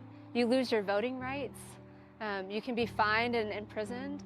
So this is an incredibly violent law that is basically an extension of a vagrancy law and an enclosure act that we saw, hundreds of years ago, where we're enclosing public property that the public has paid for the public well-being, and making it a crime to be poor and unhoused in a state where there's not enough affordable housing and not even shelter beds. Today. And unhoused in a state where there's not enough affordable housing and not even shelter beds. Today is ML King Day, and I was up early this morning reflecting. It's 2023, and I'm thinking about what ML King really meant when he talked about the beloved community, how he really wanted to hang the core of his message on love, on being others focused versus being thing focused, and being unified in the way that we see each other as being interconnected with one another. I think sometimes when we see policies like this, it creates deeper division.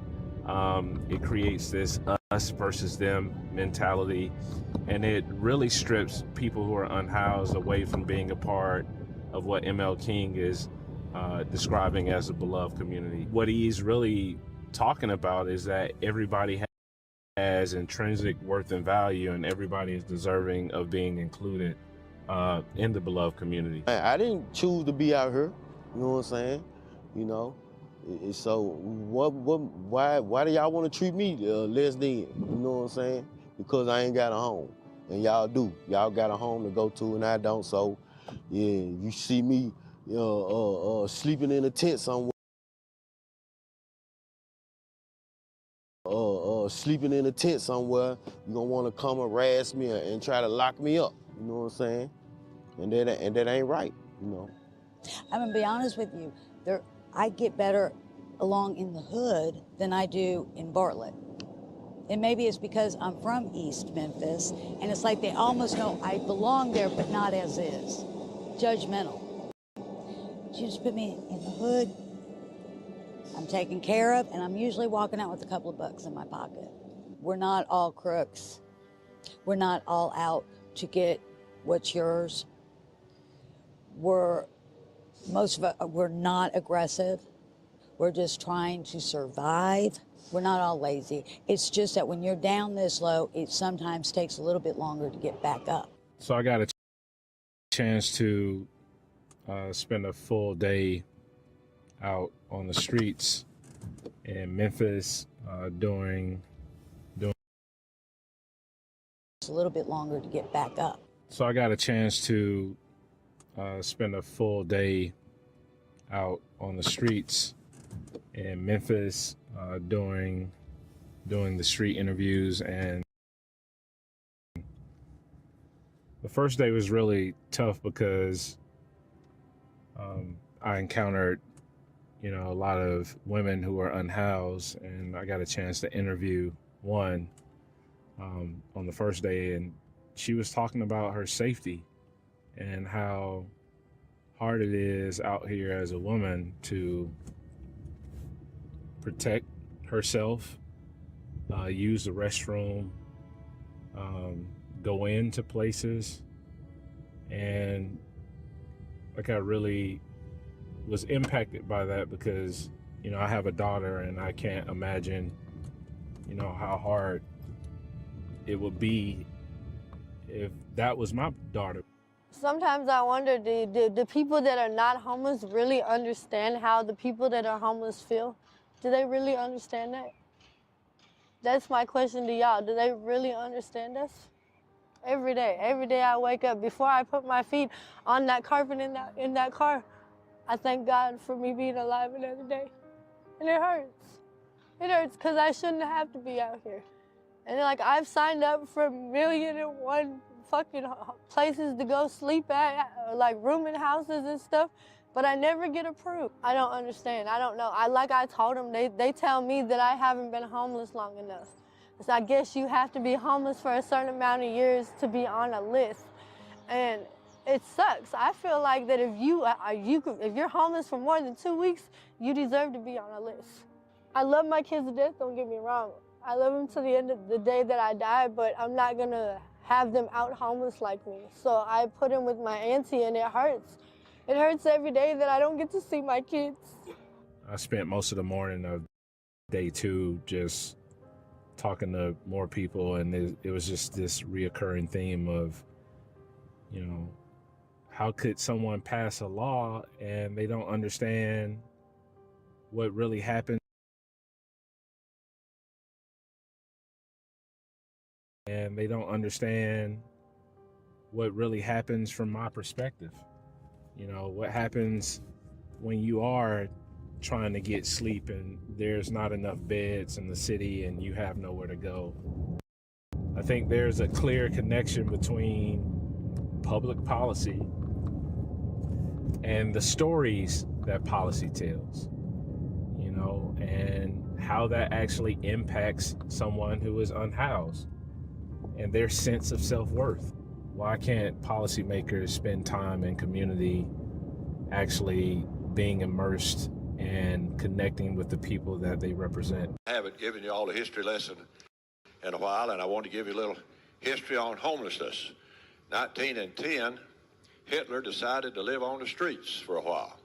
So for 2 years, Hitler lived on the streets and practiced his oratory and his body language and how to connect with the masses, and then went on to lead a life that got him in the history books. So a lot of these people, it's not a dead end. They can come out of these homeless camps and have a productive life. A lot of churches here have signed waivers with the police so they could arrest you or give you a citation for trespassing. Metro property is owned by the metropolitan government. They can get you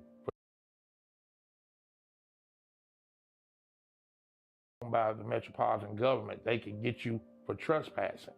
And it just depends on what the police officers want to do. But like I said, I go to a lot of meetings. I go to a lot of the Metro Council meetings where they pass policies, but they wasn't passing policies for people that of poverty. What I felt then and what I still feel now, you have people that you vote into office to represent all people. But they get in the office and they change, and then they come incompetent where you can't even touch them, governor or mayor. But then when it comes election time, they want to shake your hand and give you something to eat and act like they're with you, and they see us sleeping on the streets. They see us sleeping in tents, and I call it domestic terrorism. That's what I call it. We talk about laws and ordinances that penalize those who are unhoused, but we never get a chance to fully hear what they have to say. And I had this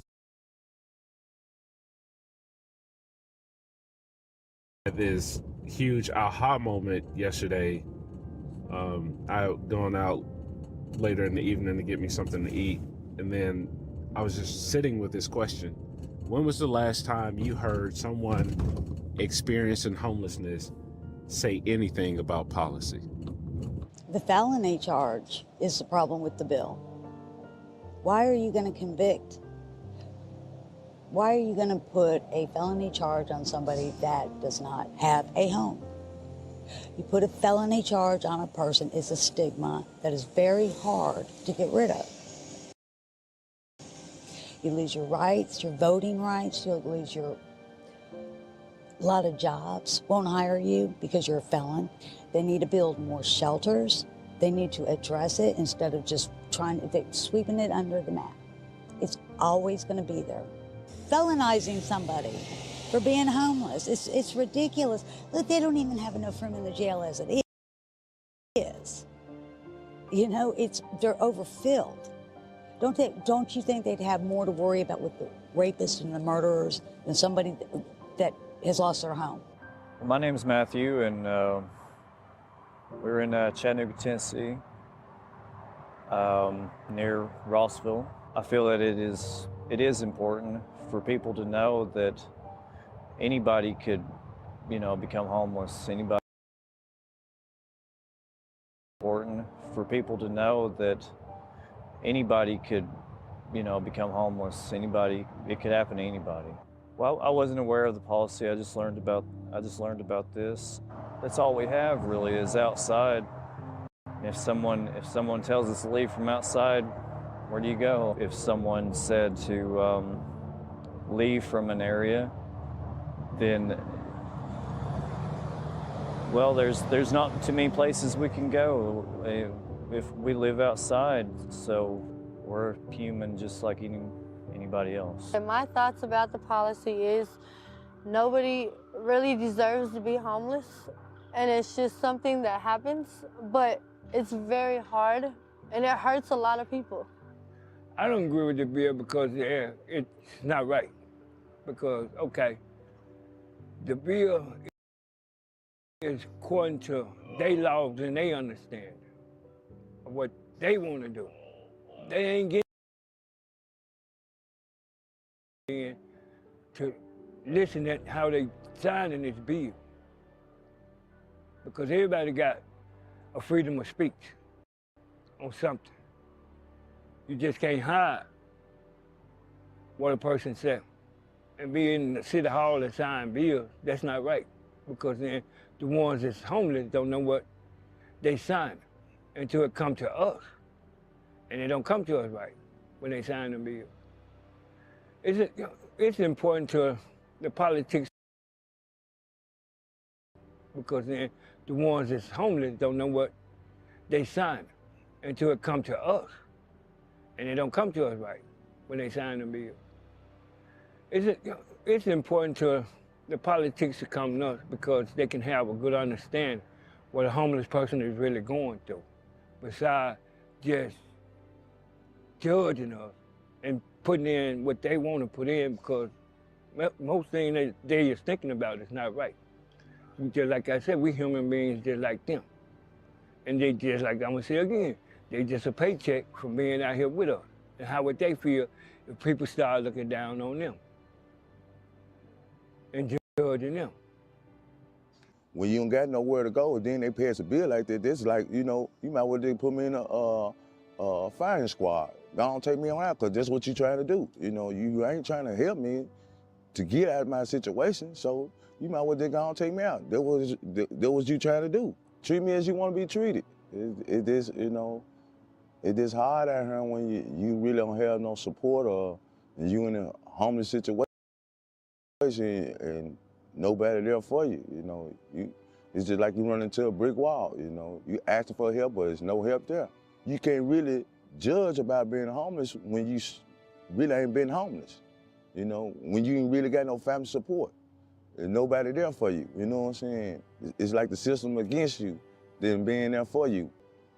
So, it's a non-winning situation for a person like me. Because you got a bill in place, and I'm homeless, no income. So why is that bill put there? One day, when it's time to come on, when the good Lord blessed me to come home, you know, I know I'll be in a better place, you know, because I feel like I'm suffering, you know, especially when I'm asking for help and it's like no help there. I think story is powerful, and we've got to tell these very powerful stories in dignified ways where people who are making law actually get a chance to hear from those who the law harms. You know, I think that is kind of like a common theme that I've been hearing over and over and over from many different people that I've done interviews with is, you know, if they were to wear my shoes,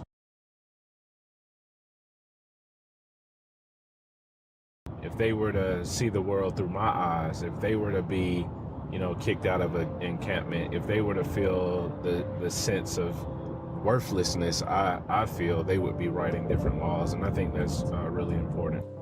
Come out here and give this a chance. Come out here and do what we're doing every single day and get treated like we do. You know, be homeless. 2 weeks. I bet you they won't make it. I bet you they'll take that law back. You know, when they're sleeping out here in a park or out here in the parking lot and they get kicked, you know, you gotta get up, you know, gotta get up, can't stay here. And then they have to move about 2 or 3 o'clock in the morning. You know, try another place. Sorry, you can't stay here. Sorry, you can't stay here, you know, kicking us, you know. They're not, hey, excuse me, they're not being polite about it. They're kicking us, you know. Try that. Let's see what happens, you know. I want to see them do it, walk a day in our shoes. That's what I really want. They think it's fun and glory out here, but it's not. Trying to find food, trying to find a place to stay, you know. I want them to walk a day in our shoes, a week. I bet you they won't even make it a week. That's what I want. I've been homeless about 6 months now. I lost my job and my car. Then I ended up out here. I go through constant police harassments out here about where I'm at, where I stand. Can't be here, can't be there. It's just like, it's like I'm not free no more. I can't even decide to walk down the street. And if I do, when I get tired and stop somewhere, then that's a problem. But I gotta walk 24/7 to keep the police from messing with me. Man, I might well go do something to get locked up, but I gotta walk 24/7 to keep the police from messing with me. Man, I might well go do something to get locked up, because I think I feel better locked up, because I know I did something to be locked up. But me being free and locked up, that's really messing with my head. And I wish somebody from these other cities do come here and help change this, because this don't make sense. We used to have little barbecues and stuff. We can't do that no more. Cook my own food. Why do I need that crap y'all got? It ain't about bologna sandwiches. I get food stamps. I could buy me something to eat and cook my own right here on the grill. But since it's since it's legal to be homeless now, we can't do that. I feel like that's taking all my freedom away. Okay, that's the same thing that Christopher Columbus and them did. Came over here and took the Indian stuff. So the only thing y'all really doing is repeating time, just doing it legally way. You know what I'm saying? I don't think that's right. I just got finished doing 2 more interviews and feeling a lot of emotions right now. One interview was with a gentleman, and he was in a wheelchair, and he was talking about how, you know, a lot of the places around, like the Mission and other shelters, didn't really have the equipment to care for those who are living on the streets and may have a disability. He talked about how he lost his leg and you know, his thoughts about the policy that was passed here in Nashville. He's living in Nashville, and he one He's living in Nashville, and he didn't even know the policy existed, but two, when he heard about it, he immediately thought about his disability and kind of what that means. I mean, he says, man, I'm living with a disability and I sleep outside sometimes. So what does that mean for me? How you gonna let somebody sleeping outside? I mean, homeless is not, it's not fun to be homeless, So many people are mentally ill, they don't have money, they don't have resources, So if they gonna let nobody sleep outside, so everybody have an apartment, they're gonna fund everybody an apartment. The mission can't hold our homeless people here. I've had apartments. I've had 2 apartments. I lost them, But now that I'm disabled, I really need them, Life changed for me, Life truly changed, But I need a place to live, But this place is the missions. It's overcrowded right now. It's not equipped, to hold somebody in my condition, But I thank God for the mission. I'm not gonna down the mission. I thank God for it, A lot of people need resources to get a place to live, Look at all the stuff they're building around here, They can't build some place for the homeless. They could, but they choose not to.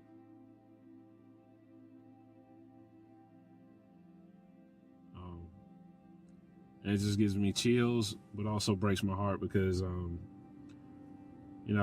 know we really need to think about the narrative that we have been taught to believe about people who are unhoused. The narrative that a policy communicates,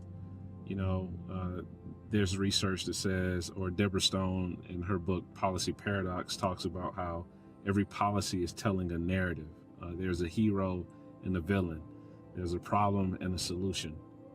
Well, we really got to think about what stories are being constructed in our minds and society and culture because of those types of narratives. I want the people to know, not just my homeless brothers and sisters, this is what happened.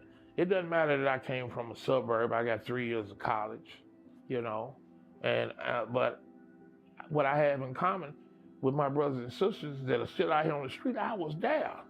I know what it's like. Ain't nothing you can B.B. King said it best, if you ain't lived the blues, you sure can't sing it. I just got a cost of living raise at the beginning of January, but I get $914 a month. Affordable housing starts here at $1,600 for a 1-bedroom. And what I used to spend $20 on for 3 meals a day, because I know how to do that, but you say now $30 a day for 3 meals, and then you multiply that $30 times 30 days, that's $900 right there. So where can I live? You're not building low-income housing. You're playing with a word called affordable housing, and that's for like stewardesses or pilots or a police officer or a nurse that can work in that county. They can work here, but they can't afford to live here. So people really need to know that it's not a fair system at all. And when you touch someone that's, after they get through touching the homeless community, doing what they do, passing a crazy law like arresting someone for going to sleep, I see it, what I see and what I feel is getting ready to be a law on poverty, period. In Nashville, we're really taking some of the lead on fighting this bill because we're right here in the back, right in the shadows of our legislator, right in the shadows of the Capitol. But we will not be successful until we organize across the state and across the nation. People who can speak out and stand in solidarity with our friends on the streets who are unhoused. Homelessness is not a criminal issue. It's a public health issue, it's a social issue, it's an economic issue. Why are we not treating it like any of those things? Why are we treating it as a crime? And then, I met with, a young lady who was working a job, couldn't afford rent, and had to end up giving up her house because she couldn't afford anywhere to stay here in Nashville. She talked about how the rent went up and the sacrifice of having to give up her children because she didn't want her kids to experience homelessness. I mean, you talk about public policy only sanitizing public space, but we also have to consider how public policy harms families, divides families, strips mothers away from, children, or puts families in position where families can't even stay together because there's not enough room or space or sheltering system in place for families to be together if they're unhoused. And then, there are laws all around the country that makes it even illegal to sleep in cars.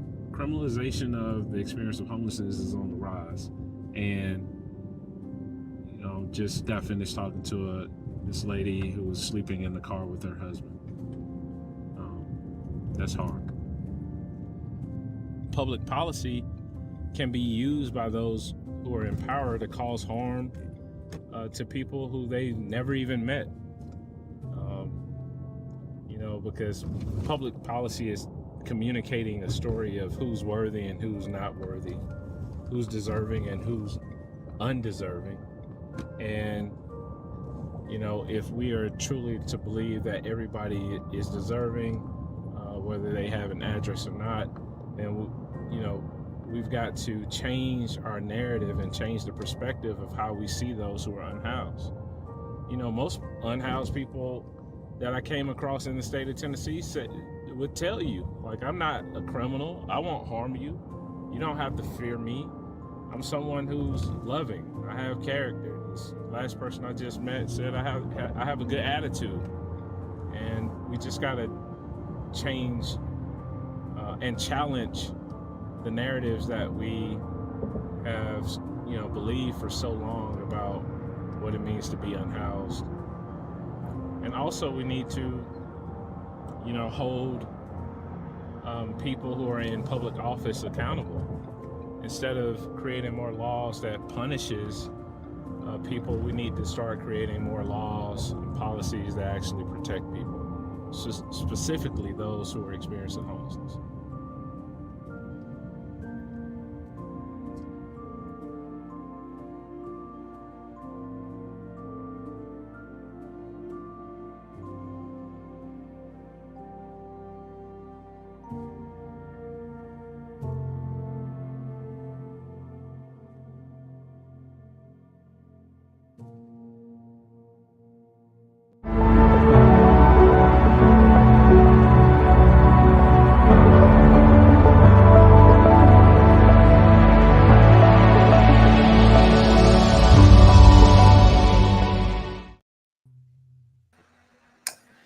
My goodness. Well, first, good afternoon to everyone watching and to our panelists here.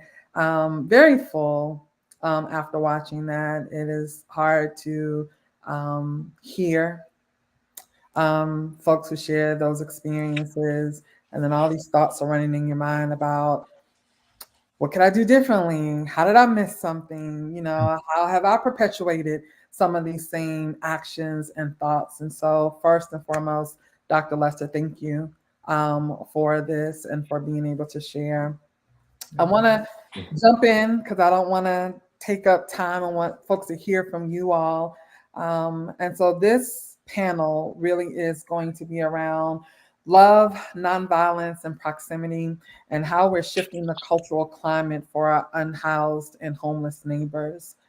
What we know is that Dr. King and this vision of nonviolence is love-centered, and it's principled in its way of life and its methodology around multifaceted cultural shifts, and this is definitely one of them. And so we want to get into conversations about how do we create pathways for dignity and justice for our unhoused and our homeless neighbors. So we're going to talk a little bit about what we saw, what we felt, what came to our remembrance around that. But before we jump in, I would love for the panelists to take just maybe 30 seconds or less and introduce yourselves. And we'll start with Dr. Terrence Lester, who's a public scholar and also founder of Love Beyond Walls. Right behind him will be Amber Chandler, who is the strategy lead for upstream programs, Built for Zero and Community Solutions, followed by Reverend Jonathan Wilson Hartgrove, who's an author and also the assistant director of Yale Center for Public Theology and Public Policy. And I said your titles because I want people to hear about who you are. So if you take a moment and introduce yourselves, please. Yes, my name is Dr. Terrence Lester. I am a native of Atlanta, Georgia. I lead a organization here in the city called Love Beyond Walls, and just grateful to be a part of the panel today. Awesome. Amber?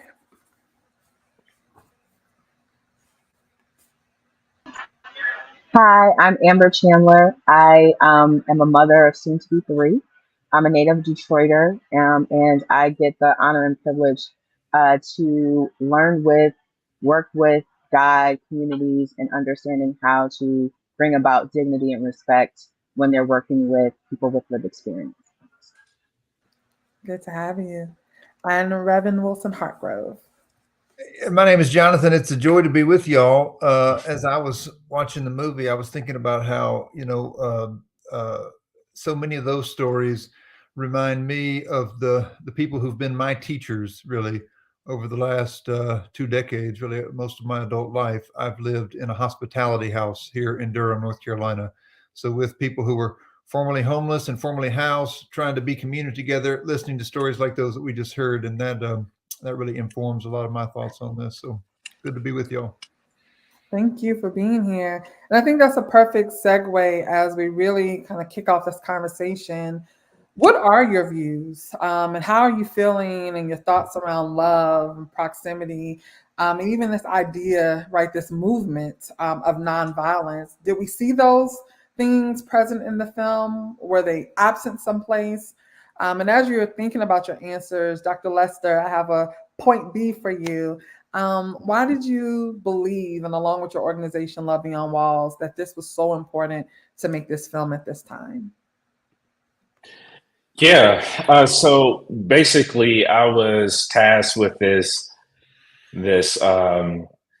goal of identifying a policy problem and to do a policy analysis on that problem. Basically, a policy problem is something that exists, that is set up to do well by the people, but it's not actually doing well, it's doing harm. And so I did interpretive analysis of this public policy that was passed in the state of Tennessee, found out that it was the first policy in the United States of America, in American history, that actually felonizes being unhoused and sleeping outside. And upon doing research, looking at stakeholders who was involved in this political process, I found that people who were unhoused did not have a voice in the political process. And I started to question, why was that? I looked at rhetorical artifacts. Even the governor of the state said that I allowed this bill to pass because I'll look at it once it passes and we'll see what type of redactions we need to do or changes we need to make after it's already passed. And then I started looking at power and how power controls the narrative and how that actually harms those who are being affected by that power or those narratives in real time. And so I wanted to go over and interview people and give them their opportunity to assert their voices in the political process to state their own interests. We appreciate you, honestly. Amber, Jonathan, do you have any thoughts or anything that kind of bubbled up for you watching this as we think about love, nonviolence, and proximity? Well, I first want to give praise to Dr. Lester. It was an amazing piece. It definitely is like what I try to embody every day when I work with communities, of like bringing dignity, making sure that these powerful stories and narratives are centered when we start talking about how we solve for homelessness. And so I really think that you demonstrated love through this project. Like, you gave space and breath for those people to be centered, and then just really showing and demonstrating like the connectedness that we need in order for it to really take place and for us to continue on this message of like we can change through nonviolent means, and one of those ways is through these powerful stories. Yeah, Dr. Lester, I really appreciated what you said in the film about how every policy tells a story. And you recognize the way that this policy tells a lie about who people are. And I think it's important to make a connection between that and what we remember when we're remembering Dr. King and the civil rights movement, which is that the Jim Crow laws told a lie. They told a lie about who people were. And it was people coming together and saying, we refuse to believe that lie. That began the movement, right? It was, in Montgomery, it was a whole community saying, we're not going to go along with the lie. We're going to defy the way that it defines our life. And I think, the kind of storytelling that you're doing is the beginning of that assertion of our dignity as human beings, right? To stand up and say, this is a lie. We have a better story to tell, and we're going to put our lives on the line for that story. I think the other thing I would say is that, the people who are teaching us in your film are the people who've been lied about. But all of us need to recognize that that lie impacts us, right? Because if that policy is telling a lie about who, people are on the streets, well, then I'm also part of that lie, right? And it's impacting my life. So it's really something that we all have a stake in and need to follow these folks in the truth telling that they're doing. And like you said, if the policy tells a story, then you got to change the story so you can change the policy. Wow. The policy tells a story, and we have to change the story to change the policy. It's key. And sometimes we don't think about it on such a granular level. We go about our day, we go about our work, and we assume somebody else is going to figure it out. But if we don't know the truth of the story, then these policies continue to perpetuate the lie. And that just resonated with me. I know I didn't get a chance to introduce myself, but I run a nonprofit here in Atlanta, and I work with a lot of marginalized families that are impacted and engaged in poverty and all that it brings. And I work so hard to give those young people agency of their voice, because as we do the work to help effectuate and influence policy as well, it's not my story to tell. It is their story, and my job is to support them in it and then help ensure that the policy moves forward in a way that benefits them, but also begins to benefit us all because it forces us to think differently. As we move forward, I want us to maybe settle something for folks who are listening. We've been using unhoused and homeless, right? Two different terms. And some folks may assume it's the same thing. And while there may be some similarities, can we just kind of unpack and maybe just delve deeper into what those two terms mean if we had to define them? And why is language so important as we begin to think about how we care for our unhoused and our homeless neighbors? Yeah, if I can, I would jump in. So George Lakoff talks about how reframing is a part of social change, right? And the way in which we talk about things upholds embedded lives, right? That we have learned from second and third hand sources that aren't true about the people who we allow those lies to define. And so one of the reasons why we say a person experiencing homelessness or an unhoused person is because we're not elevating the problem that person is suffering through above the humanity, the dignity, and the worth of the individual who has the courage to journey through that. And so if I didn't have a car, you wouldn't call me carless. Or if I didn't have shoes, you wouldn't call me shoeless. And one of the most important things that we have to realize is that homelessness is one of the justice issues where you can be labeled for what you don't have and then punished for trying to survive it. My goodness. That's powerful. One other quick thing that I've learned here in the community where I live is that, you can be at home even when you don't have access to a house.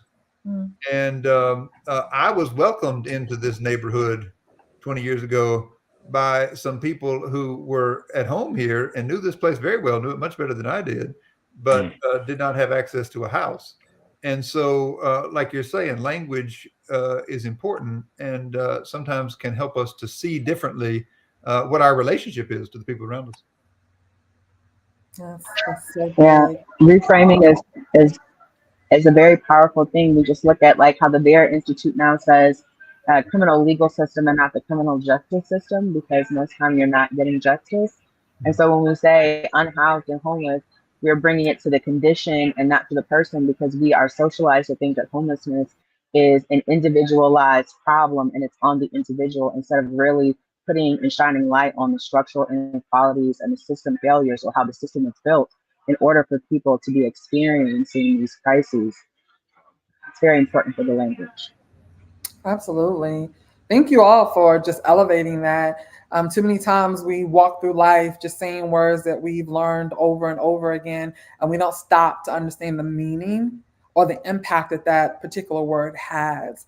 I know even the work that I do, we're moving away from academic achievement to educational justice, right? Because you put the onus on someone to achieve something that they have systemically been held away from. So how do they do that, right? Versus making sure that there's justice in place for young people to have equity in their academic and educational system, versus forcing them to achieve something that's really been created to keep them right where they are. So I challenge all of us who are listening to be mindful of our language. Sometimes, it forces you to stop for a moment, right? It is okay. It is the power of the pause to be able to think about what it is that you're going to say before you verbalize it. It means so much versus trying to keep up with the speed of the conversation without saying, hey, let me think about how do I honor those who are unhoused at this time in my language if I can't do anything else in this moment. As we continue this conversation, which is already so rich, I'm going to read this quote directly because I do not want to misquote Dr. King. But why is love, which Dr. King has said, love is the greatest force in the universe. It is the heartbeat of the moral cosmos. So when we think about that, how do we take love being the greatest force in the universe and help it to begin to shift our thinking around this cultural climate for those who are experiencing homelessness and who are our unhoused neighbors in this moment? How can love help us do better by folks? Well, one thing I was thinking about as I was watching the film is one basic condition of love is that we listen to people we love. My children remind me of this all the time when I'm distracted, and not, if you really love me, you're gonna listen to what I'm saying, right? Any cry like we're hearing in this film from folks who are experiencing the impact of a policy that's harming them is an invitation into a relationship that can change us and can change, if we're willing to work on it, can change the world that we're living in.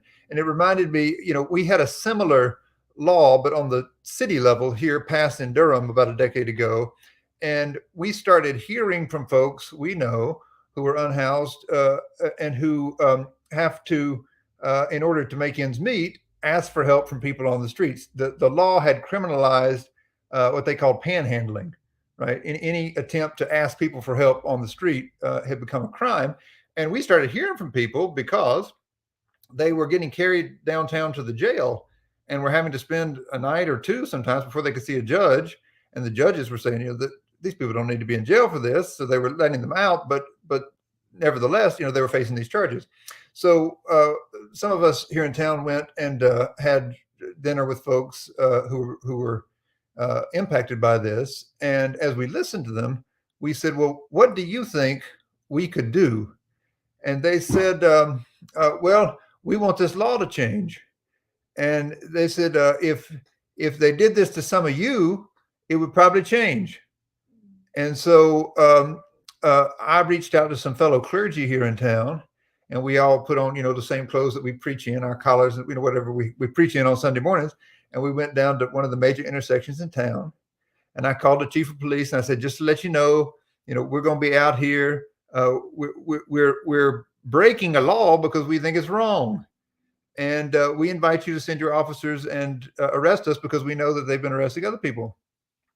Well, what happened was they didn't arrest us because they didn't want the attention, but the news came anyway, and it became a story in town. And then the city council met again and decided they didn't want that to be the public image of what, Durham, North Carolina was. So they changed the law. But all that to say that they changed the law because, people who were being directly impacted by it talked with folks in the community about what it meant and said, we can work together on this. And I think that has to be a basic condition of love, that we listen to one another, that we cultivate the relationships where we can actually know how these things are impacting one another. That's good. Amber, I believe you had something you wanted to share. I was just going to say, love, I think, is central to when we're developing these programs and policies. Like when we're working to resolve the social ills created by the structural inequality and these systems failures, like we have in the past just been individualized, and we're all about the individual, and love is the lens that we need for us to be connected, for us to come together, for us to be in community with one another in order for us to actually change things. I think that's the lens that we need in order to do these things, when you're starting to humanize people and humanize the situation and not think of it as us versus them. That very distinction that causes us to have these social ills.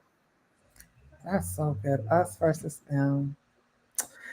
We have a question from a student from Berry College. So we know we have satellite locations all around the world, actually. And so this question says, for the average person who doesn't have any kind of political power, what's the most meaningful way in which an individual can help? And Dr. Lester, I would like for you to start having really embedded yourself, right? And the sacrifice that your family and you have made to learn the human condition. What can the average person do who's not leading an organization, who hasn't walked miles to Memphis or DC or to Nashville? What can someone do if they want to help in a meaningful way? Yeah, I think that's a really great question. I think organizing is a huge deal. Reverend Hargrove just mentioned how he got people together to do an act, a public demonstration act, to assert of his voice in solidarity with people who were being targeted, right? And so I think one of the most easiest ways to do is not only educate yourself about the realities of what's going on in your community, but ask yourself, who can I connect with, or who is already doing the work on the ground that I can organize with to build this type of momentum and voice, because collective power can happen in the collective voice of a group of people who are standing together to say, this is not right, because this goes against love. That's good. That's good. That's Amber, powerful. yeah. Can I, Jonathan? Can I add real quickly, just to the students there, please know your power, because it's essential that we recognize that we do have power. And if we are, as Dr. Lester was suggesting, listening to people who are already organizing, we can listen to how they're asking us to use our power to support what they're doing. So I'm part of a national movement that you can join where you are, called the Poor People's Campaign, a national call for moral revival. And it's led by people who are directly impacted, some by this very issue, members of the National Homeless Union.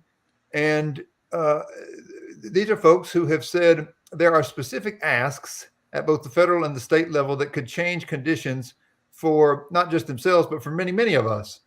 And that we need to build power together. And one of the things that campaign has done is done an analysis that says, if in many states in this country, if we only organized 5 to 10% of the poor and low income people who have not historically voted, that group has the power to change the outcomes of elections in that state. So recognizing the power of people who are being directly impacted by these things is incredibly important, and joining our power with them is a way of saying that we can build movements that can change this country. So I'd encourage you to learn more at poorpeoplescampaign.org. Nice. Just a point of privilege. I love Dr. Barber. Just wanted to throw that out there. I do too. Wanted to throw that out there. Amber, is there anything that you want to share for our students watching from Berry College? How do you encourage folks as individuals to show up? Yeah, I definitely want to underscore what Reverend Wilson Hartgrove said, is that you all have power. No matter how minuscule you think it is, it's still power in and of itself, and it's how do you utilize it. Organizing is great. Getting out to make sure that you're voting, being educated on the policies and programs. And when I mean voting, I'm not just talking about the presidential election. I mean every election, because every election counts, and every person in power, whether they be your local mayor, your local city council person, your local county commissioner, really does affect those policies and programs that really affect those that are most vulnerable. And then I would also say, just like Dr. Lester was talking about, like identifying where this already happening. Like I work with a great organization or a great person who leads an organization in Minneapolis called Street Voices of Change. And they've done instrumental work in like revamping who are coming into the system. And so it doesn't matter where you start, just start. I love that. It doesn't matter where you start, just start. That sometimes the best wisdom is very simple things, right? It's something that we all can accept and understand and just implement in our lives. So I love that, Amber. Thank you. Thank you for sharing that.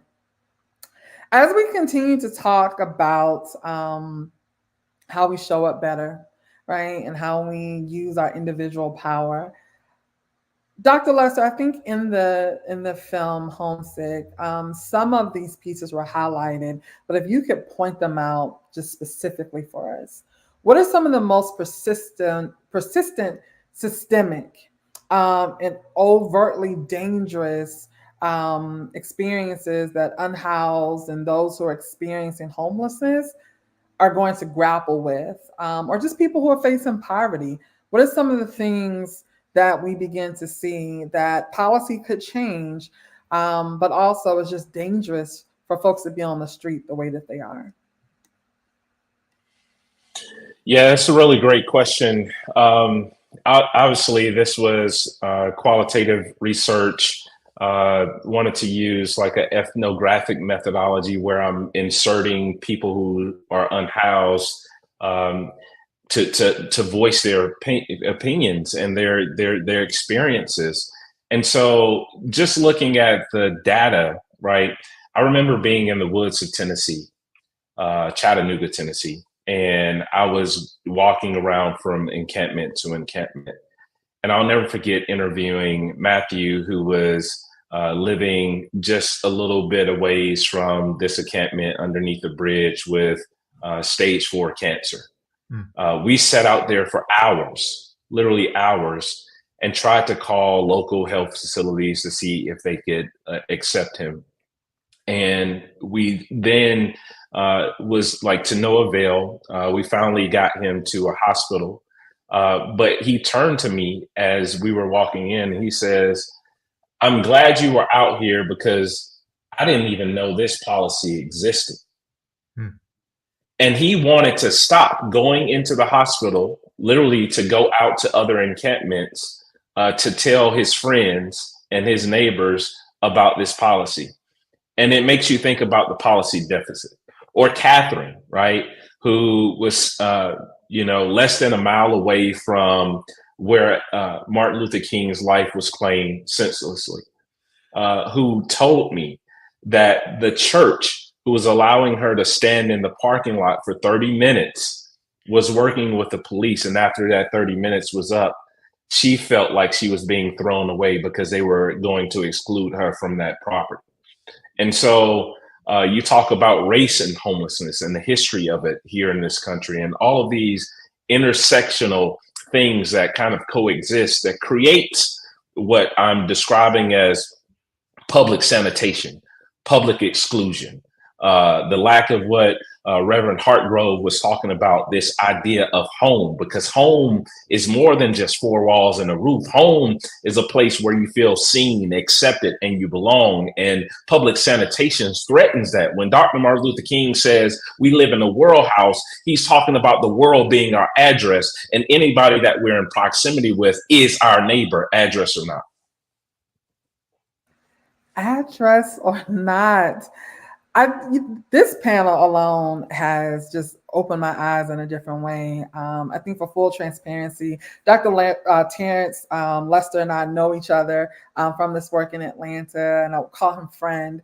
And I've heard, a lot of these stories over the years, but in this context, right, in the way that this film has been presented, and then to hear the experiences and the commentary from Jonathan and from Amber, it just forces me to sit with it for a moment, because we take so many things for granted. And for those of us who may share in some empathy for what folks are experiencing, I wonder how much more we could do by sitting with what we're hearing today.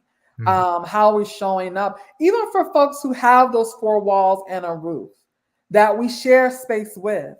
Do they feel at home? Do they feel safe? Do they feel seen and heard? Just because they're safe from the elements, are they still at home? And so we rarely move the step further when we say we've checked this box, right? Or at least I'm not in the streets, at least I'm not experiencing the elements, but wondering if we're home. And if we sit with the idea of that being stripped away from us, how much more would we think about those who don't have a house in order to make a home? So thank you for elevating that and for sharing that. We're kind of coming to the end here a little bit. And so here's where we can put some practical application in place. How do we get proximate, right? Because proximity is key. We have heard over the last couple of years that those who are closest to the problem have the best solutions, right? It's just that we normally don't ask the folks who are closest to the problem. We assume in our intellect and our careers and our titles that we have the answers. And so proximity means so much, because it means we have to journey with and engage with and live with, see and hear those that we are trying to serve and trying to help. So practically, how do we get proximate to our unhoused and homeless neighbors? And then from that proximity, how do we begin to help take their experience alongside them, right? I am so committed to making sure that we're doing things with people and not to and for them, but walking alongside them and taking that proximity to help create and influence policies and practices that will indeed shift the cultural climate for their interest and for their benefit. How do we get close? And then when we get close, what do we do with it? Well, I'll say quickly that in my own experience, it's been important to get in touch with how I am touched by the problem. Dr. King talked about the vision for beloved community and the way in which, all of our true purpose is fulfilled as we are part of a beloved community. I don't think most of us who assume, that we have a place in this society or that our basic needs are going to be met, I don't think we often think about what it says about us that we live in a society where so many people cannot assume that. But it's actually deeply dehumanizing. And there are lots of walls that are put up. We usually call them some form of security, but there are various walls that are put up to separate me from my neighbors so that I'm not proximate to anyone who might seem to not, fit that vision. And, this law in Tennessee is one fairly extreme example of that. But let's be real. Segregation, economic segregation, is a practice that is both as they say in the law, de jure and de facto, right? It's written into laws and it's written into our practices, how we live our lives every day. And I think those of us who don't assume that we're not going to have a place to sleep tonight need to begin by reflecting on, what does it say about us if we are part of a society that segregates us from so many of our neighbors?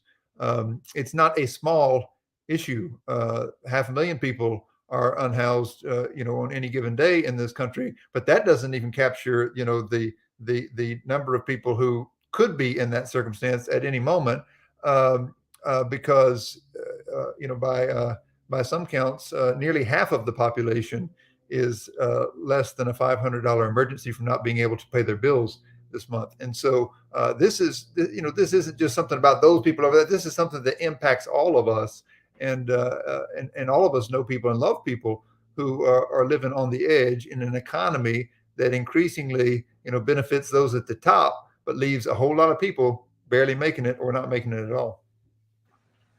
Very true. Yeah, that's really good. People normally ask, like, where do I start? And I always make the answer personal. I ask them what's on their plate, because the truth of the matter is we have a lot of willing people, but not a lot of available people, right? And to orient yourself in community, you have to make service a lifestyle. It's not something that can be something that you check off a list a few times a year. You have to ask yourself, what can I clear off my plate so this can actually become a rhythm, so I can constantly be available to stand in solidarity and be proximate to my neighbors that I have not met yet. Another thing is this. I think we need to also start with cognitive proximity, right? You need to ask yourself, what is going on around me? Some of us are just unaware of the real issues that people are plagued with. And it's not until we become aware of those issues that we can then ask ourselves, what will I do about it? Yeah, that is so good. Literally what I heard you say is it important enough? Right? When you think about what's on your plate and what you're willing to move, is it important enough? That's so good. Amber? And I will be the last one to add, I think the other thing is,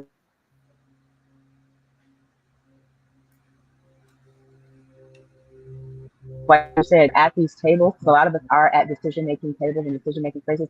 Ask whose voice is not in the room, whose voice is not here. You can really start, and then bringing those people who are the most marginalized to the table helps you to start thinking otherwise about how to bring those in the global community who are marginalized into the conversation as well. That is good. That's important as well. Speaking up for those who are not there. We hear the phrase a lot of times that, folks will speak your name in rooms that you have not entered. That is the same sentiment. When we are having these discussions and making decisions for other people, are the folks we're making decisions for at the table? Are they in the room? Are they in the building? Right? So a lot of times we forget that it is their voice, their experience, their lives that are going to hang in the balance by virtue of the decision that we make from our point of privilege. Right? And I think that it's so incredibly necessary for us to remember that we all, just by the opportunity to sit on this summit virtually, operate in some level of privilege, right? And so no matter how pure our intent is, if folks are not with us, then we're making decisions for them and on their behalf that could be opposite of what they need. And it strips the power from them to be able to change their own circumstances.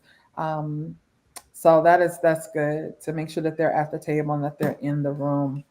I love that. So as we are thinking about this, and this is leading up to the King holiday, and as we observe his birth and also all of the work that he and Mrs. Coretta Scott King, did for for us and on our behalf as well. How can the teachings of Dr. King help us in this moment? And not just in this moment, but beyond? How do we take those learnings, apply them to our lives, apply them to our work, to ensure that we are doing our part to, build this beloved community?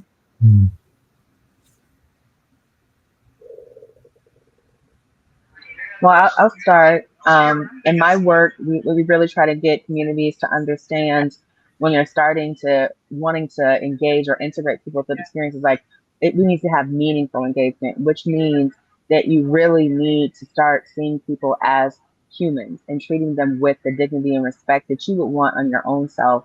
And I think it's removing all the stigmatization, all this idea that it's on the individual of their circumstance, and understanding how we then try to disrupt these systems as well as take down these structural inequities, that we will then start seeing a more beloved community, a community that's connected, a community that we are all as one as a community, and we're in community with one another, and not just, again, myself versus someone else versus someone else. I think that that's the way that we have to start.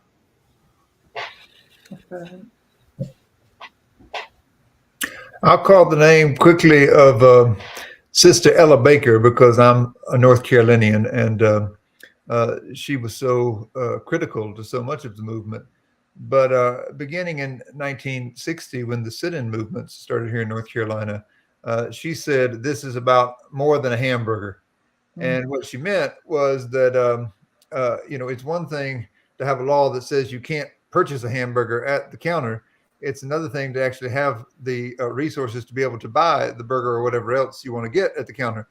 And that insight, I think, really was the insight that moved Dr. King and moved so many within the movement from fighting for the necessary legislation of a Civil Rights Act and a Voting Rights Act toward a poor people's campaign that would address the economic injustice in this country. And so today, as I think we look back on that movement and what people were learning as they practiced nonviolence, it's really critical that we see that all of us need to come together in a movement for economic justice that is not only about overcoming laws that stigmatize the people who are excluded by our economy, but is actually about passing laws that would make an economy where everyone can thrive. We are the richest nation in the history of the world, and yet we cannot bring ourselves to provide everyone in our country with health care. We have not been able to ensure that people who work earn a living wage.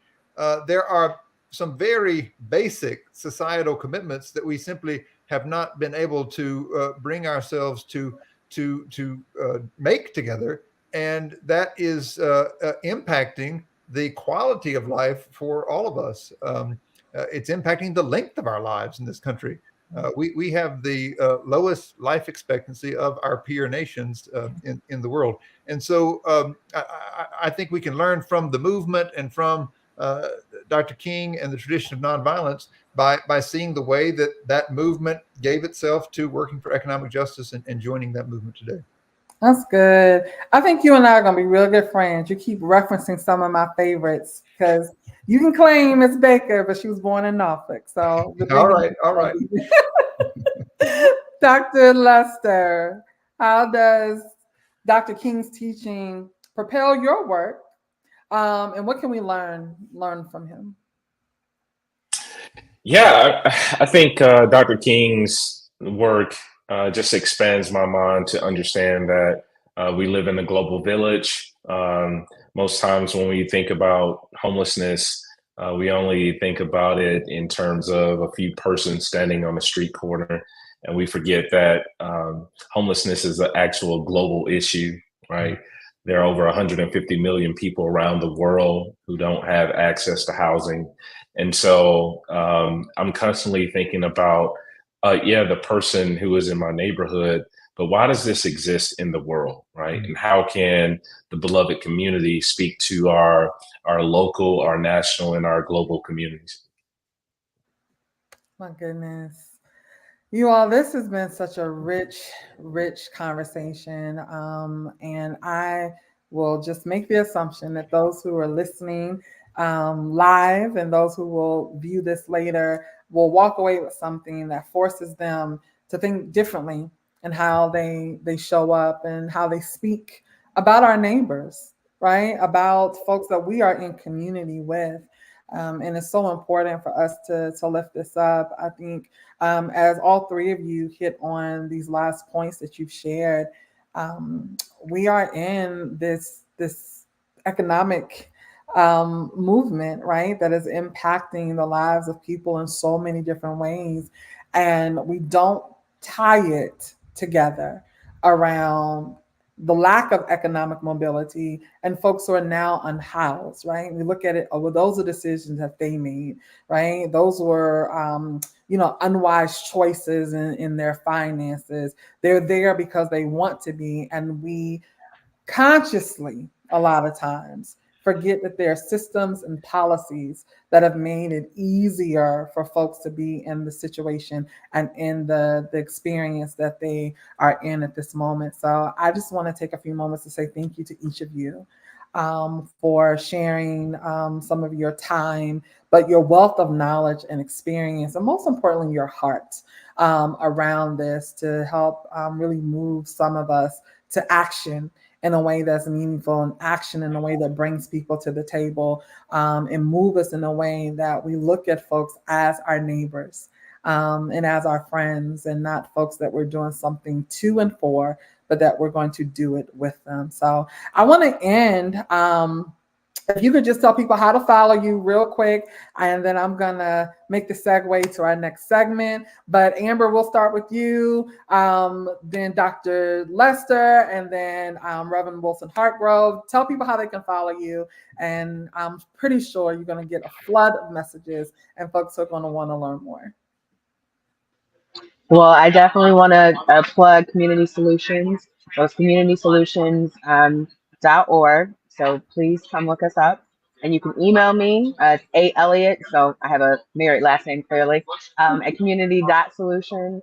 And then you can find me on LinkedIn with my married name, Amber Chandler, as well. And I'm looking forward to connecting with you all.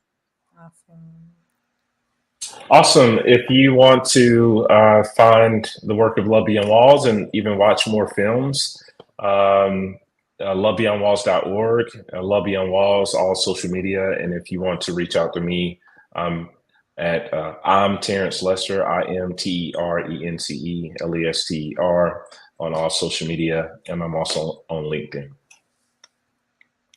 Well, let me just say it's been a joy to be with all of you.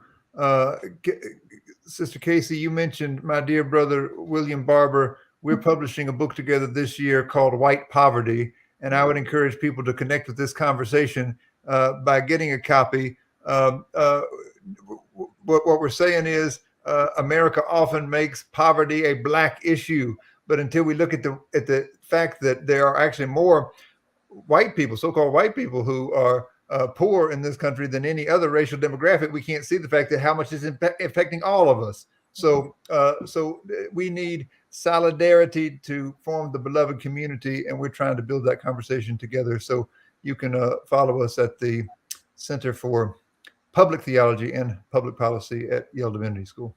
Awesome. Thank you all so much. We hope that you all stay tuned in. A few more videos to come, and then we're going to close with Dr. King, Dr. West, and Kid Cummings. It's been a joy. Thank you. Thank you. Hello, everyone. My name is Dr. Terrence Lester, and I just want to welcome you to the King Center Beloved Community Global Summit 2024. This year, our organization, Love Beyond Walls, is actually partnering with the King Center to screen our documentary entitled Homesick. Homesick is a film that explores the real-time effects of public policy and how it excludes and publicly sanitizes those who are unhoused in our world and our community. At Love Beyond Walls, we've always been about humanizing the stories of those who are unhoused in a way that affirms their dignity and their place in the beloved community. For the past decade, we've mobilized tens of thousands of people, not just to meet the basic needs of those who are unhoused, but also to build a solid community with people who are forgotten. Whether it's been about helping people to reunite with family members, gain access to food, shelter, clothing, identification cards, or other basic essentials, we've always been about doing the work of standing in solidarity with people who are unhoused and have no place to call home. Why? Because that is what the beloved community is all about.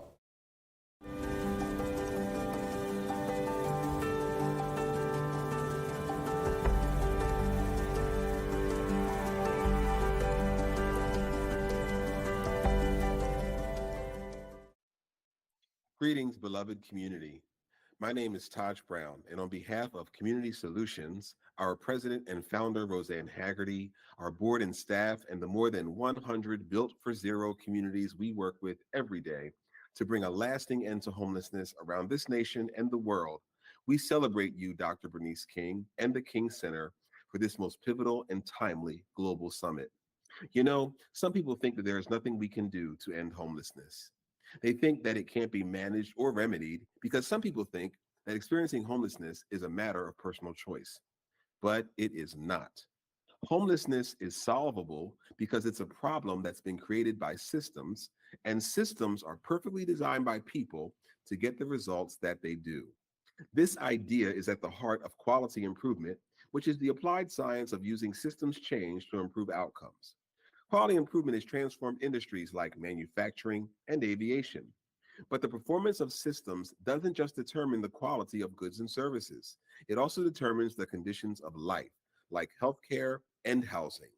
We use this approach with our partners to forge a reality where homelessness is rare, it's brief when it happens, and it never becomes a way of life. We're building a world where, when an emergency arises, a person can get the support they need to remain in their housing. If they ever lose their home, they are moved into housing within 30 days by a system that knows them and what they need. Communities in Built for Zero are shifting their mindsets and methodologies in 4 ways. First, they build a single team that is accountable for ending homelessness across their community for one group at a time. Too often, many stakeholders own a piece of the solution, but no one has their eye on how all those pieces fit together. In Built for Zero communities, everyone who serves a population works together to align their efforts behind a common goal. Secondly, they commit to a shared aim of ending homelessness. Often, success for those serving people experiencing homelessness is defined by how their individual programs perform. But Built for Zero communities measure progress by whether they are collectively driving down the number of people experiencing homelessness. Their goal is to reach functional zero. That's a milestone that means that there are fewer people experiencing homelessness than can be routinely housed in a month. And once they reach functional zero for veterans or families or youth, single adults, or people experiencing chronic homelessness, they then work to sustain it and scale that learning to the next population until their systems are built to end homelessness for all. Thirdly, they know everyone who is experiencing homelessness in a particular group by name and in real time. You can't solve a problem that you don't understand or can't see. And homelessness is a dynamic problem that is constantly changing. Built for Zero communities maintain by name data on who is experiencing homelessness in real time. They understand not only every individual's needs, but also the dynamics of that group as a whole. They know who is entering homelessness, who is actively experiencing it, and who is exiting it. This body of knowledge enables the community to target where systems need to be improved, to test new ideas, and to track the efficacy of their efforts in driving the numbers down. And finally, they make targeted investments that are driven by what the data shows. Expanding housing resources is crucial, but many counties and cities and towns have done that and yet not made a dent in homelessness. The reason is because they never fixed the housing system. Real-time data enables communities to secure and target resources to drive the greatest possible reductions. We all know that homelessness is a big and complex problem, but it is not too big or too complex to be solved. Moments ago, you heard from my colleague, Amber Chandler, and I am so proud of the work that Amber and our Upstream Strategies team contributes to this movement by focusing on preventing homelessness and establishing relationships with other sectors and systems like healthcare and public health entities and landlords and prisons and foster care agencies, and meaningfully engaging the voices of people with lived experiences in our strategy, such as Amber has led and championed for years. You know, homelessness is not just an economic justice issue, it's also a racial justice issue. And it's not inevitable, it's a choice that we make. So, as we commemorate Dr. King's 95th birthday, let us decide together today that no one should experience homelessness indefinitely. Everyone should have a place to go, especially children and our veterans who have sacrificed so much for our nation. This can be done, and you can be part of it, whether you're a faith leader, a student, an elected official, a parent, a community advocate, or just a concerned person.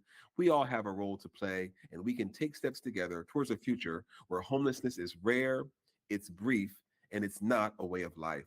Let's make sure that everyone has a place to call home. Please visit communitysolutions.org to learn more about our work and become part of this revolutionary movement. Thank you.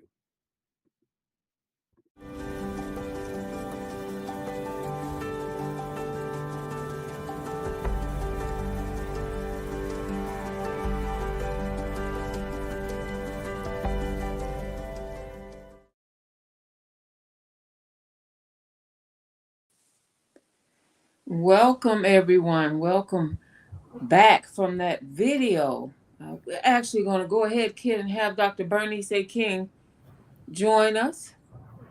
We're closing out the day. And it's been an amazing 2 days. I feel full, like a tick, if anybody knows that reference. I'm stuffed. I might not be from the South. I guess they have ticks everywhere, but we would always say we were full like a tick. Welcome back for today, Dr. King. We pulled Kid in just to thank him for being our host today before he exits and we close out.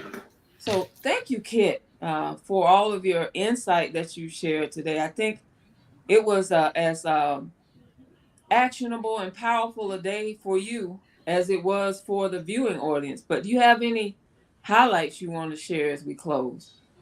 Well, I would say this is the highlight right now, to see Dr. King and get to be on the screen with you.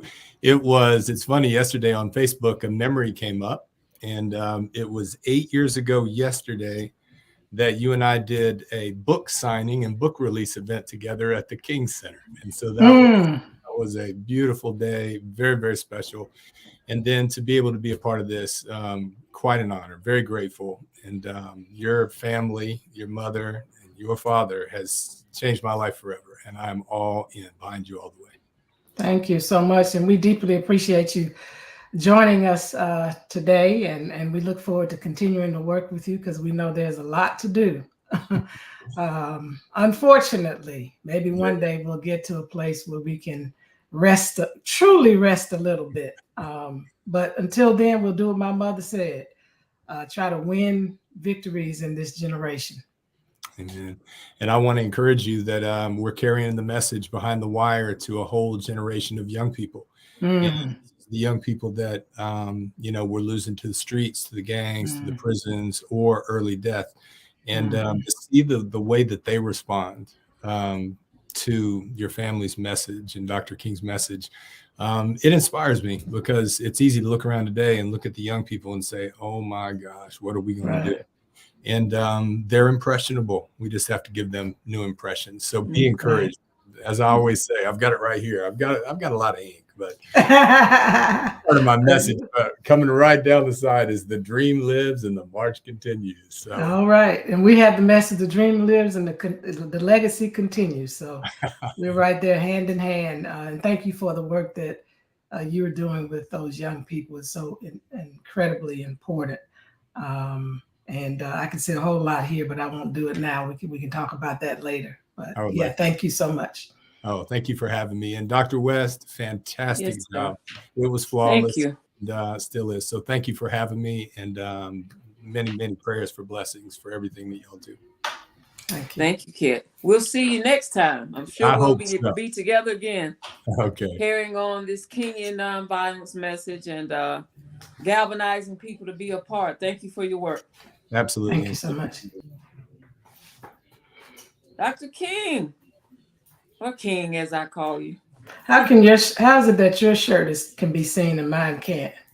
I don't know. Your hoodie. Mine yeah. is way down. I don't know. I have to do this. We're wearing, everyone, our King Holiday Observance, our 2024 King Holiday Observance apparel, which when people ask you how can they support the King Center, one of the ways that I support, and they love it when they see me coming in the bookstore, is with the apparel. And I think I have all the books in there, Dr. King, but the apparel and the mugs, and those are things we wear anyway. We buy hoodies, so why not wear, in fact, especially wear a hoodie for King Holiday Observance. So we encourage you all to go to the website, thekingcenter.org. Go to the top, you'll see store, and you can go find the shirts, the hoodie that we're wearing today, as well as some great items, Dr. King's books, a new children's book, King. Yes. By your mom, based on her memoir, My Life, My Love, My Legacy. Coretta, which you were signing this week. Right. It's available for purchase in the bookstore. It Starts With Me, another children's book authored by Dr. Bernice King and Dr. Kimberly Johnson, is available in the bookstore. Plus, a book we're about to mention in a minute, along with some other books by Dr. Martin Luther King Jr. Where do we go from here, chaos or community? So hopefully, King, this summit has encouraged people to keep studying. I believe it has. We've gotten some good feedback, but we just wanted to have a closing session to talk a bit about something that I know is really pressing for you, just to start the conversation, and then an upcoming Beloved Community Talk continue with some experts in the area of integrity in technology. Mm-hmm. So I just wanted to, King, share this quote from your father and us expound on it a bit before we close out. This is from Where Do We Go From Here, Chaos or Community? And you quote it often, but our moral and spiritual lag must be redeemed. When scientific power outruns moral power, we end up with guided missiles and misguided men. Mm-hmm. When we foolishly minimize the internal of our lives and maximize the external, we sign the warrant for our own day of doom. Our hope for creative living in this world house that we have inherited lies in our ability to reestablish the moral ends of our lives in personal character and social justice. Without this spiritual and moral reawakening, we shall destroy ourselves in the misuse of our own instruments. It's Dr. Martin Luther King Jr. And I believe, King, this whole summit has been kind of focused on that, this idea that we must shift the cultural climate, going back to the theme for this year. It starts with me. Mm-hmm. Shifting the cultural climate through the study and practice of Kenyan nonviolence. And how, if we do that, we can prevent ourselves from destroying ourselves in the misuse of our own instruments. But in particular for this conversation, technology. You send me some videos sometimes that are alarming, that demonstrate our lack of understanding that with technology, we have to be morally responsible and have moral leadership. Let's talk about that for a moment. When we deal with technology, with AI, which may contribute, could contribute, probably really does contribute to our diminished intellect, what are the dangers to humanity when we don't operate in integrity and have moral responsibility with technology? Well, before I can even take a leap there with technology, I think what we oftentimes do in this society is we focus heavily on putting or introducing different inventions, creations, without being thoughtful upfront about how these things will impact society. And in particular, and this is what I want to stress, when I was growing up, there were guardrails around me as a child.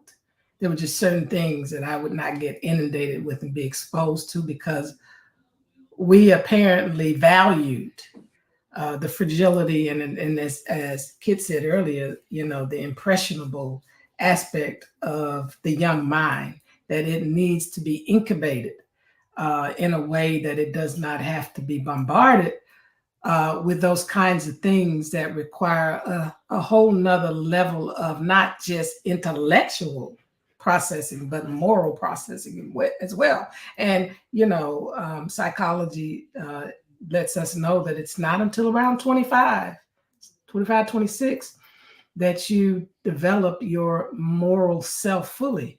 And so, we have kind of thingified our society. And so our focus and efforts have been on, this stuff and things such as technology. And because we have not fully, even the adults haven't fully vested ourselves in our moral self and spent the necessary time. That's why I think the reason Kingian nonviolence is so important is because Dr. King was such a contemplative person.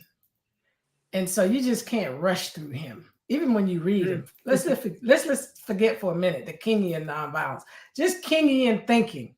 Teaching, you can't rush through him. I mean, you have to ponder what he's saying. You got to sit with it and let it work in and through you so that, you can be effective with how to, bring to pass some of the things that he may be speaking about or even challenging us on. And so, without a proper foundation, which I'm concerned about now, I don't know how many people have awakened to that, but without these proper foundations from a moral, spiritual, ethical place, then what we're doing is we are accelerating the rate of destruction and injustice and inequity in our technology, creations.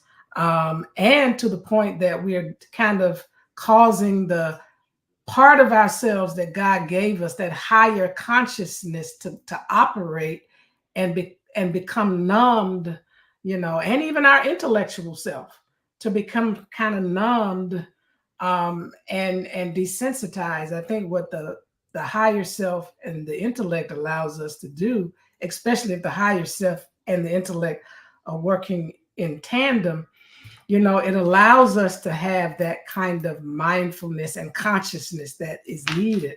But when you move into this technology world and you yield everything to artificial intelligence, I think there's a danger there because number one, we'll stop feeling, we'll stop thinking through things.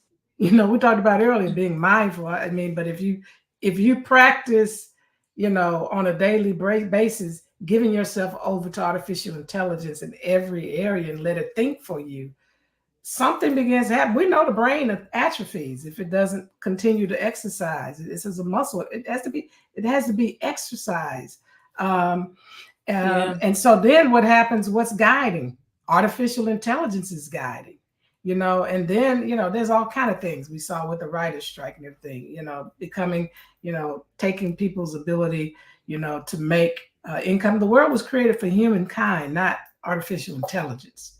That's supposed to be a tool and an instrument. So we have to ask the question, how far do we take it?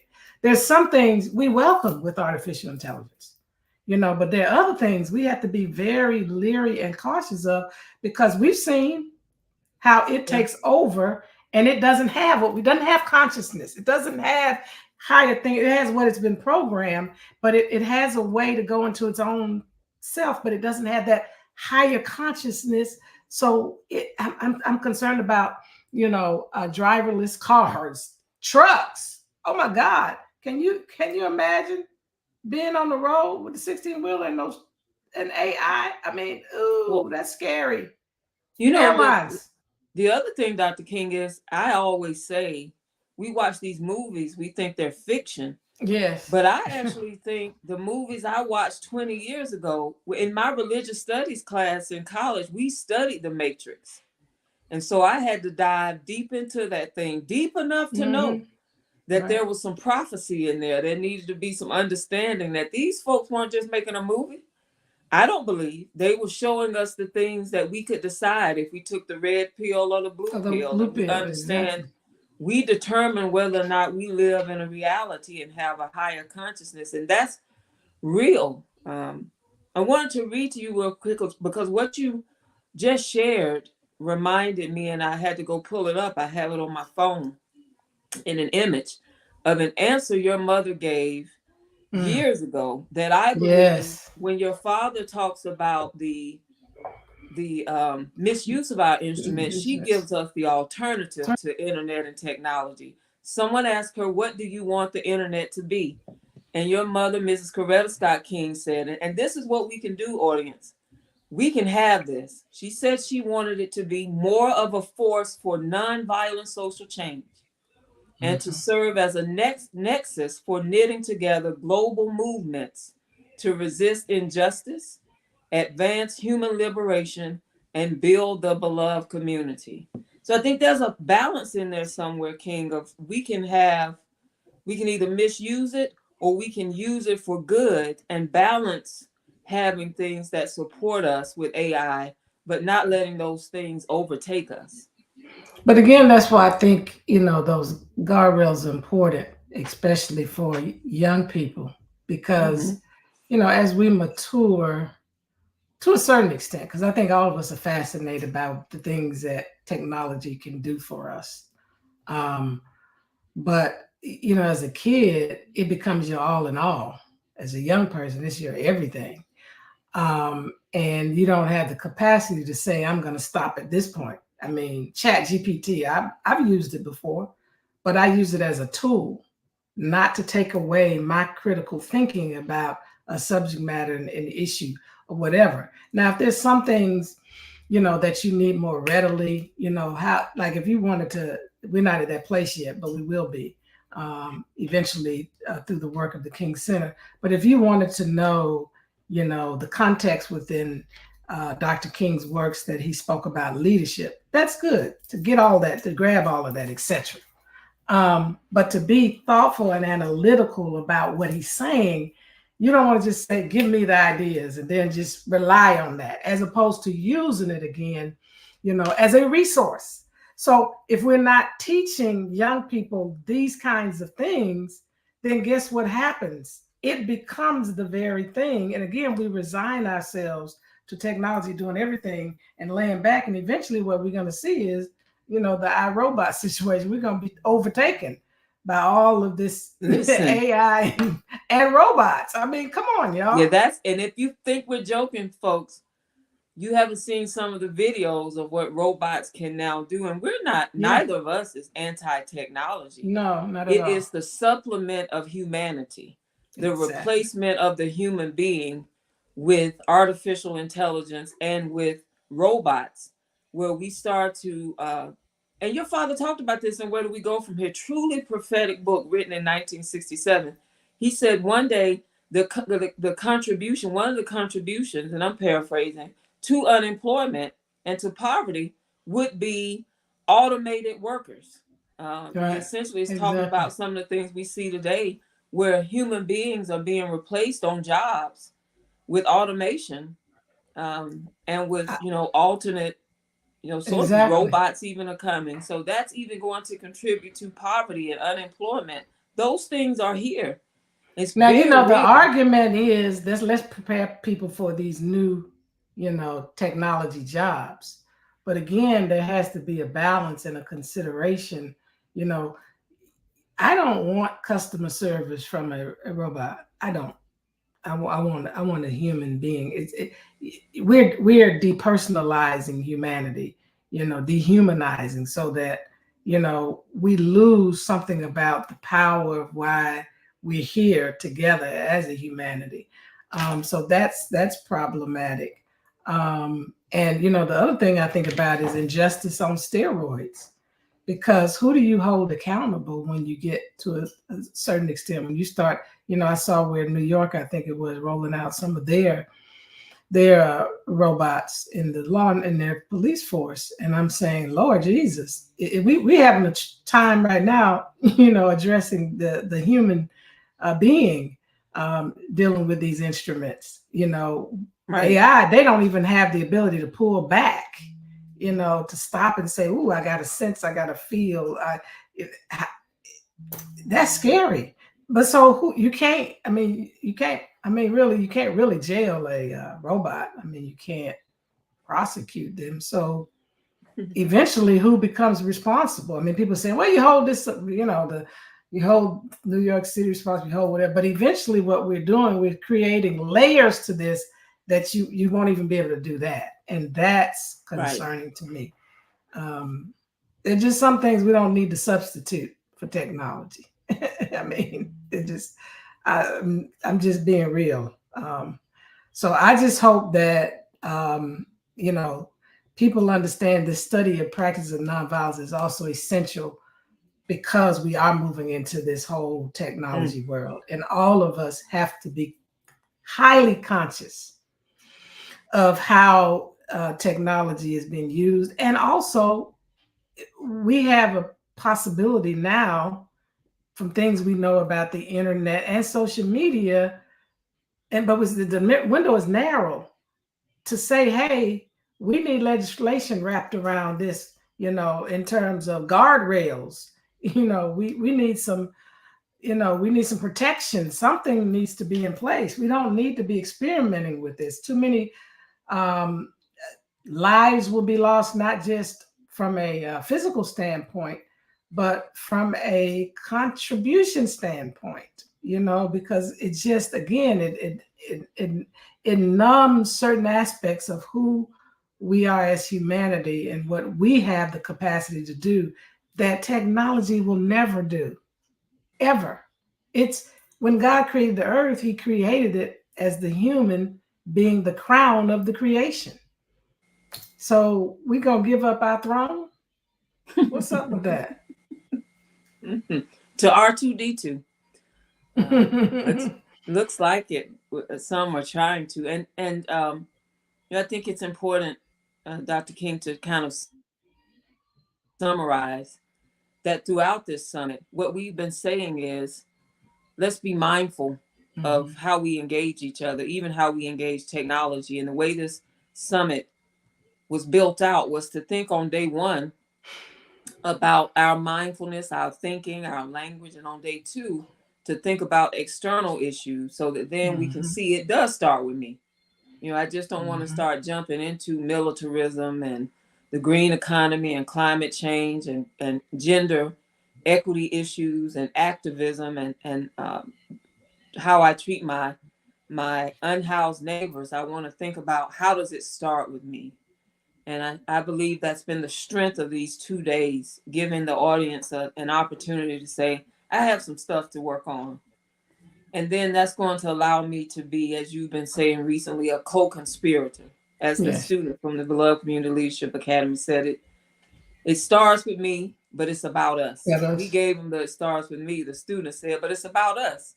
Right. And so we want to conclude these 2 days, just close out and summarize. And I know we've had some great partners that we want to thank and some great sponsors that we want to thank. But we also want to push some action forward. So we have, Dr. King, an opportunity for those who joined us and registered to register and sign up for our online nonviolence course. We've been talking about Kenyan nonviolence, and we wanted to give an opportunity for you to study. And so if you have registered, you'll receive an email. Some of you have already received it for a discount on our online course, a significant, highly significant discount on the online course. And we want you to take advantage of that, because in March, we'll have 2 sessions where if you registered and you take that online course, we will be back on virtually unpacking that online course for 2 sessions with you. We encourage you to do that because, we have to study, as Dr. King pointed out yesterday, and we have to practice. We're going to have to learn to live together. And so as we close, take advantage of that. Can I mention that too for people in our world house, all around our world? We have also translated it into 6 languages. We're still trying to get additional funding to include other languages like Portuguese and Japanese, Arabic, and all of that. But right now, we have it in Korean, we have it in Italian, we have it in Spanish, we have it in French, we have it in Mandarin, and we have it in German.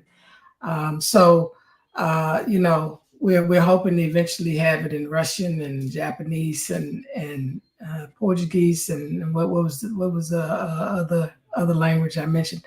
Arabic and well, we have it in Mandarin already. We have it in Spanish already. So I just wanted to say that because for those who may be from other places around the world who do speak English, but they have friends and family members or associates or people that they know that don't speak English, you can talk to them about it and they can use it from whatever language that they speak amongst those 6. Wonderful. So all in our world house, you can join in and study and be a part. I shared earlier, Dr. King, during our summit today, that our students in Liberia who've been taking nonviolence, who've been studying nonviolence as a part of the Beloved Community Leadership Academy, want to get 10,000 students in Liberia signed up to study and practice nonviolence. They're very serious about it. Yes, you've been talking to me about it a long time, and so we're excited about that. Yeah, I'm hopeful that there we can get some people signed up to study as well so that they can help lead. So while you were saying that, for those of you who work for various corporations who may tuned in, we would certainly welcome the funding to help fund that for those young people in Liberia. You know, it's because we, you know, it's juggling. You know, when you're in a nonprofit world, you want to be able to do everything free. But unfortunately, if you don't have the funding, it's hard to do it because we're not a profit organization. So, you know, if you're listening in and you want to sponsor, you know, the additional exposure of this platform to these, because they are really, they're soaking it up through our Leadership Academy. And they are really serious about, okay, we're going to inject this in our society because we don't want to go way back. We don't want to stay where we are. No. We want to transform this society and we want this to be a part of it. I think part of the issue that we're having is even with what we're saying to you today about the importance of studying and going on with the online experience, please know, one, don't do it one time. You're going to have access for, I think, a year or 2. Don't do it one time. Go back through it, you know, refresh yourself. But more importantly, we have got to figure out how people understand this is ongoing. It is not to be suspended. It's not seasonal. Nonviolence is a way of life. And yes, for courageous people and all the other principles that we talk about. But if we could get it embedded in enough practitioners in the world, in different nations across this world who are saying this is who we are and we're going to repopulate ourselves, you know, by making sure that other people, you know, are learning it and ascribing to it and embracing it, we won't see some of these, you know, flipping back to that time period, because nonviolence helps you understand what my mother said. Struggle is a never ending process. Freedom is never really won. You earn the winning in every generation, meaning that there's something out there that's trying to work against that. Always evil is present. And as Daddy said, the tragedy still in human history is that the children of darkness are often more determined than the children of light. That is a factor in our world. And we need to know that, and we need to know it's important that we are persistent, consistent, and always vigilant in reflecting and exercising, you know, our muscles and, you know, who we are as nonviolent practitioners and passing that on generation after generation. Right. You ready to thank the folks and close out? Yeah, this has been, Want me to back out? Well, you can do whatever you need to do. This has been a very rich and powerful 2 days. I hope those of you who have been listening will share this with your coworkers, your family, your friends, those people who are influencers in your nation and society, because, it is important that we all calibrate around the nonviolent mindset and way for our world. It will help to alleviate some of the inequities and injustices and inhumanity that we are seeing today all over in so many places. The humanitarian crises, taking place in the Sudan and Congo and Tigray and so many other places, the war in Ukraine, what's happening to our brothers and sisters in Palestine, what happened on October 7th with our Jewish brothers and sisters by terroristic groups, and, I just want to say something, because somebody challenged me about condemning Hamas. And I had to really think about that, because I am a true Kingian person, meaning I try as much as possible to think about, what my father taught us, and to put into practice, as I said earlier, being practitioners with nonviolence. And I said to the person essentially that, look, I condemn strongly terrorism, the acts, but I can't condemn a person. That's inconsistent with the philosophical belief that I have.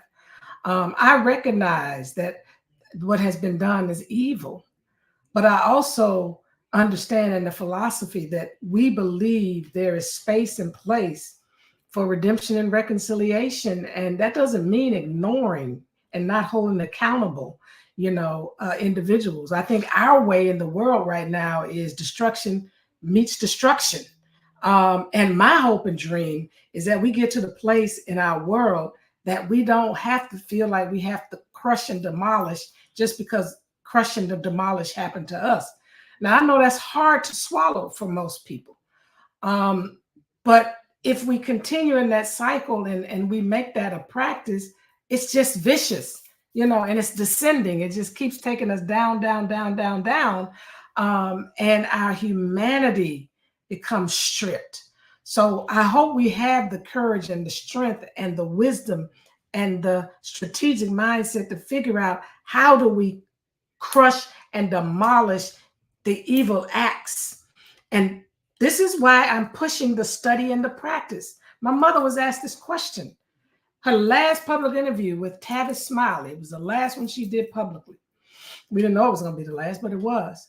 And he essentially asked her about the existence, and I'm trying to remember the time, of the terrorist group. And she said, do you think this will work when you have terrorist groups like this? She said, absolutely. It works yesterday, today, and forever. And she said this, which was key to hear. If we get it into societies and get it to young people at early stages, then we don't have to deal with these terroristic groups, because now we're raising up people who are made after and operate from the premise of nonviolence. So we got to start somewhere. That's why we're telling you it starts with me. We can't break the chain of violence and war and greed and selfishness and genocide if we don't adjust who we are and become infectious. But that takes study, it takes practice, it takes discipline, it takes being challenged. You are not excusing injustice and inequity because you practice nonviolence. You're just taking on a different weapon that has the power to expose in the atmosphere that evil and injustice, that inequity, that genocide, and cause the forces of light and the resistance that comes from your spirit and your discipline and your training to be able to destroy those things. And so that's why I'm passionate about it. I'm sure you can hear it. till the day that I have not another breath. I am on a mission through the King Center. And even if I'm no longer with the King Center, which hopefully won't be the case, but as a bearer of this legacy from a biological blood standpoint, as one who believes that God has given me this mantle, I am going to ensure that we continue to push people to come to the foundation of nonviolence, because we need to understand it. There is a lot of misunderstanding about it, that it's passive. Violence is needed to get people's attention, but what attention do you want? Because violence in and of itself is corrupt. You know, it has within it seeds of destruction and devastation. And sometimes those seeds are slow sprouting forth. So you might think when you've done these violent things, it's done. No, it's not. It comes up at some point. That's the reality. Nonviolence, on the other hand, only bursts out love. It only bursts out justice. It only bursts out freedom and liberation and peace and justice. That's what nonviolence does.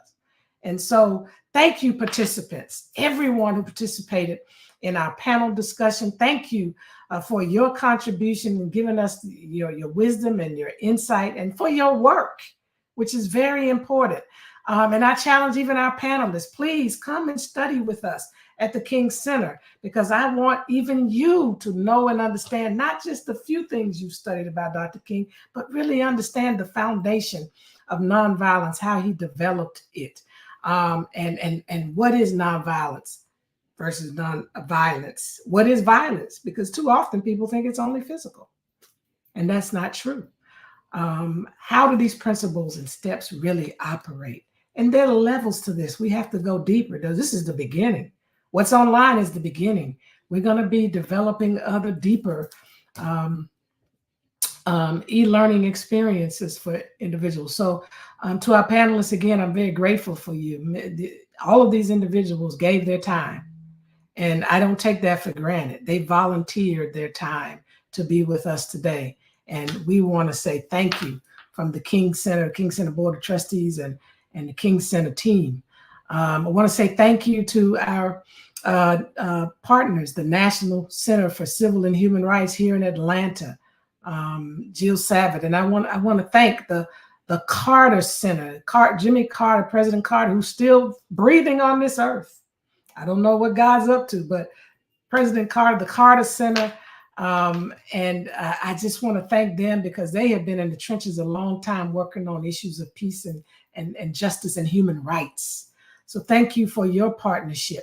I want to thank our satellite locations for committing to be with us these 2 days. Berry College, Teachers to the Nations in Liberia, West Africa, Tuskegee University, and Georgia State University. I want to thank you for your satellite locations. And of course, our sponsors, Ford Motor Company and the Atlanta Braves. We are so grateful. But I can't say thank you to all of them without thanking those who pulled this all together with the leadership of Dr. Vanetta West, who's been working for a long time conceiving of this summit. And we had many conversations about how we want to, direction we want to go with this summit. So I want to thank her for her leadership, for her brilliance in pulling this all together and pulling all of the people together and working with her in the trenches with Andrus Washington, who was the project manager, and supporting her on the content side, Cameron Friend, that summit leadership team, and then those who supported them. There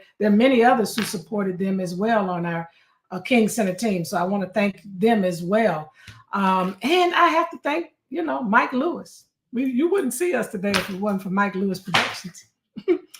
All this wonderful, profound information that we have shared today would not be possible without Mike Lewis Production. And for those who we do not know all the names of, and this is why I want to say we're not against technology. I thank the founders, the creators, to make it possible for us to connect with you by StreamYard and to stream through Facebook and X and to put excerpts on Instagram and to stream through Facebook. We are grateful for all of that. We are We are the World House and seeking to create the beloved community. And I want to thank you for joining us on the journey. I think there's a text to give. Please support us. If this has really richly blessed you, support us. Anything you can give. I'm asking people to do things in honor of my father this year. There are 2 texts to give, but I'm going to give you another one. Text MLK 95. It's his 95th birthday.